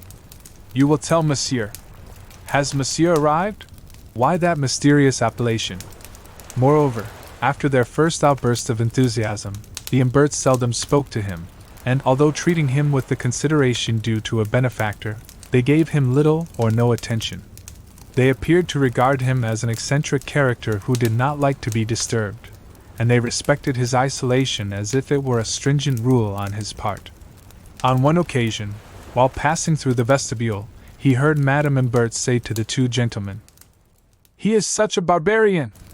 "Very well," he said to himself. "I am a barbarian." And without seeking to solve the question of their strange conduct, he proceeded with the execution of his own plans. He had decided that he could not depend on chance, nor on the negligence of Madame Imbert, who carried the key of the safe, and who, on locking the safe, invariably scattered the letters forming the combination of the lock. Consequently, he must act for himself. Finally, an incident precipitated matters. It was the vehement campaign instituted against the Imberts by certain newspapers that accused the Imberts of swindling. Arsène Lupin was present at certain family conferences when this new vicissitude was discussed. He decided that if he waited much longer, he would lose everything. During the next 5 days, instead of leaving the house about 6 o'clock, according to his usual habit, he locked himself in his room. It was supposed that he had gone out, but he was lying on the floor surveying the office of Madame Imbert. During those 5 evenings, the favorable opportunity that he awaited did not take place. He left the house about midnight by a side door to which he held the key. But on the 6th day, he learned that the Imberts, actuated by the malevolent insinuations of their enemies, proposed to make an inventory of the contents of the safe. "They will do it tonight," thought Lupin. And truly, after dinner, Imbert and his wife retired to the office and commenced to examine the books of account and the securities contained in the safe. Thus, 1 hour after another passed away. He heard the servants go upstairs to their rooms. No one now remained on the first floor. Midnight. The Imberts were still at work. "I must get to work," murmured Lupin. He opened his window. It opened on a court. Outside, everything was dark and quiet. He took from his desk a knotted rope, fastened it to the balcony in front of his window, and quietly descended as far as the window below, which was that of the Imbert's office. He stood upon the balcony for a moment, motionless, with attentive ear and watchful eye, but the heavy curtains effectually concealed the interior of the room. He cautiously pushed on the double window. If no one had examined it, it ought to yield to the slightest pressure, for, during the afternoon, he had so fixed the bolt that it would not enter the staple. The window yielded to his touch. Then, with infinite care, he pushed it open sufficiently to admit his head. He parted the curtains a few inches, looked in, and saw Madame Imbert and his wife sitting in front of the safe, deeply absorbed in their work and speaking softly to each other at rare intervals. He calculated the distance between him and them, considered the exact movements he would require to make in order to overcome them, one after the other, before they could call for help, and he was about to rush upon them, when Madame Imbert said, "Ah, the room is getting quite cold. I am going to bed. And you, my dear? I shall stay and finish." "Finish? Why, that will take you all night." "Not at all. An hour at the most." She retired. 20 minutes, 30 minutes passed. Arsène pushed the window a little farther open. The curtains shook. He pushed once more. Madame Imbert turned, and seeing the curtains blown by the wind, he rose to close the window. There was not a cry, not the trace of struggle. With a few precise moments, and without causing him the least injury, Arsène stunned him, wrapped the curtain about his head, bound him hand and foot, and did it all in such a manner that Madame Imbert had no opportunity to recognize his assailant. Quickly he approached the safe, seized 2 packages that he placed under his arm, left the office, and opened the servants' gate. A carriage was stationed in the street. "Take that first, and follow me," he said to the coachman. He returned to the office, and in 2 trips they emptied the safe. Then Arsène went to his own room, removed the rope, and all other traces of his clandestine work. A few hours later, Arsène Lupin and his assistant examined the stolen goods. Lupin was not disappointed, as he had foreseen that the wealth of the Imberts had been greatly exaggerated. It did not consist of hundreds of millions, nor even tens of millions. Yet it amounted to a very respectable sum, and Lupin expressed his satisfaction. "Of course," he said, "there will be a considerable loss when we come to sell the bonds, as we will have to dispose of them surreptitiously at reduced prices. In the meantime, they will rest quietly in my desk awaiting a propitious moment." Arsène saw no reason why he should not go to the Imbert house the next day. But a perusal of the morning papers revealed this startling fact. Ludovic and Gervais Imbert had disappeared. When the officers of the law seized the safe and opened it, they found there what Arsène Lupin had left: nothing. Such are the facts, and I learned the sequel to them, one day, when Arsène Lupin was in a confidential mood. He was pacing to and fro in my room, with a nervous step and a feverish eye that were unusual to him. "After all," I said to him, "it was your most successful venture." Without making a direct reply, he said, "There are some impenetrable secrets connected with that affair, some obscure points that escape my comprehension. For instance, what caused their flight? Why did they not take advantage of the help I unconsciously gave them? It would have been so simple to say, the 100 millions were in the safe. They are no longer there, because they have been stolen. They lost their nerve. Yes, that is it, they lost their nerve. On the other hand, it is true, dash. What is true? Oh, nothing." What was the meaning of Lupin's reticence? It was quite obvious that he had not told me everything. There was something he was loath to tell. His conduct puzzled me.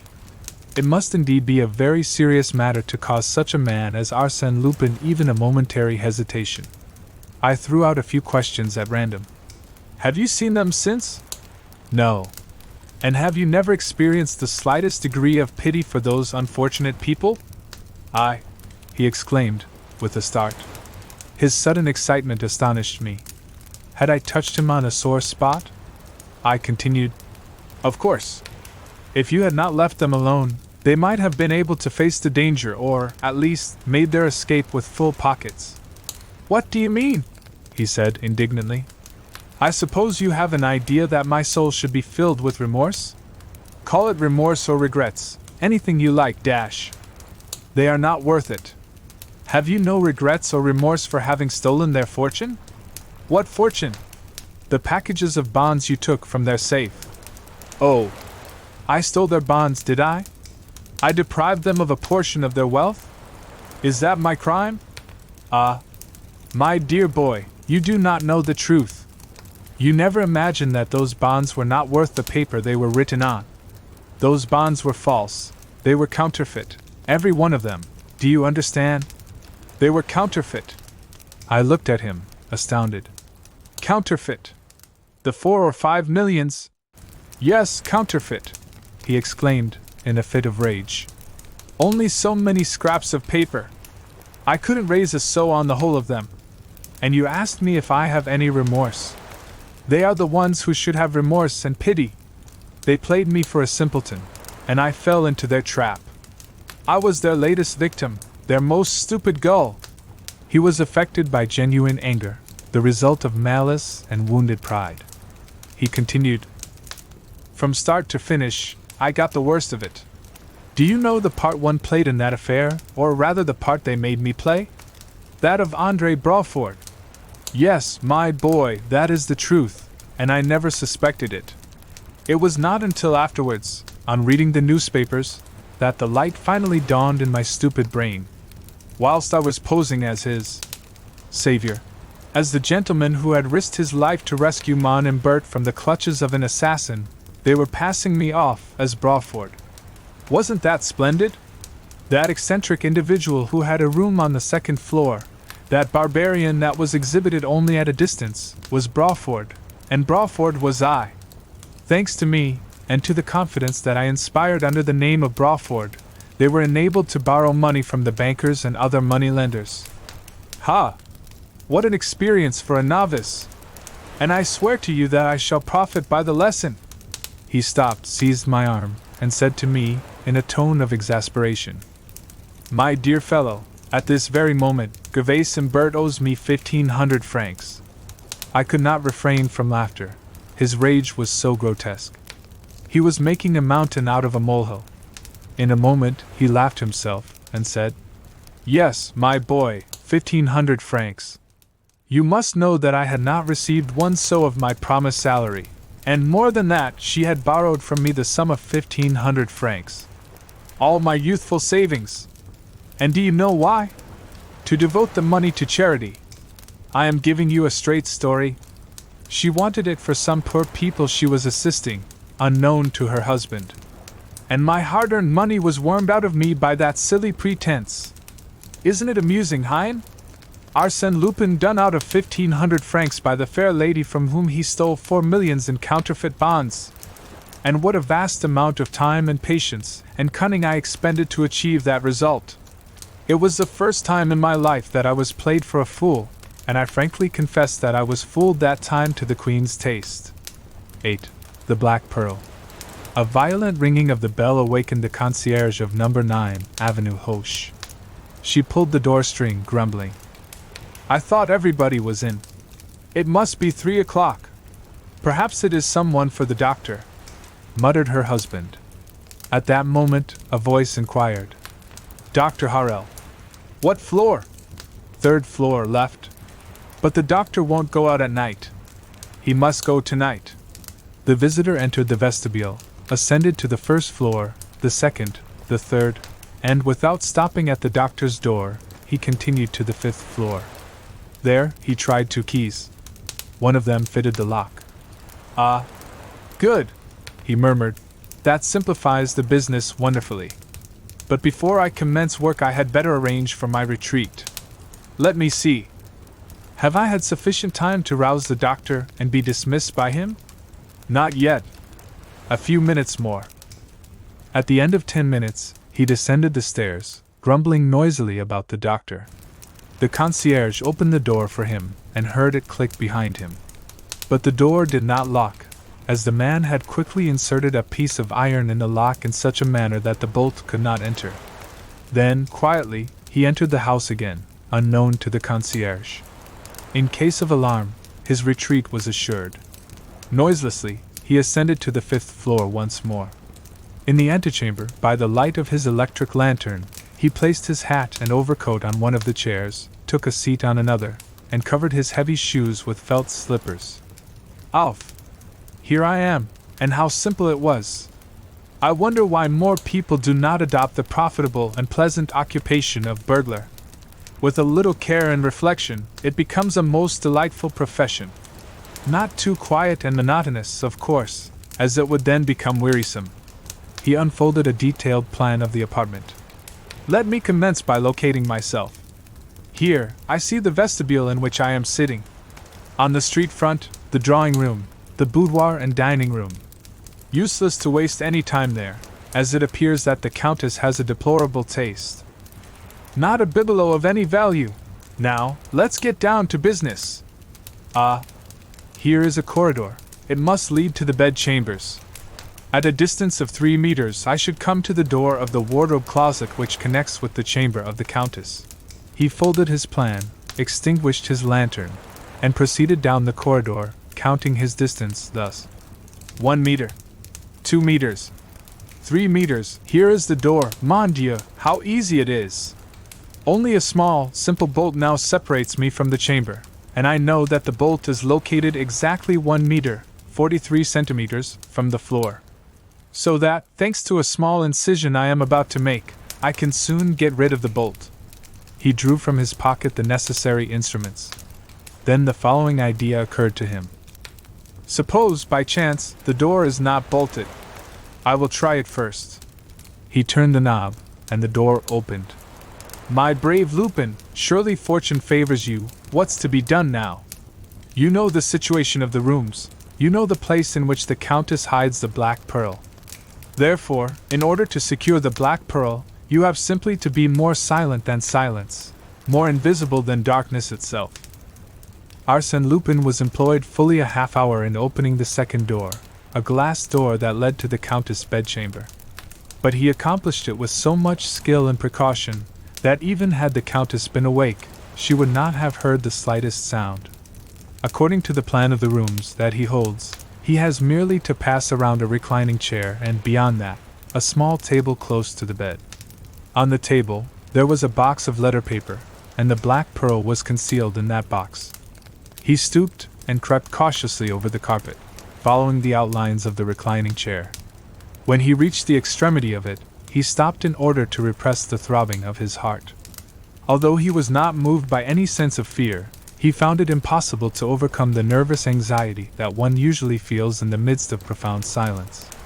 That circumstance astonished him, because he had passed through many more solemn moments without the slightest trace of emotion.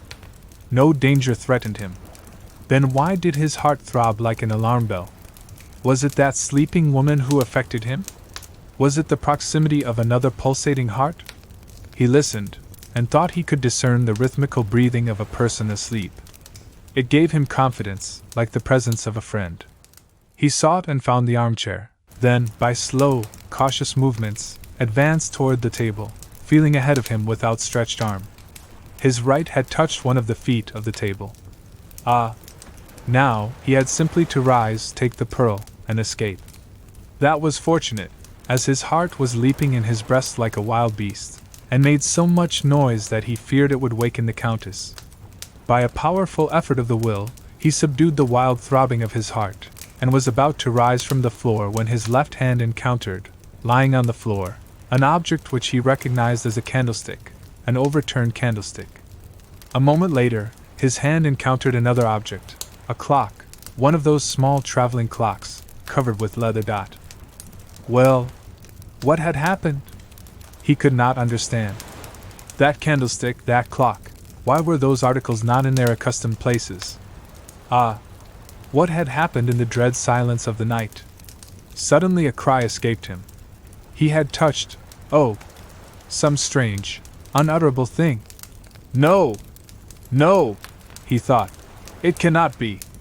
It is some fantasy of my excited brain. For 20 seconds, 30 seconds, he remained motionless, terrified, his forehead bathed with perspiration, and his fingers still retained the sensation of that dreadful contact. Making a desperate effort, he ventured to extend his arm again. Once more, his hand encountered that strange, unutterable thing. He felt it. He must feel it and find out what it is. He found that it was hair, human hair, and a human face, and that face was cold, almost icy. However frightful the circumstances may be, a man like Arsène Lupin controls himself and commands the situation as soon as he learns what it is. So Arsène Lupin quickly brought his lantern into use. A woman was lying before him, covered with blood. Her neck and shoulders were covered with gaping wounds. He leaned over her and made a closer examination. She was dead. Dead? Dead? He repeated, with a bewildered air. He stared at those fixed eyes, that grim mouth, that livid flesh, and that blood, all that blood which had flowed over the carpet and congealed there in thick, black spots. He arose and turned on the electric lights. Then he beheld all the marks of a desperate struggle. The bed was in a state of great disorder. On the floor, the candlestick, and the clock, with the hands pointing to 20 minutes after 11. Then, further away, an overturned chair. And everywhere, there was blood, spots of blood and pools of blood. "And the black pearl?" he murmured. The box of letter paper was in its place. He opened it eagerly. The jewel case was there, but it was empty. "Victor," he muttered, "you boasted of your good fortune much too soon, my friend Lupin. With the Countess lying cold and dead, and the black pearl vanished, the situation is anything but pleasant. Get out of here as soon as you can, or you may get into serious trouble." Yet he did not move. "Get out of here." "Yes, of course. Any person would, except Arsène Lupin. He has something better to do. Now, to proceed in an orderly way. At all events, you have a clear conscience. Let us suppose that you are the commissary of police and that you are proceeding to make an inquiry concerning this affair. Yes, but in order to do that, I require a clearer brain. Mine is muddled like a ragout." He tumbled into an armchair, with his clenched hands pressed against his burning forehead. The murder of the Avenue Hoche is one of those which have recently surprised and puzzled the Parisian public, and certainly, I should never have mentioned the affair if the veil of mystery had not been removed by Arsène Lupin himself. No one knew the exact truth of the case. Who did not know, from having met her in the Bois, the fair Léontine Zalti, the once famous cantatrice, wife and widow of the Count d'Andelot. The Zalti, whose luxury dazzled all Paris some 20 years ago. The Zalti who acquired an European reputation for the magnificence of her diamonds and pearls. It was said that she wore upon her shoulders the capital of several banking houses, and the gold mines of numerous Australian companies. Skillful jewelers worked for Zalti as they had formerly wrought for kings and queens. And who does not remember the catastrophe in which all that wealth was swallowed up? Of all that marvelous collection, nothing remained except the famous black pearl. The black pearl. That is to say, a fortune, if she had wished to part with it. But she preferred to keep it, to live in a commonplace apartment with her companion, her cook, and a manservant, rather than sell that inestimable jewel. There was a reason for it, a reason she was not afraid to disclose. The black pearl was the gift of an emperor. Almost ruined, and reduced to the most mediocre existence, she remained faithful to the companion of her happy and brilliant youth. The black pearl never left her possession. She wore it during the day, and, at night, concealed it in a place known to her alone. All these facts, being republished in the columns of the public press, served to stimulate curiosity. And strange to say, but quite obvious to those who have the key to the mystery, the arrest of the presumed assassin only complicated the question and prolonged the excitement. 2 days later, the newspapers published the following item. Information has reached us of the arrest of Victor Danager, the servant of the Countess d'Andelot. The evidence against him is clear and convincing. On the silken sleeve of his liveried waistcoat, which Chief Detective Duduis found in his garret between the mattresses of his bed, several spots of blood were discovered. In addition, a cloth-covered button was missing from that garment, and this button was found beneath the bed of the victim. It is supposed that, after dinner, in place of going to his own room, Danager slipped into the wardrobe closet, and through the glass door, had seen the Countess hide the precious black pearl. This is simply a theory, as yet unverified by any evidence.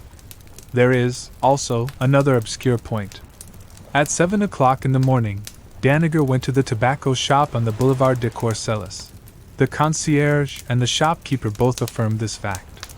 On the other hand, the Countess' companion and cook, who sleep at the end of the hall, both declare that, when they arose at 8 o'clock, the door of the antechamber and the door of the kitchen were locked.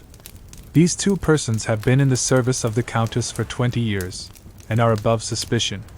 The question is, how did Danager leave the apartment? Did he have another key? These are matters that the police will investigate. As a matter of fact, the police investigation threw no light on the mystery. It was learned that Victor Danager was a dangerous criminal, a drunkard and a debauchee. But as they proceeded with the investigation, The mystery deepened and new complications arose. In the first place, a young woman, Lee de Sincleves, the cousin and sole heiress of the Countess, declared that the Countess, a month before her death, had written a letter to her and in it described the manner in which the black pearl was concealed. The letter disappeared the day after she received it. Who had stolen it? Again, the concierge related how she had opened the door for a person who had inquired for Dr. Harrell. On being questioned, the doctor testified that no one had rung his bell. Then who was that person? An accomplice? The theory of an accomplice was thereupon adopted by the press and public, and also by Ganimard, the famous detective. Lupin is at the bottom of this affair, he said to the judge. Bah! Exclaimed the judge. You have Lupin on the brain. You see him everywhere. I see him everywhere, because he is everywhere. Say rather that you see him every time you encounter something you cannot explain. Besides, you overlook the fact that the crime was committed at 20 minutes past 11 in the evening, as is shown by the clock, while the nocturnal visit, mentioned by the concierge, occurred at 3 o'clock in the morning. Officers of the law frequently form a hasty conviction as to the guilt of a suspected person, and then distort all subsequent discoveries to conform to their established theory. The deplorable antecedents of Victor Daniger, habitual criminal, drunkard and rake, influenced the judge, and despite the fact that nothing new was discovered in corroboration of the early clues, his official opinion remained firm and unshaken. He closed his investigation, and a few weeks later the trial commenced. It proved to be slow and tedious. The judge was listless, and the public prosecutor presented the case in a careless manner. Under those circumstances, Daniger's counsel had an easy task. He pointed out the defects and inconsistencies of the case for the prosecution, and argued that the evidence was quite insufficient to convict the accused. Who had made the key, the indispensable key without which Daniger, on leaving the apartment, could not have locked the door behind him?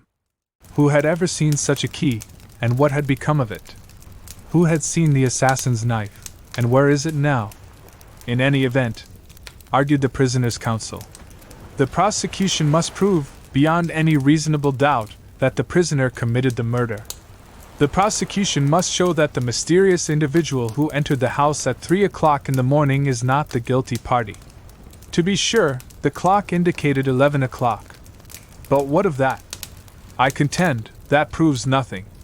The assassin could turn the hands of the clock to any hour he pleased, and thus deceive us in regard to the exact hour of the crime. Victor Daniger was acquitted. He left the prison on Friday about dusk in the evening, weak and depressed by his 6 months' imprisonment. The inquisition, the solitude, the trial, the deliberations of the jury, combined to fill him with a nervous fear. At night, he had been afflicted with terrible nightmares and haunted by weird visions of the scaffold. He was a mental and physical wreck. Under the assumed name of Anatole Dufour, he rented a small room on the heights of Montmartre, and lived by doing odd jobs wherever he could find them. He led a pitiful existence. 3 times, he obtained regular employment, only to be recognized and then discharged. Sometimes, he had an idea that men were following him, detectives, no doubt, who were seeking to trap and denounce him. He could almost feel the strong hand of the law clutching him by the collar. One evening, as he was eating his dinner at a neighboring restaurant, a man entered and took a seat at the same table. He was a person about 40 years of age, and wore a frock coat of doubtful cleanliness. He ordered soup, vegetables, and a bottle of wine. After he had finished his soup, he turned his eyes on Daniger, and gazed at him intently. Daniger winced.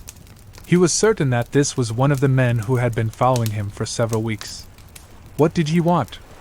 Daniger tried to rise, but failed. His limbs refused to support him. The man poured himself a glass of wine, and then filled Daniger's glass. The man raised his glass and said, "To your health, Victor Daniger." Victor started in alarm, and stammered, "Aye. No, I swear to you." "You will swear what? That you are not yourself? The servant of the Countess?" "What servant?" "My name is Dufour," asked the proprietor. "Yes, Anatole Dufour, to the proprietor of this restaurant. But Victor Daniger to the officers of the law. That's not true. Someone has lied to you. The newcomer took a card from his pocket and handed it to Victor, who read on it. Grimaudin, ex-inspector of the detective force. Private business transacted. Victor shuddered as he said, You are connected with the police? No, not now, but I have a liking for the business and I continue to work at it in a manner more profitable. From time to time I strike upon a golden opportunity, such as your case presents. My case? Yes, yours. I assure you it is a most promising affair, provided you are inclined to be reasonable. But if I am not reasonable? Oh, my good fellow, you are not in a position to refuse me anything I may ask. What is it? You want? Stammered Victor fearfully. Well, I will inform you in a few words. I am sent by Mademoiselle de Sincleves, the heiress of the Countess d'Andelot. What for? To recover the black pearl. Black pearl? That you stole. But I haven't got it. You have it. If I had, then I would be the assassin.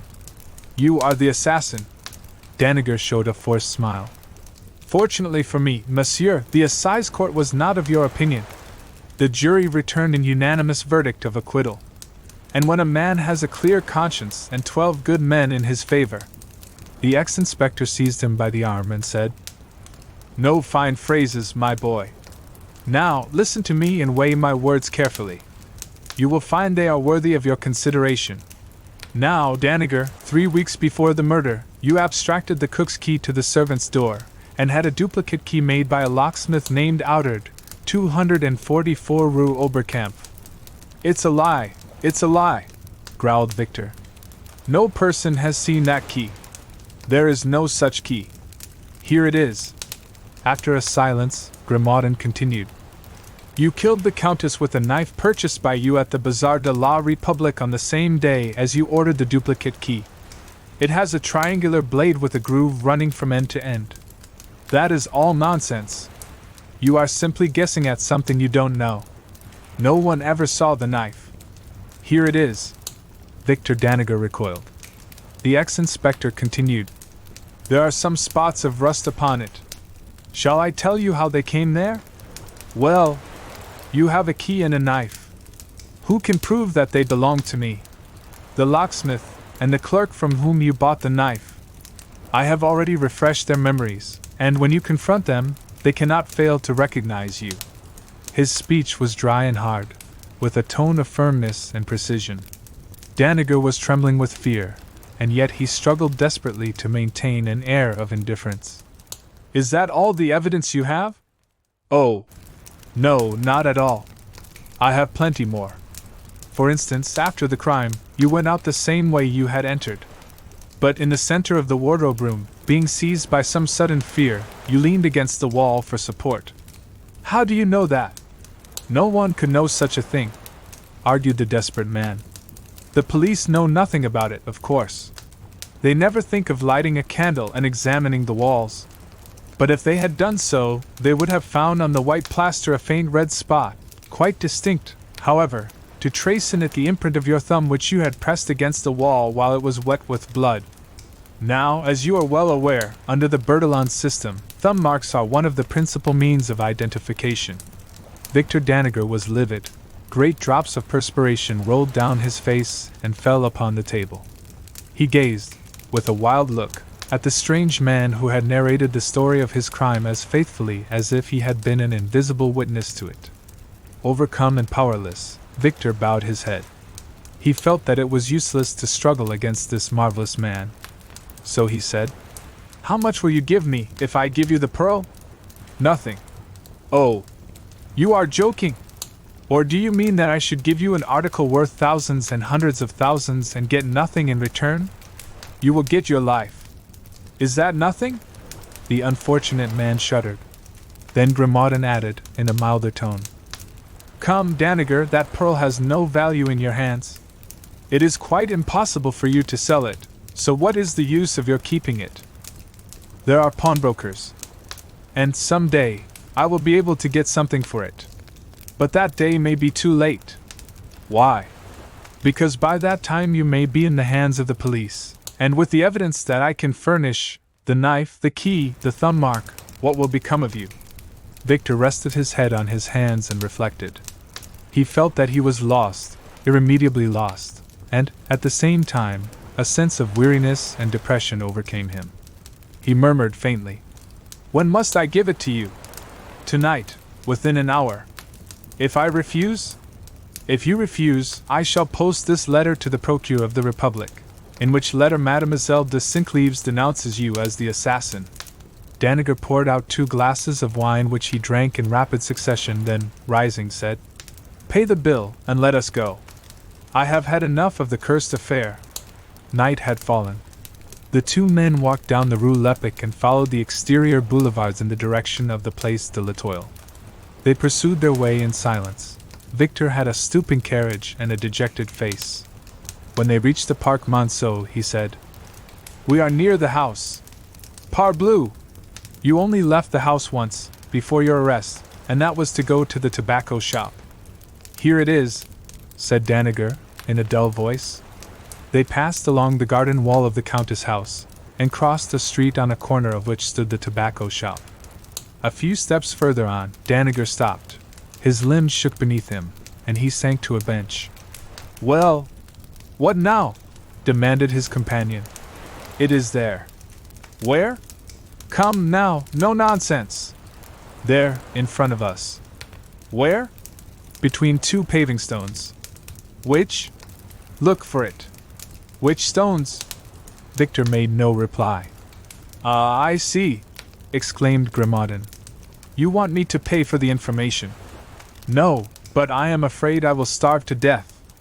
"So! That is why you hesitate. Well, I'll not be hard on you. How much do you want?" "Enough to buy a steerage pass to America." "All right. And 100 francs to keep me until I get work there." "You shall have 200. Now speak.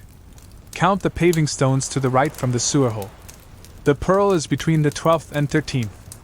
"In the gutter?" "Yes, close to the sidewalk." Grimaudin glanced around to see if anyone were looking. Some tramcars and pedestrians were passing. But bah, they will not suspect anything. He opened his pocket knife and thrust it between the 12th and 13th stones. "And if it is not there?" he said to Victor.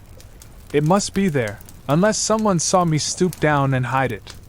Could it be possible that the black pearl had been cast into the mud and filth of the gutter to be picked up by the first comber? The black pearl, a fortune. "How far down?" he asked. "About 10 centimeters. He dug up the wet earth. The point of his knife struck something. He enlarged the hole with his finger. Then he abstracted the black pearl from its filthy hiding place. "Good! Here are your 200 francs. I will send you the ticket for America." On the following day, this article was published in the Echo de France, and was copied by the leading newspapers throughout the world. Yesterday, the famous black pearl came into the possession of Arsène Lupin, who recovered it from the murderer of the Countess d'Andelot. In a short time, facsimiles of that precious jewel will be exhibited in London, St. Petersburg, Calcutta, Buenos Aires, and New York. Arsène Lupin will be pleased to consider all propositions submitted to him through his agents. And that is how crime is always punished and virtue rewarded," said Arsène Lupin, after he had told me the foregoing history of the Black Pearl. "And that is how you, under the assumed name of Grimaudin, ex-inspector of detectives, were chosen by fate to deprive the criminal of the benefit of his crime." "Exactly. And I confess that the affair gives me infinite satisfaction and pride. The 40 minutes that I passed in the apartment of the Countess d'Andelot, after learning of her death, were the most thrilling and absorbing moments of my life. In those 40 minutes, involved as I was in a most dangerous plight, I calmly studied the scene of the murder and reached the conclusion that the crime must have been committed by one of the house servants. I also decided that, in order to get the pearl, that servant must be arrested, and so I left the wainscot button. It was necessary, also, for me to hold some convincing evidence of his guilt, so I carried away the knife which I found upon the floor, and the key which I found in the lock. I closed and locked the door, and erased the finger marks from the plaster in the wardrobe closet. In my opinion, that was one of those flashes. Of genius, I said, interrupting. Of genius, if you wish. But I flatter myself, it would not have occurred to the average mortal to frame, instantly, the two elements of the problem, an arrest and an acquittal, to make use of the formidable machinery of the law to crush and humble my victim, and reduce him to a condition in which, when free, he would be certain to fall into the trap I was laying for him. Poor devil. Poor devil, do you say? Victor Danager, the assassin. He might have descended to the lowest depths of vice and crime, if he had retained the Black Pearl. Now he lives. Think of that, Victor Danager is alive. And you have the Black Pearl. He took it out of one of the secret pockets of his wallet, examined it, gazed at it tenderly, and caressed it with loving fingers, and sighed, as he said, "What cold Russian prince, what vain and foolish Raja may someday possess this priceless treasure? Or, perhaps, some American millionaire is destined to become the owner of this morsel of exquisite beauty that once adorned the fair bosom of Leontine Zalti, the Countess d'Andelot." 9. Sherlock Holmes arrives too late. It is really remarkable, Valmont, what a close resemblance you bear to Arsène Lupin. How do you know? Oh, like everyone else, from photographs, no two of which are alike, but each of them leaves the impression of a face. Something like yours. Horace Valmont displayed some vexation. Quite so, my dear Devan. And believe me, you are not the first one who has noticed it. It is so striking, persisted Devan, that if you had not been recommended to me by my cousin D'Estevan, and if you were not the celebrated artist whose beautiful marine views I so admire, I have no doubt I should have warned the police of your presence in Dieppe. This sally was greeted with an outburst of laughter. The large dining hall of the Château de Thibermesnil contained on this occasion, besides Valmont, the following guests: Father Gellis, the parish priest, and a dozen officers whose regiments were quartered in the vicinity, and who had accepted the invitation of the banker Georges Devan and his mother. One of the officers then remarked, "I understand that an exact description of Arsène Lupin has been furnished to all the police along this coast since his daring exploit on the Paris-Havre Express." "I suppose so," said Devan. "That was 3 months ago, and a week later, I made the acquaintance of our friend Valmont at the casino, and since then, he has honored me with several visits, an agreeable preamble to a more serious visit that he will pay me one of these days. Or rather, one of these nights." This speech evoked another round of laughter, and the guests then passed into the ancient Hall of the Guards, a vast room with a high ceiling, which occupied the entire lower part of the Tour Guillaume, William's Tower, and wherein Georges Devan had collected the incomparable treasures which the lords of Thibermesnil had accumulated through many centuries. It contained ancient chests, credences, andirons, and chandeliers. The stone walls were overhung with magnificent tapestries. The deep embrasures of the 4 windows were furnished with benches, and the Gothic windows were composed of small panes of colored glass set in a leaden frame. Between the door and the window to the left stood an immense bookcase of Renaissance style, on the pediment of which, in letters of gold, was the word Thibermesnil, and below it the proud family device, Fais ce que vox, do what thou wishest. When the guests had lighted their cigars, Devan resumed the conversation. "And remember, Valmont, you have no time to lose. In fact, tonight is the last chance you will have." "How so?" asked the painter, who appeared to regard the affair as a joke. Devan was about to reply, when his mother mentioned to him to keep silent, but the excitement of the occasion and a desire to interest his guests urged him to speak. "Bah!" he murmured. "I can tell it now. It won't do any harm." The guests drew closer, and he commenced to speak with the satisfied air of a man who has an important announcement to make.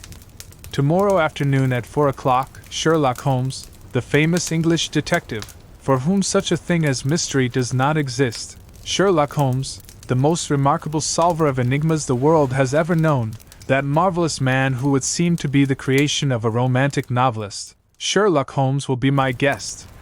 Immediately, Devan was the target of numerous eager questions. "Is Sherlock Holmes really coming? Is it so serious as that?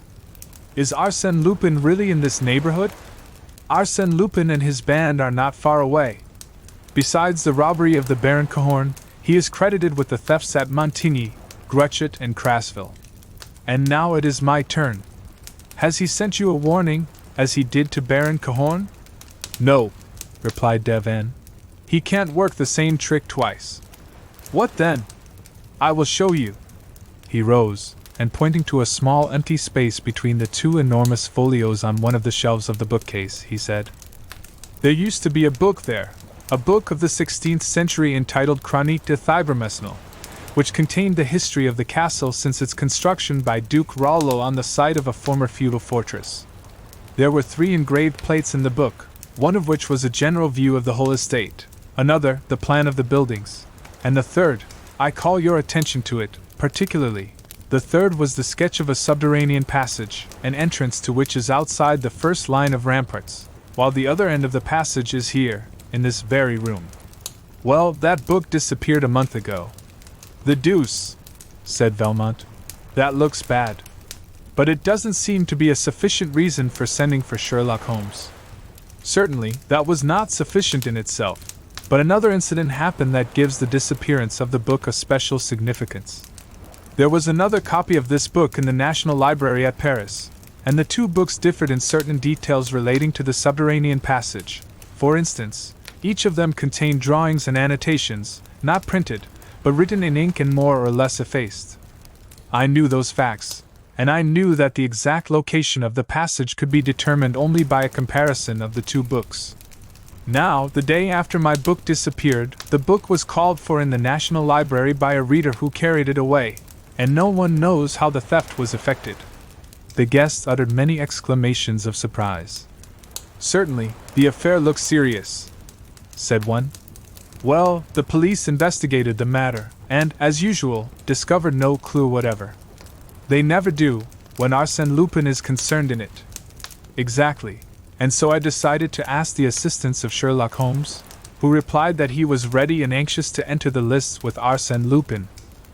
What glory for Arsène Lupin, said Valmont. But if our national thief, as they call him, has no evil designs on your castle, Sherlock Holmes will have his trip in vain. There are other things that will interest him, such as the discovery of the subterranean passage. But you told us that one end of the passage was outside the ramparts, and the other was in this very room. Yes, but in what part of the room?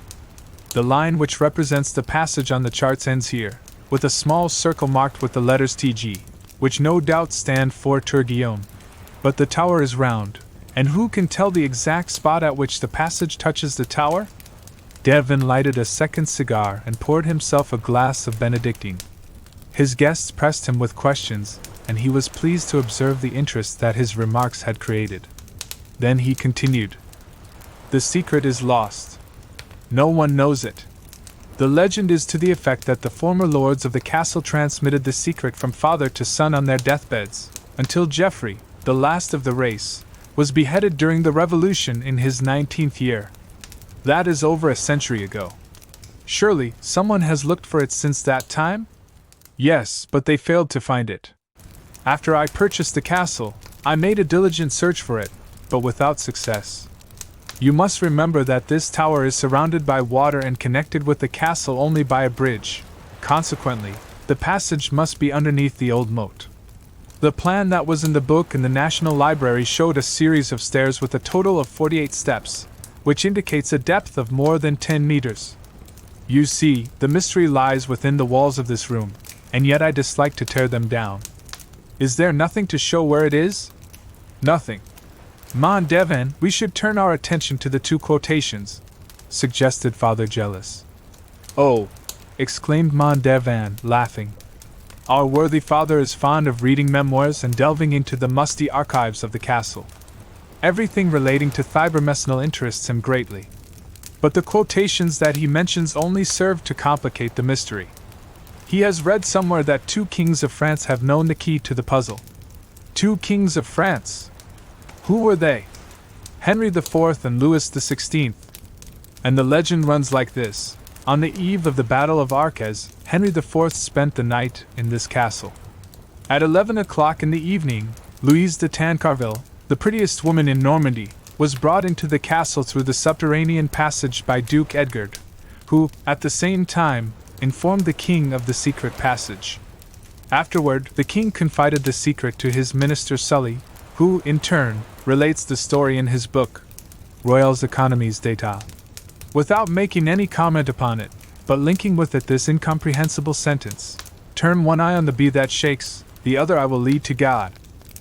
After a brief silence, Belmont laughed and said, "Certainly it doesn't throw a dazzling light upon the subject." "No, but Father Jealous claims that Sully concealed the key to the mystery in this strange sentence in order to keep the secret from the secretaries to whom he dictated his memoirs." "That is an ingenious theory," said Belmont. "Yes, and it may be nothing more. I cannot see that it throws any light on the mysterious riddle."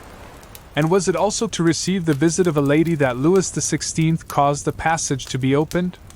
"I don't know," said Mondevin. "All I can say is that the king stopped here one night in 1784, and that the famous iron casket found in the Louvre contained a paper bearing these words in the king's own writing: Fibermesnil March 4th, 11. Horace Belmont laughed heartily, and exclaimed, "At last! And now that we have the magic key, where is the man who can fit it to the invisible lock?" "Laugh as much as you please, monsieur," said Father Jealous, "but I am confident the solution is contained in those two sentences, and some day we will find a man able to interpret them." "Sherlock Holmes is the man," said Mondevin, "unless Arsène Lupin gets ahead of him. What is your opinion, Belmont?" Belmont arose, placed his hand on Devin's shoulder, and declared, "I think that the information furnished by your book and the book of the National Library was deficient in a very important detail which you have now supplied. I thank you for it." "What is it?" "The missing key. Now that I have it, I can go to work at once," said Belmont. "Of course, without losing a minute," said Devin, smiling. "Not even a second," replied Belmont. "Tonight, before the arrival of Sherlock Holmes, I must plunder your castle. You have no time to lose. Oh, by the way, I can drive you over this evening." "To Dieppe?" "Yes. I am going to meet Monsieur and Madame Diendrel and a young lady of their acquaintance who are to arrive by the midnight train."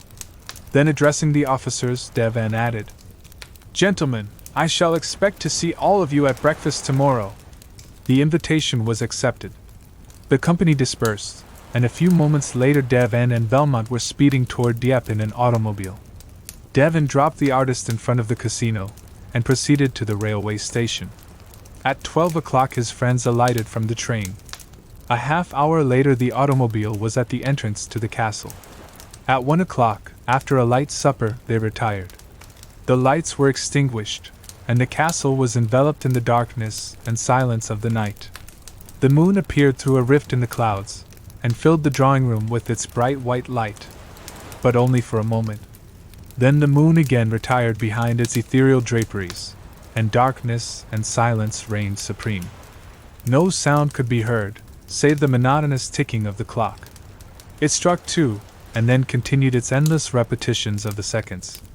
Then 3 o'clock.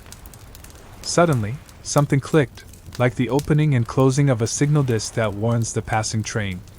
A thin stream of light flashed to every corner of the room, like an arrow that leaves behind it a trail of light. It shot forth from the central fluting of a column that supported the pediment of the bookcase. It rested for a moment on the panel opposite like a glittering circle of burnished silver, then flashed in all directions like a guilty eye that scrutinizes every shadow. It disappeared for a short time, but burst forth again as a whole section of the bookcase revolved on a pivot and disclosed a large opening like a vault. A man entered, carrying an electric lantern. He was followed by a second man, who carried a coil of rope and various tools. The leader inspected the room, listened a moment, and said, "Call the others." Then 8 men, stout fellows with resolute faces, entered the room, and immediately commenced to remove the furnishings. Arsène Lupin passed quickly from one piece of furniture to another, examined each, and according to its size or artistic value, he directed his men to take it or leave it. If ordered to be taken, it was carried to the gaping mouth of the tunnel, and ruthlessly thrust into the bowels of the earth. Such was the fate of 6 armchairs, 6 small Louis XV chairs, a quantity of Aubusson tapestries, some candelabra, paintings by Fragonard and Nadier, a bust by Houdon, and some statuettes. Sometimes, Lupin would linger before a beautiful chest or a superb picture, and sigh. "That is too heavy. Too large. What a pity!" In 40 minutes the room was dismantled, and it had been accomplished in such an orderly manner, and with as little noise as if the various articles had been packed and wadded for the occasion. Lupin said to the last man who departed by way of the tunnel, "You need not come back.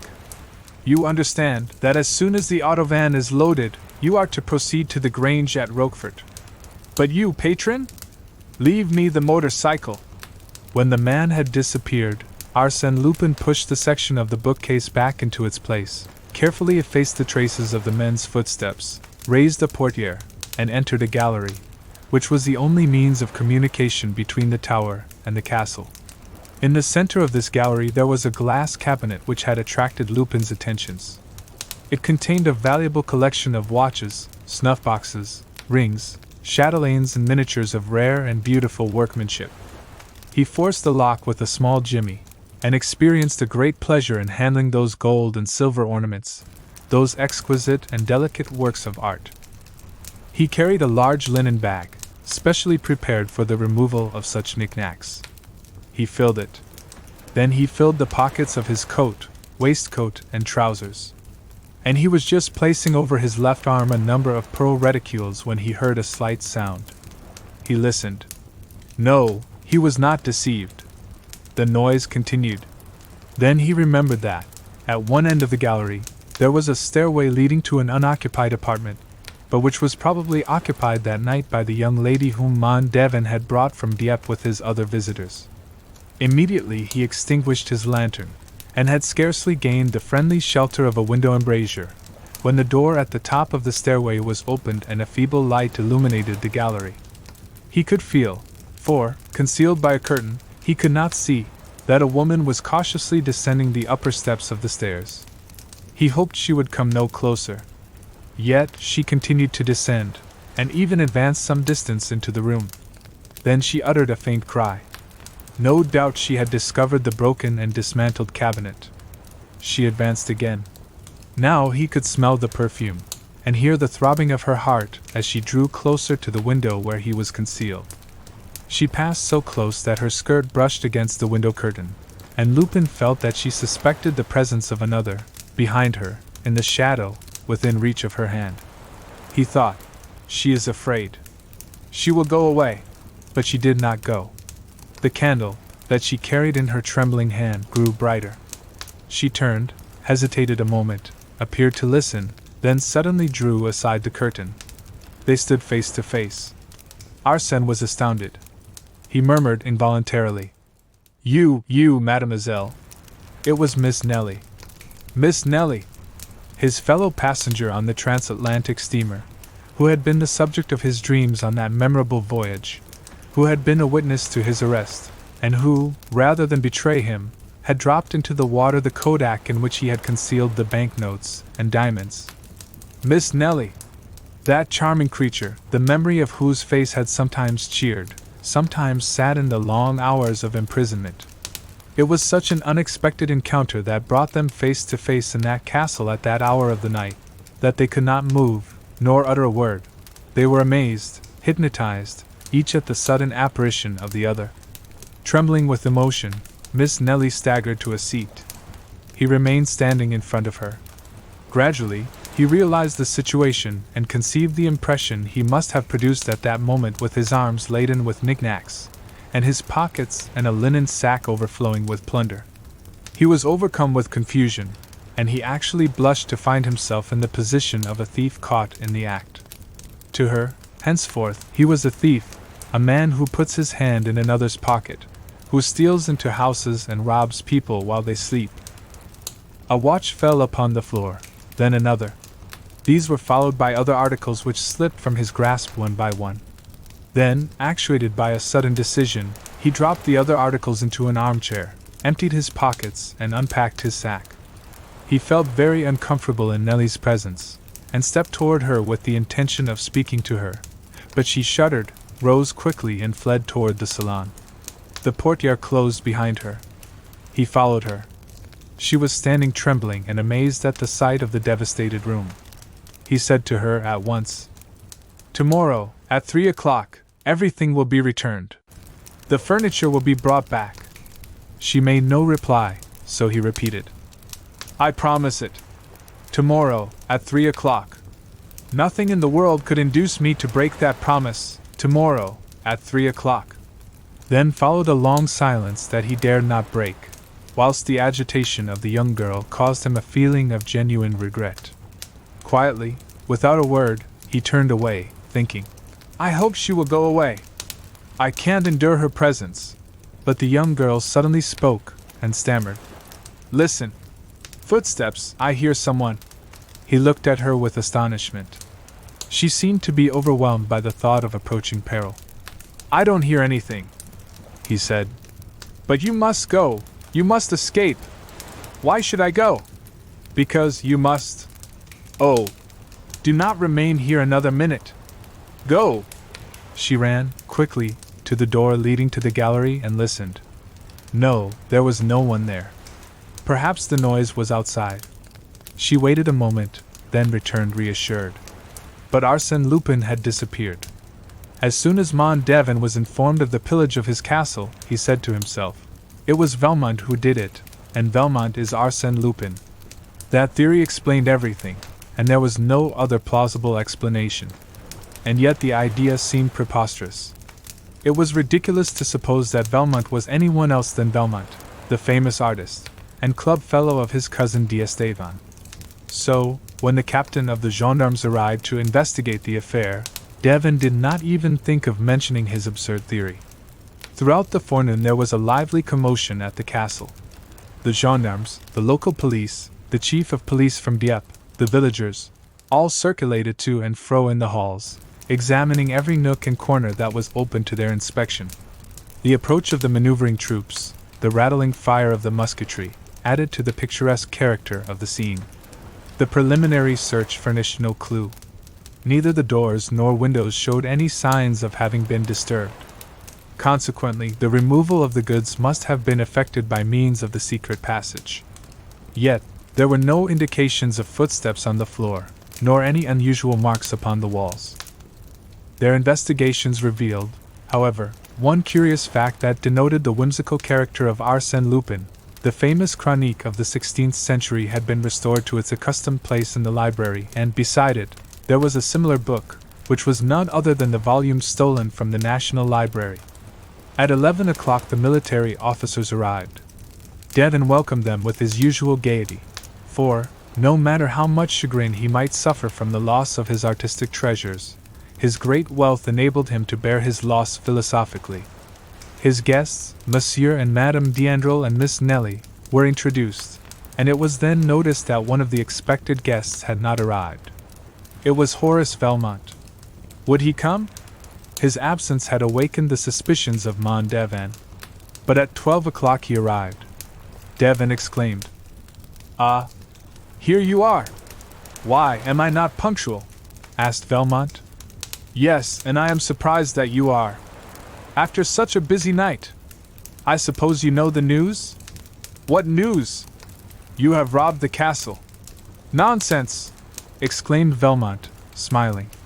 "Exactly as I predicted. But first escort Miss Underdown to the dining room. Mademoiselle, allow me." He stopped, as he remarked the extreme agitation of the young girl. Then, recalling the incident, he said, "Ah, of course, you met Arsène Lupin on the steamer, before his arrest, and you are astonished at the resemblance. Is that it?" She did not reply. Valmont stood before her, smiling. He bowed. She took his proffered arm. He escorted her to her place, and took his seat opposite her. During the breakfast, the conversation related exclusively to Arsène Lupin, the stolen goods, the secret passage, and Sherlock Holmes. It was only at the close of the repast, when the conversation had drifted to other subjects, that Valmont took any part in it. Then he was, by turns, amusing and grave, talkative and pensive. and all his remarks seemed to be directed to the young girl. But she, quite absorbed, did not appear to hear them. Coffee was served on the terrace overlooking the court of honor and the flower garden in front of the principal facade. The regimental band played on the lawn, and scores of soldiers and peasants wandered through the park. Miss Nellie had not forgotten, for one moment, Lupin's solemn promise. "Tomorrow, at 3 o'clock, everything will be returned. At 3 o'clock." And the hands of the great clock in the right wing of the castle now marked 20 minutes to 3. In spite of herself, her eyes wandered to the clock every minute. She also watched Velmont, who was calmly swinging to and fro in a comfortable rocking chair. 10 minutes to 3, 5 minutes to 3. Nellie was impatient and anxious. Was it possible that Arsène Lupin would carry out his promise at the appointed hour, when the castle, the courtyard, and the park were filled with people, and at the very moment when the officers of the law were pursuing their investigations? And yet, Arsène Lupin had given her his solemn promise. It will be exactly as he said, thought she, so deeply was she impressed with the authority, energy, and assurance of that remarkable man. To her, it no longer assumed the form of a miracle, but, on the contrary, a natural incident that must occur in the ordinary course of events. She blushed and turned her head. 3 o'clock.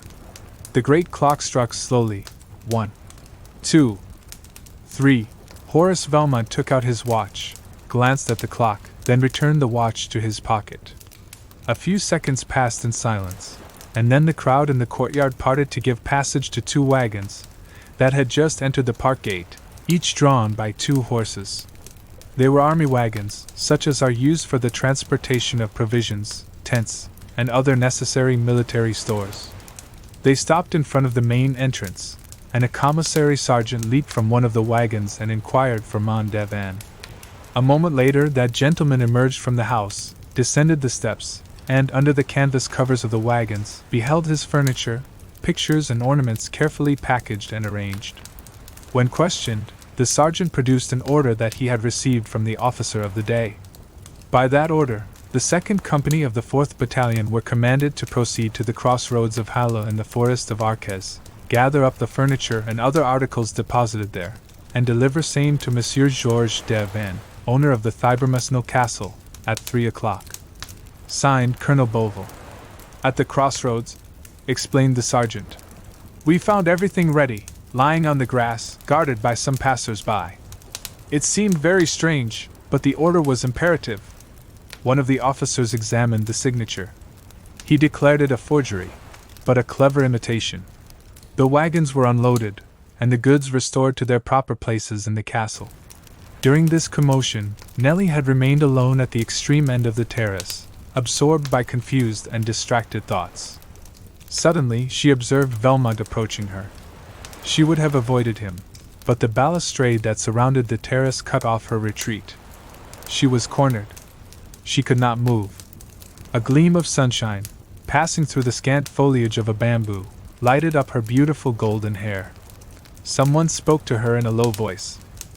Have I not kept my promise? Arsène Lupin stood close to her. No one else was near. He repeated in a calm, soft voice. Have I not kept my promise? He expected a word of thanks, or at least some slight movement that would betray her interest in the fulfillment of his promise. But she remained silent. Her scornful attitude annoyed Arsène Lupin, and he realized the vast distance that separated him from Miss Nellie, now that she had learned the truth. He would gladly have justified himself in her eyes, or at least pleaded extenuating circumstances, but he perceived the absurdity and futility of such an attempt. Finally, dominated by a surging flood of memories, he murmured, Ah, how long ago that was! You remember the long hours on the deck of the Provence. Then, you carried a rose in your hand, a white rose like the one you carry today. I asked you for it. You pretended you did not hear me. After you had gone away, I found the rose, forgotten, no doubt, and I kept it. She made no reply. She seemed to be far away. He continued, In memory of those happy hours, forget what you have learned since. Separate the past from the present. Do not regard me as the man you saw last night, but look at me, if only for a moment, as you did in those far-off days when I was Bernard d'Andrézy, for a short time. Will you, please?" She raised her eyes and looked at him as he had requested. Then, without saying a word, she pointed to a ring he was wearing on his forefinger.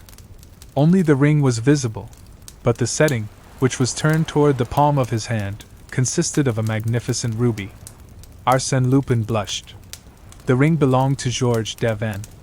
He smiled bitterly and said, "You are right. Nothing can be changed. Arsène Lupin is now and always will be Arsène Lupin. To you, he cannot be even so much as a memory. Pardon me, I should have known that any attention I may now offer you is simply an insult. Forgive me." He stepped aside, hat in hand. Nellie passed before him. He was inclined to detain her and beseech her forgiveness. But his courage failed, and he contented himself by following her with his eyes, as he had done when she descended the gangway to the pier at New York. She mounted the steps leading to the door, and disappeared within the house. He saw her no more. A cloud obscured the sun. Arsène Lupin stood watching the imprints of her tiny feet in the sand. Suddenly, he gave a start. Upon the box which contained the bamboo, beside which Nellie had been standing, he saw the rose, the white rose which he had desired but dared not ask for. Forgotten, no doubt, it, also. But how, designedly or through distraction? He seized it eagerly. Some of its petals fell to the ground. He picked them up, one by one, like precious relics. "Come," he said to himself. "I have nothing more to do here. I must think of my safety, before Sherlock Holmes arrives." The park was deserted, but some gendarmes were stationed at the park gate. He entered a grove of pine trees, leaped over the wall, and, as a short cut to the railroad station, followed a path across the fields. After walking about 10 minutes, he arrived at a spot where the road grew narrower and ran between two steep banks. In this ravine, he met a man traveling in the opposite direction. It was a man about 50 years of age, tall, smooth-shaven, and wearing clothes of a foreign cut. He carried a heavy cane, and a small satchel was strapped across his shoulder. When they met, the stranger spoke, with a slight English accent. "Excuse me, monsieur, is this the way to the castle?" "Yes, monsieur, straight ahead, and turn to the left when you come to the wall. They are expecting you."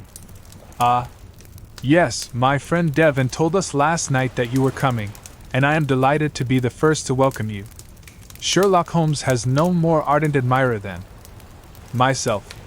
There was a touch of irony in his voice that he quickly regretted, for Sherlock Holmes scrutinized him from head to foot with such a keen, penetrating eye that Arsène Lupin experienced the sensation of being seized, imprisoned and registered by that look more thoroughly and precisely than he had ever been by a camera.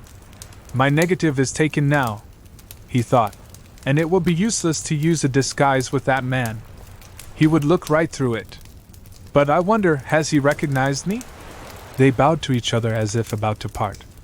But at that moment they heard a sound of horses' feet, accompanied by clinking of steel. It was the gendarmes. The two men were obliged to draw back against the embankment, amongst the bushes, to avoid the horses. The gendarmes passed by, but, as they followed each other at a considerable distance, they were several minutes in doing so. And Lupin was thinking, "It all depends on that question, has he recognized me? If so, he will probably take advantage of the opportunity. It is a trying situation." When the last horseman had passed, Sherlock Holmes stepped forth and brushed the dust from his clothes. Then, for a moment, he and Arsène Lupin gazed at each other, and if a person could have seen them at that moment, it would have been an interesting sight, and memorable as the first meeting of two remarkable men, so strange, so powerfully equipped, both of superior quality, and destined by fate, through their peculiar attributes, to hurl themselves one at the other like two equal forces that nature opposes, one against the other, in the realms of space. Then the Englishman said, "Thank you, monsieur." "You are quite welcome," replied Arsène Lupin. They parted. Lupin went toward the railway station, and Sherlock Holmes continued on his way to the castle. The local officers had given up the investigation after several hours of fruitless efforts, and the people at the castle were awaiting the arrival of the English detective with a lively curiosity. At first sight, they were a little disappointed on account of his commonplace appearance, which differed so greatly from the pictures they had formed of him in their own minds. He did not in any way resemble the romantic hero, the mysterious and diabolical personage that the name of Sherlock Holmes had evoked in their imaginations. However, Devon exclaimed with much gusto, "Ah, Monsieur, you are here! I am delighted to see you. It is a long-deferred pleasure. Really, I scarcely regret what has happened, since it affords me the opportunity to meet you. But how did you come?" "By the train. But I sent my automobile to meet you at the station." "An official reception, eh? With music and fireworks?" "Oh, no, not for me. That is not the way I do business," grumbled the Englishman. This speech disconcerted Devon, who replied, with a forced smile, "Fortunately, the business has been greatly simplified since I wrote to you." "In what way?" "The robbery took place last night. If you had not announced my intended visit, it is probable the robbery would not have been committed last night." "When, then?" "Tomorrow, or some other day."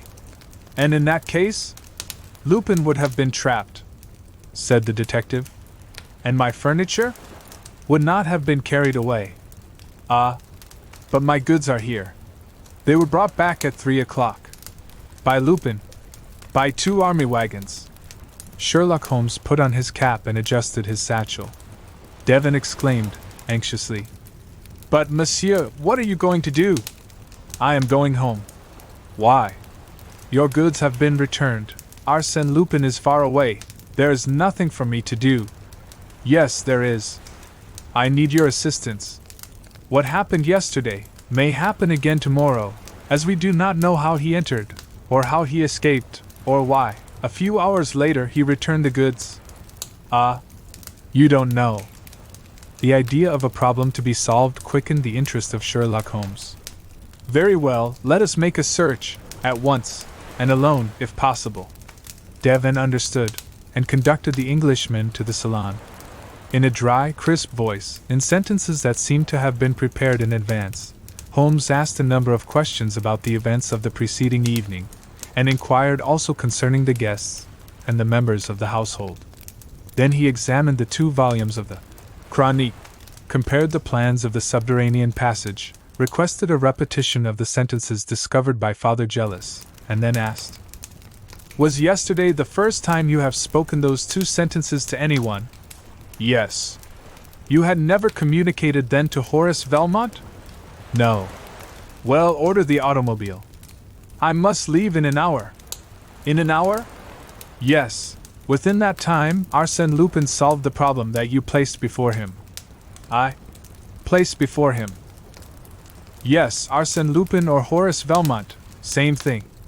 "I thought so." "Ah, the scoundrel! Now let us see," said Holmes. "Last night at 10 o'clock you furnished Lupin with the information that he lacked, and that he had been seeking for many weeks. During the night he found time to solve the problem, collect his men, and rob the castle. I shall be quite as expeditious."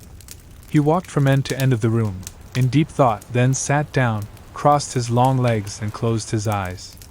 Devon waited, quite embarrassed. Thought he, "Is the man asleep? Or is he only meditating?" However, he left the room to give some orders, and when he returned he found the detective on his knees scrutinizing the carpet at the foot of the stairs in the gallery. "What is it?" he inquired. "Look! There! Spots from a candle. You are right, and quite fresh.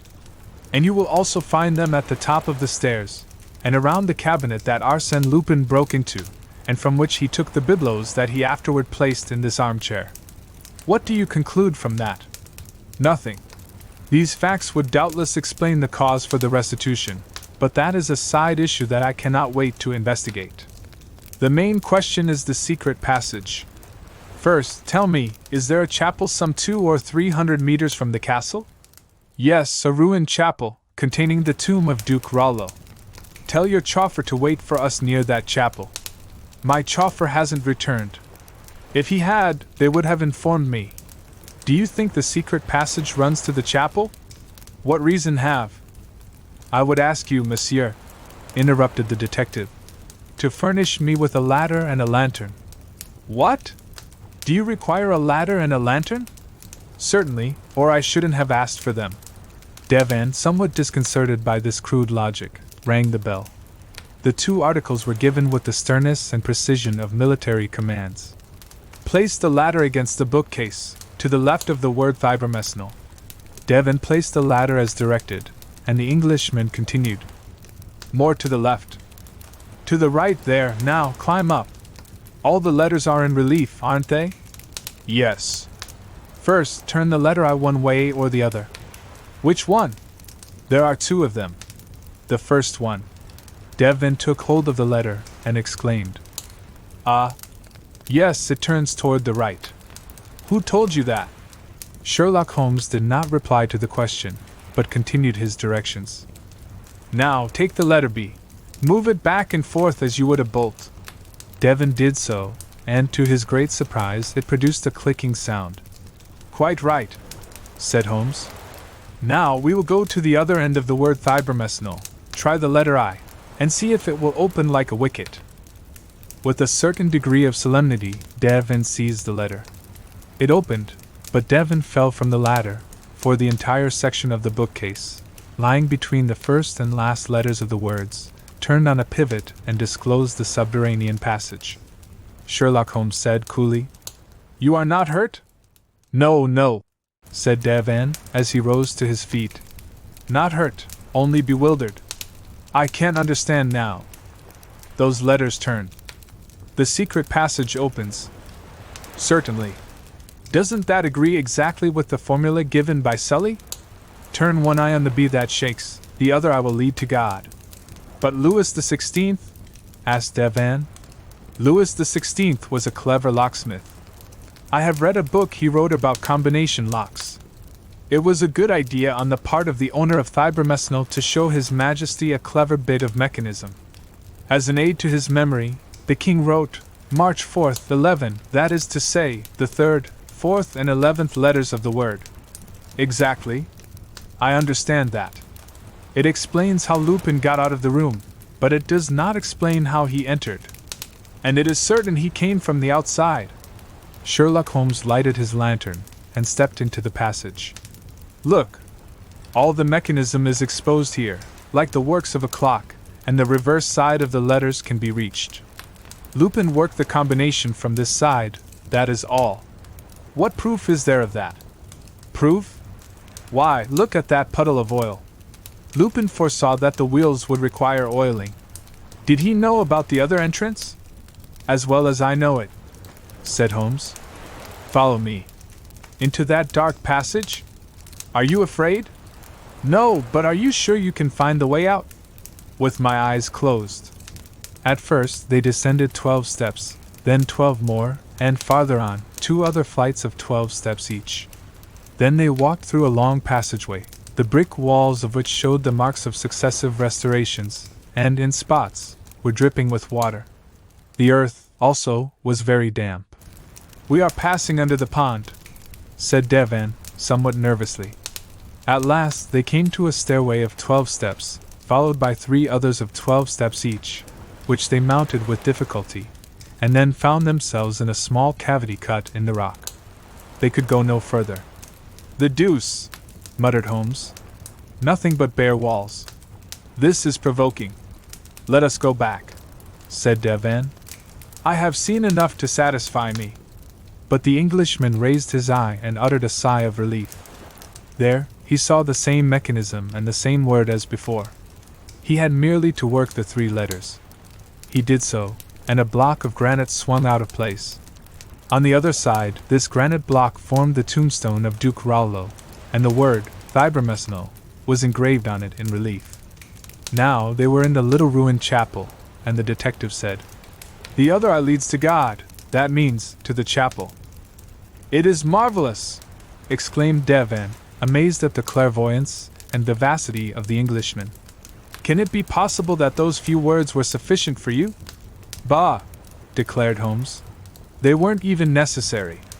In the chart in the book of the National Library, the drawing terminates at the left, as you know, in a circle, and at the right, as you do not know, in a cross. Now, that cross must refer to the chapel in which we now stand. Poor Devon could not believe his ears. It was all so new, so novel to him. He exclaimed, "It is incredible, miraculous, and yet of a childish simplicity. How is it that no one has ever solved the mystery? Because no one has ever united the essential elements, that is to say, the two books and the two sentences. No one, but Arsène Lupin and myself. But Father Jealous and I knew all about those things, and likewise." Holmes smiled and said, "Monsieur Devon, everybody cannot solve riddles. I have been trying for 10 years to accomplish what you did in 10 minutes. Bah! I am used to it." They emerged from the chapel and found an automobile. "Ah, there's an auto waiting for us." "Yes, it is mine," said Devon. "Yours? You said your chauffeur hadn't returned." They approached the machine, and Mon Devon questioned the chauffeur. "Edouard, who gave you orders to come here?" "Why, it was Monsieur Velmont." "Mon Velmont? Did you meet him?"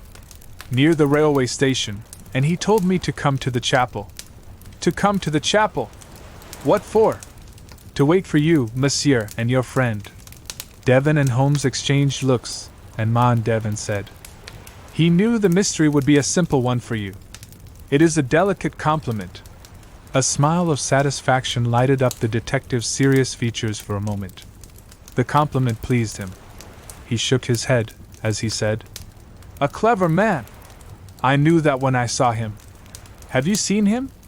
"I met him a short time ago, on my way from the station." "And you knew it was Horace Velmont? I mean Arsène Lupin?" "That is right." "I wonder how it came." "No, but I supposed it was, from a certain ironical speech he made." "And you allowed him to escape?" "Of course I did. And yet I had everything on my side, such as 5 gendarmes who passed us." "Sacre bleu!" cried Devon. "You should have taken advantage of the opportunity."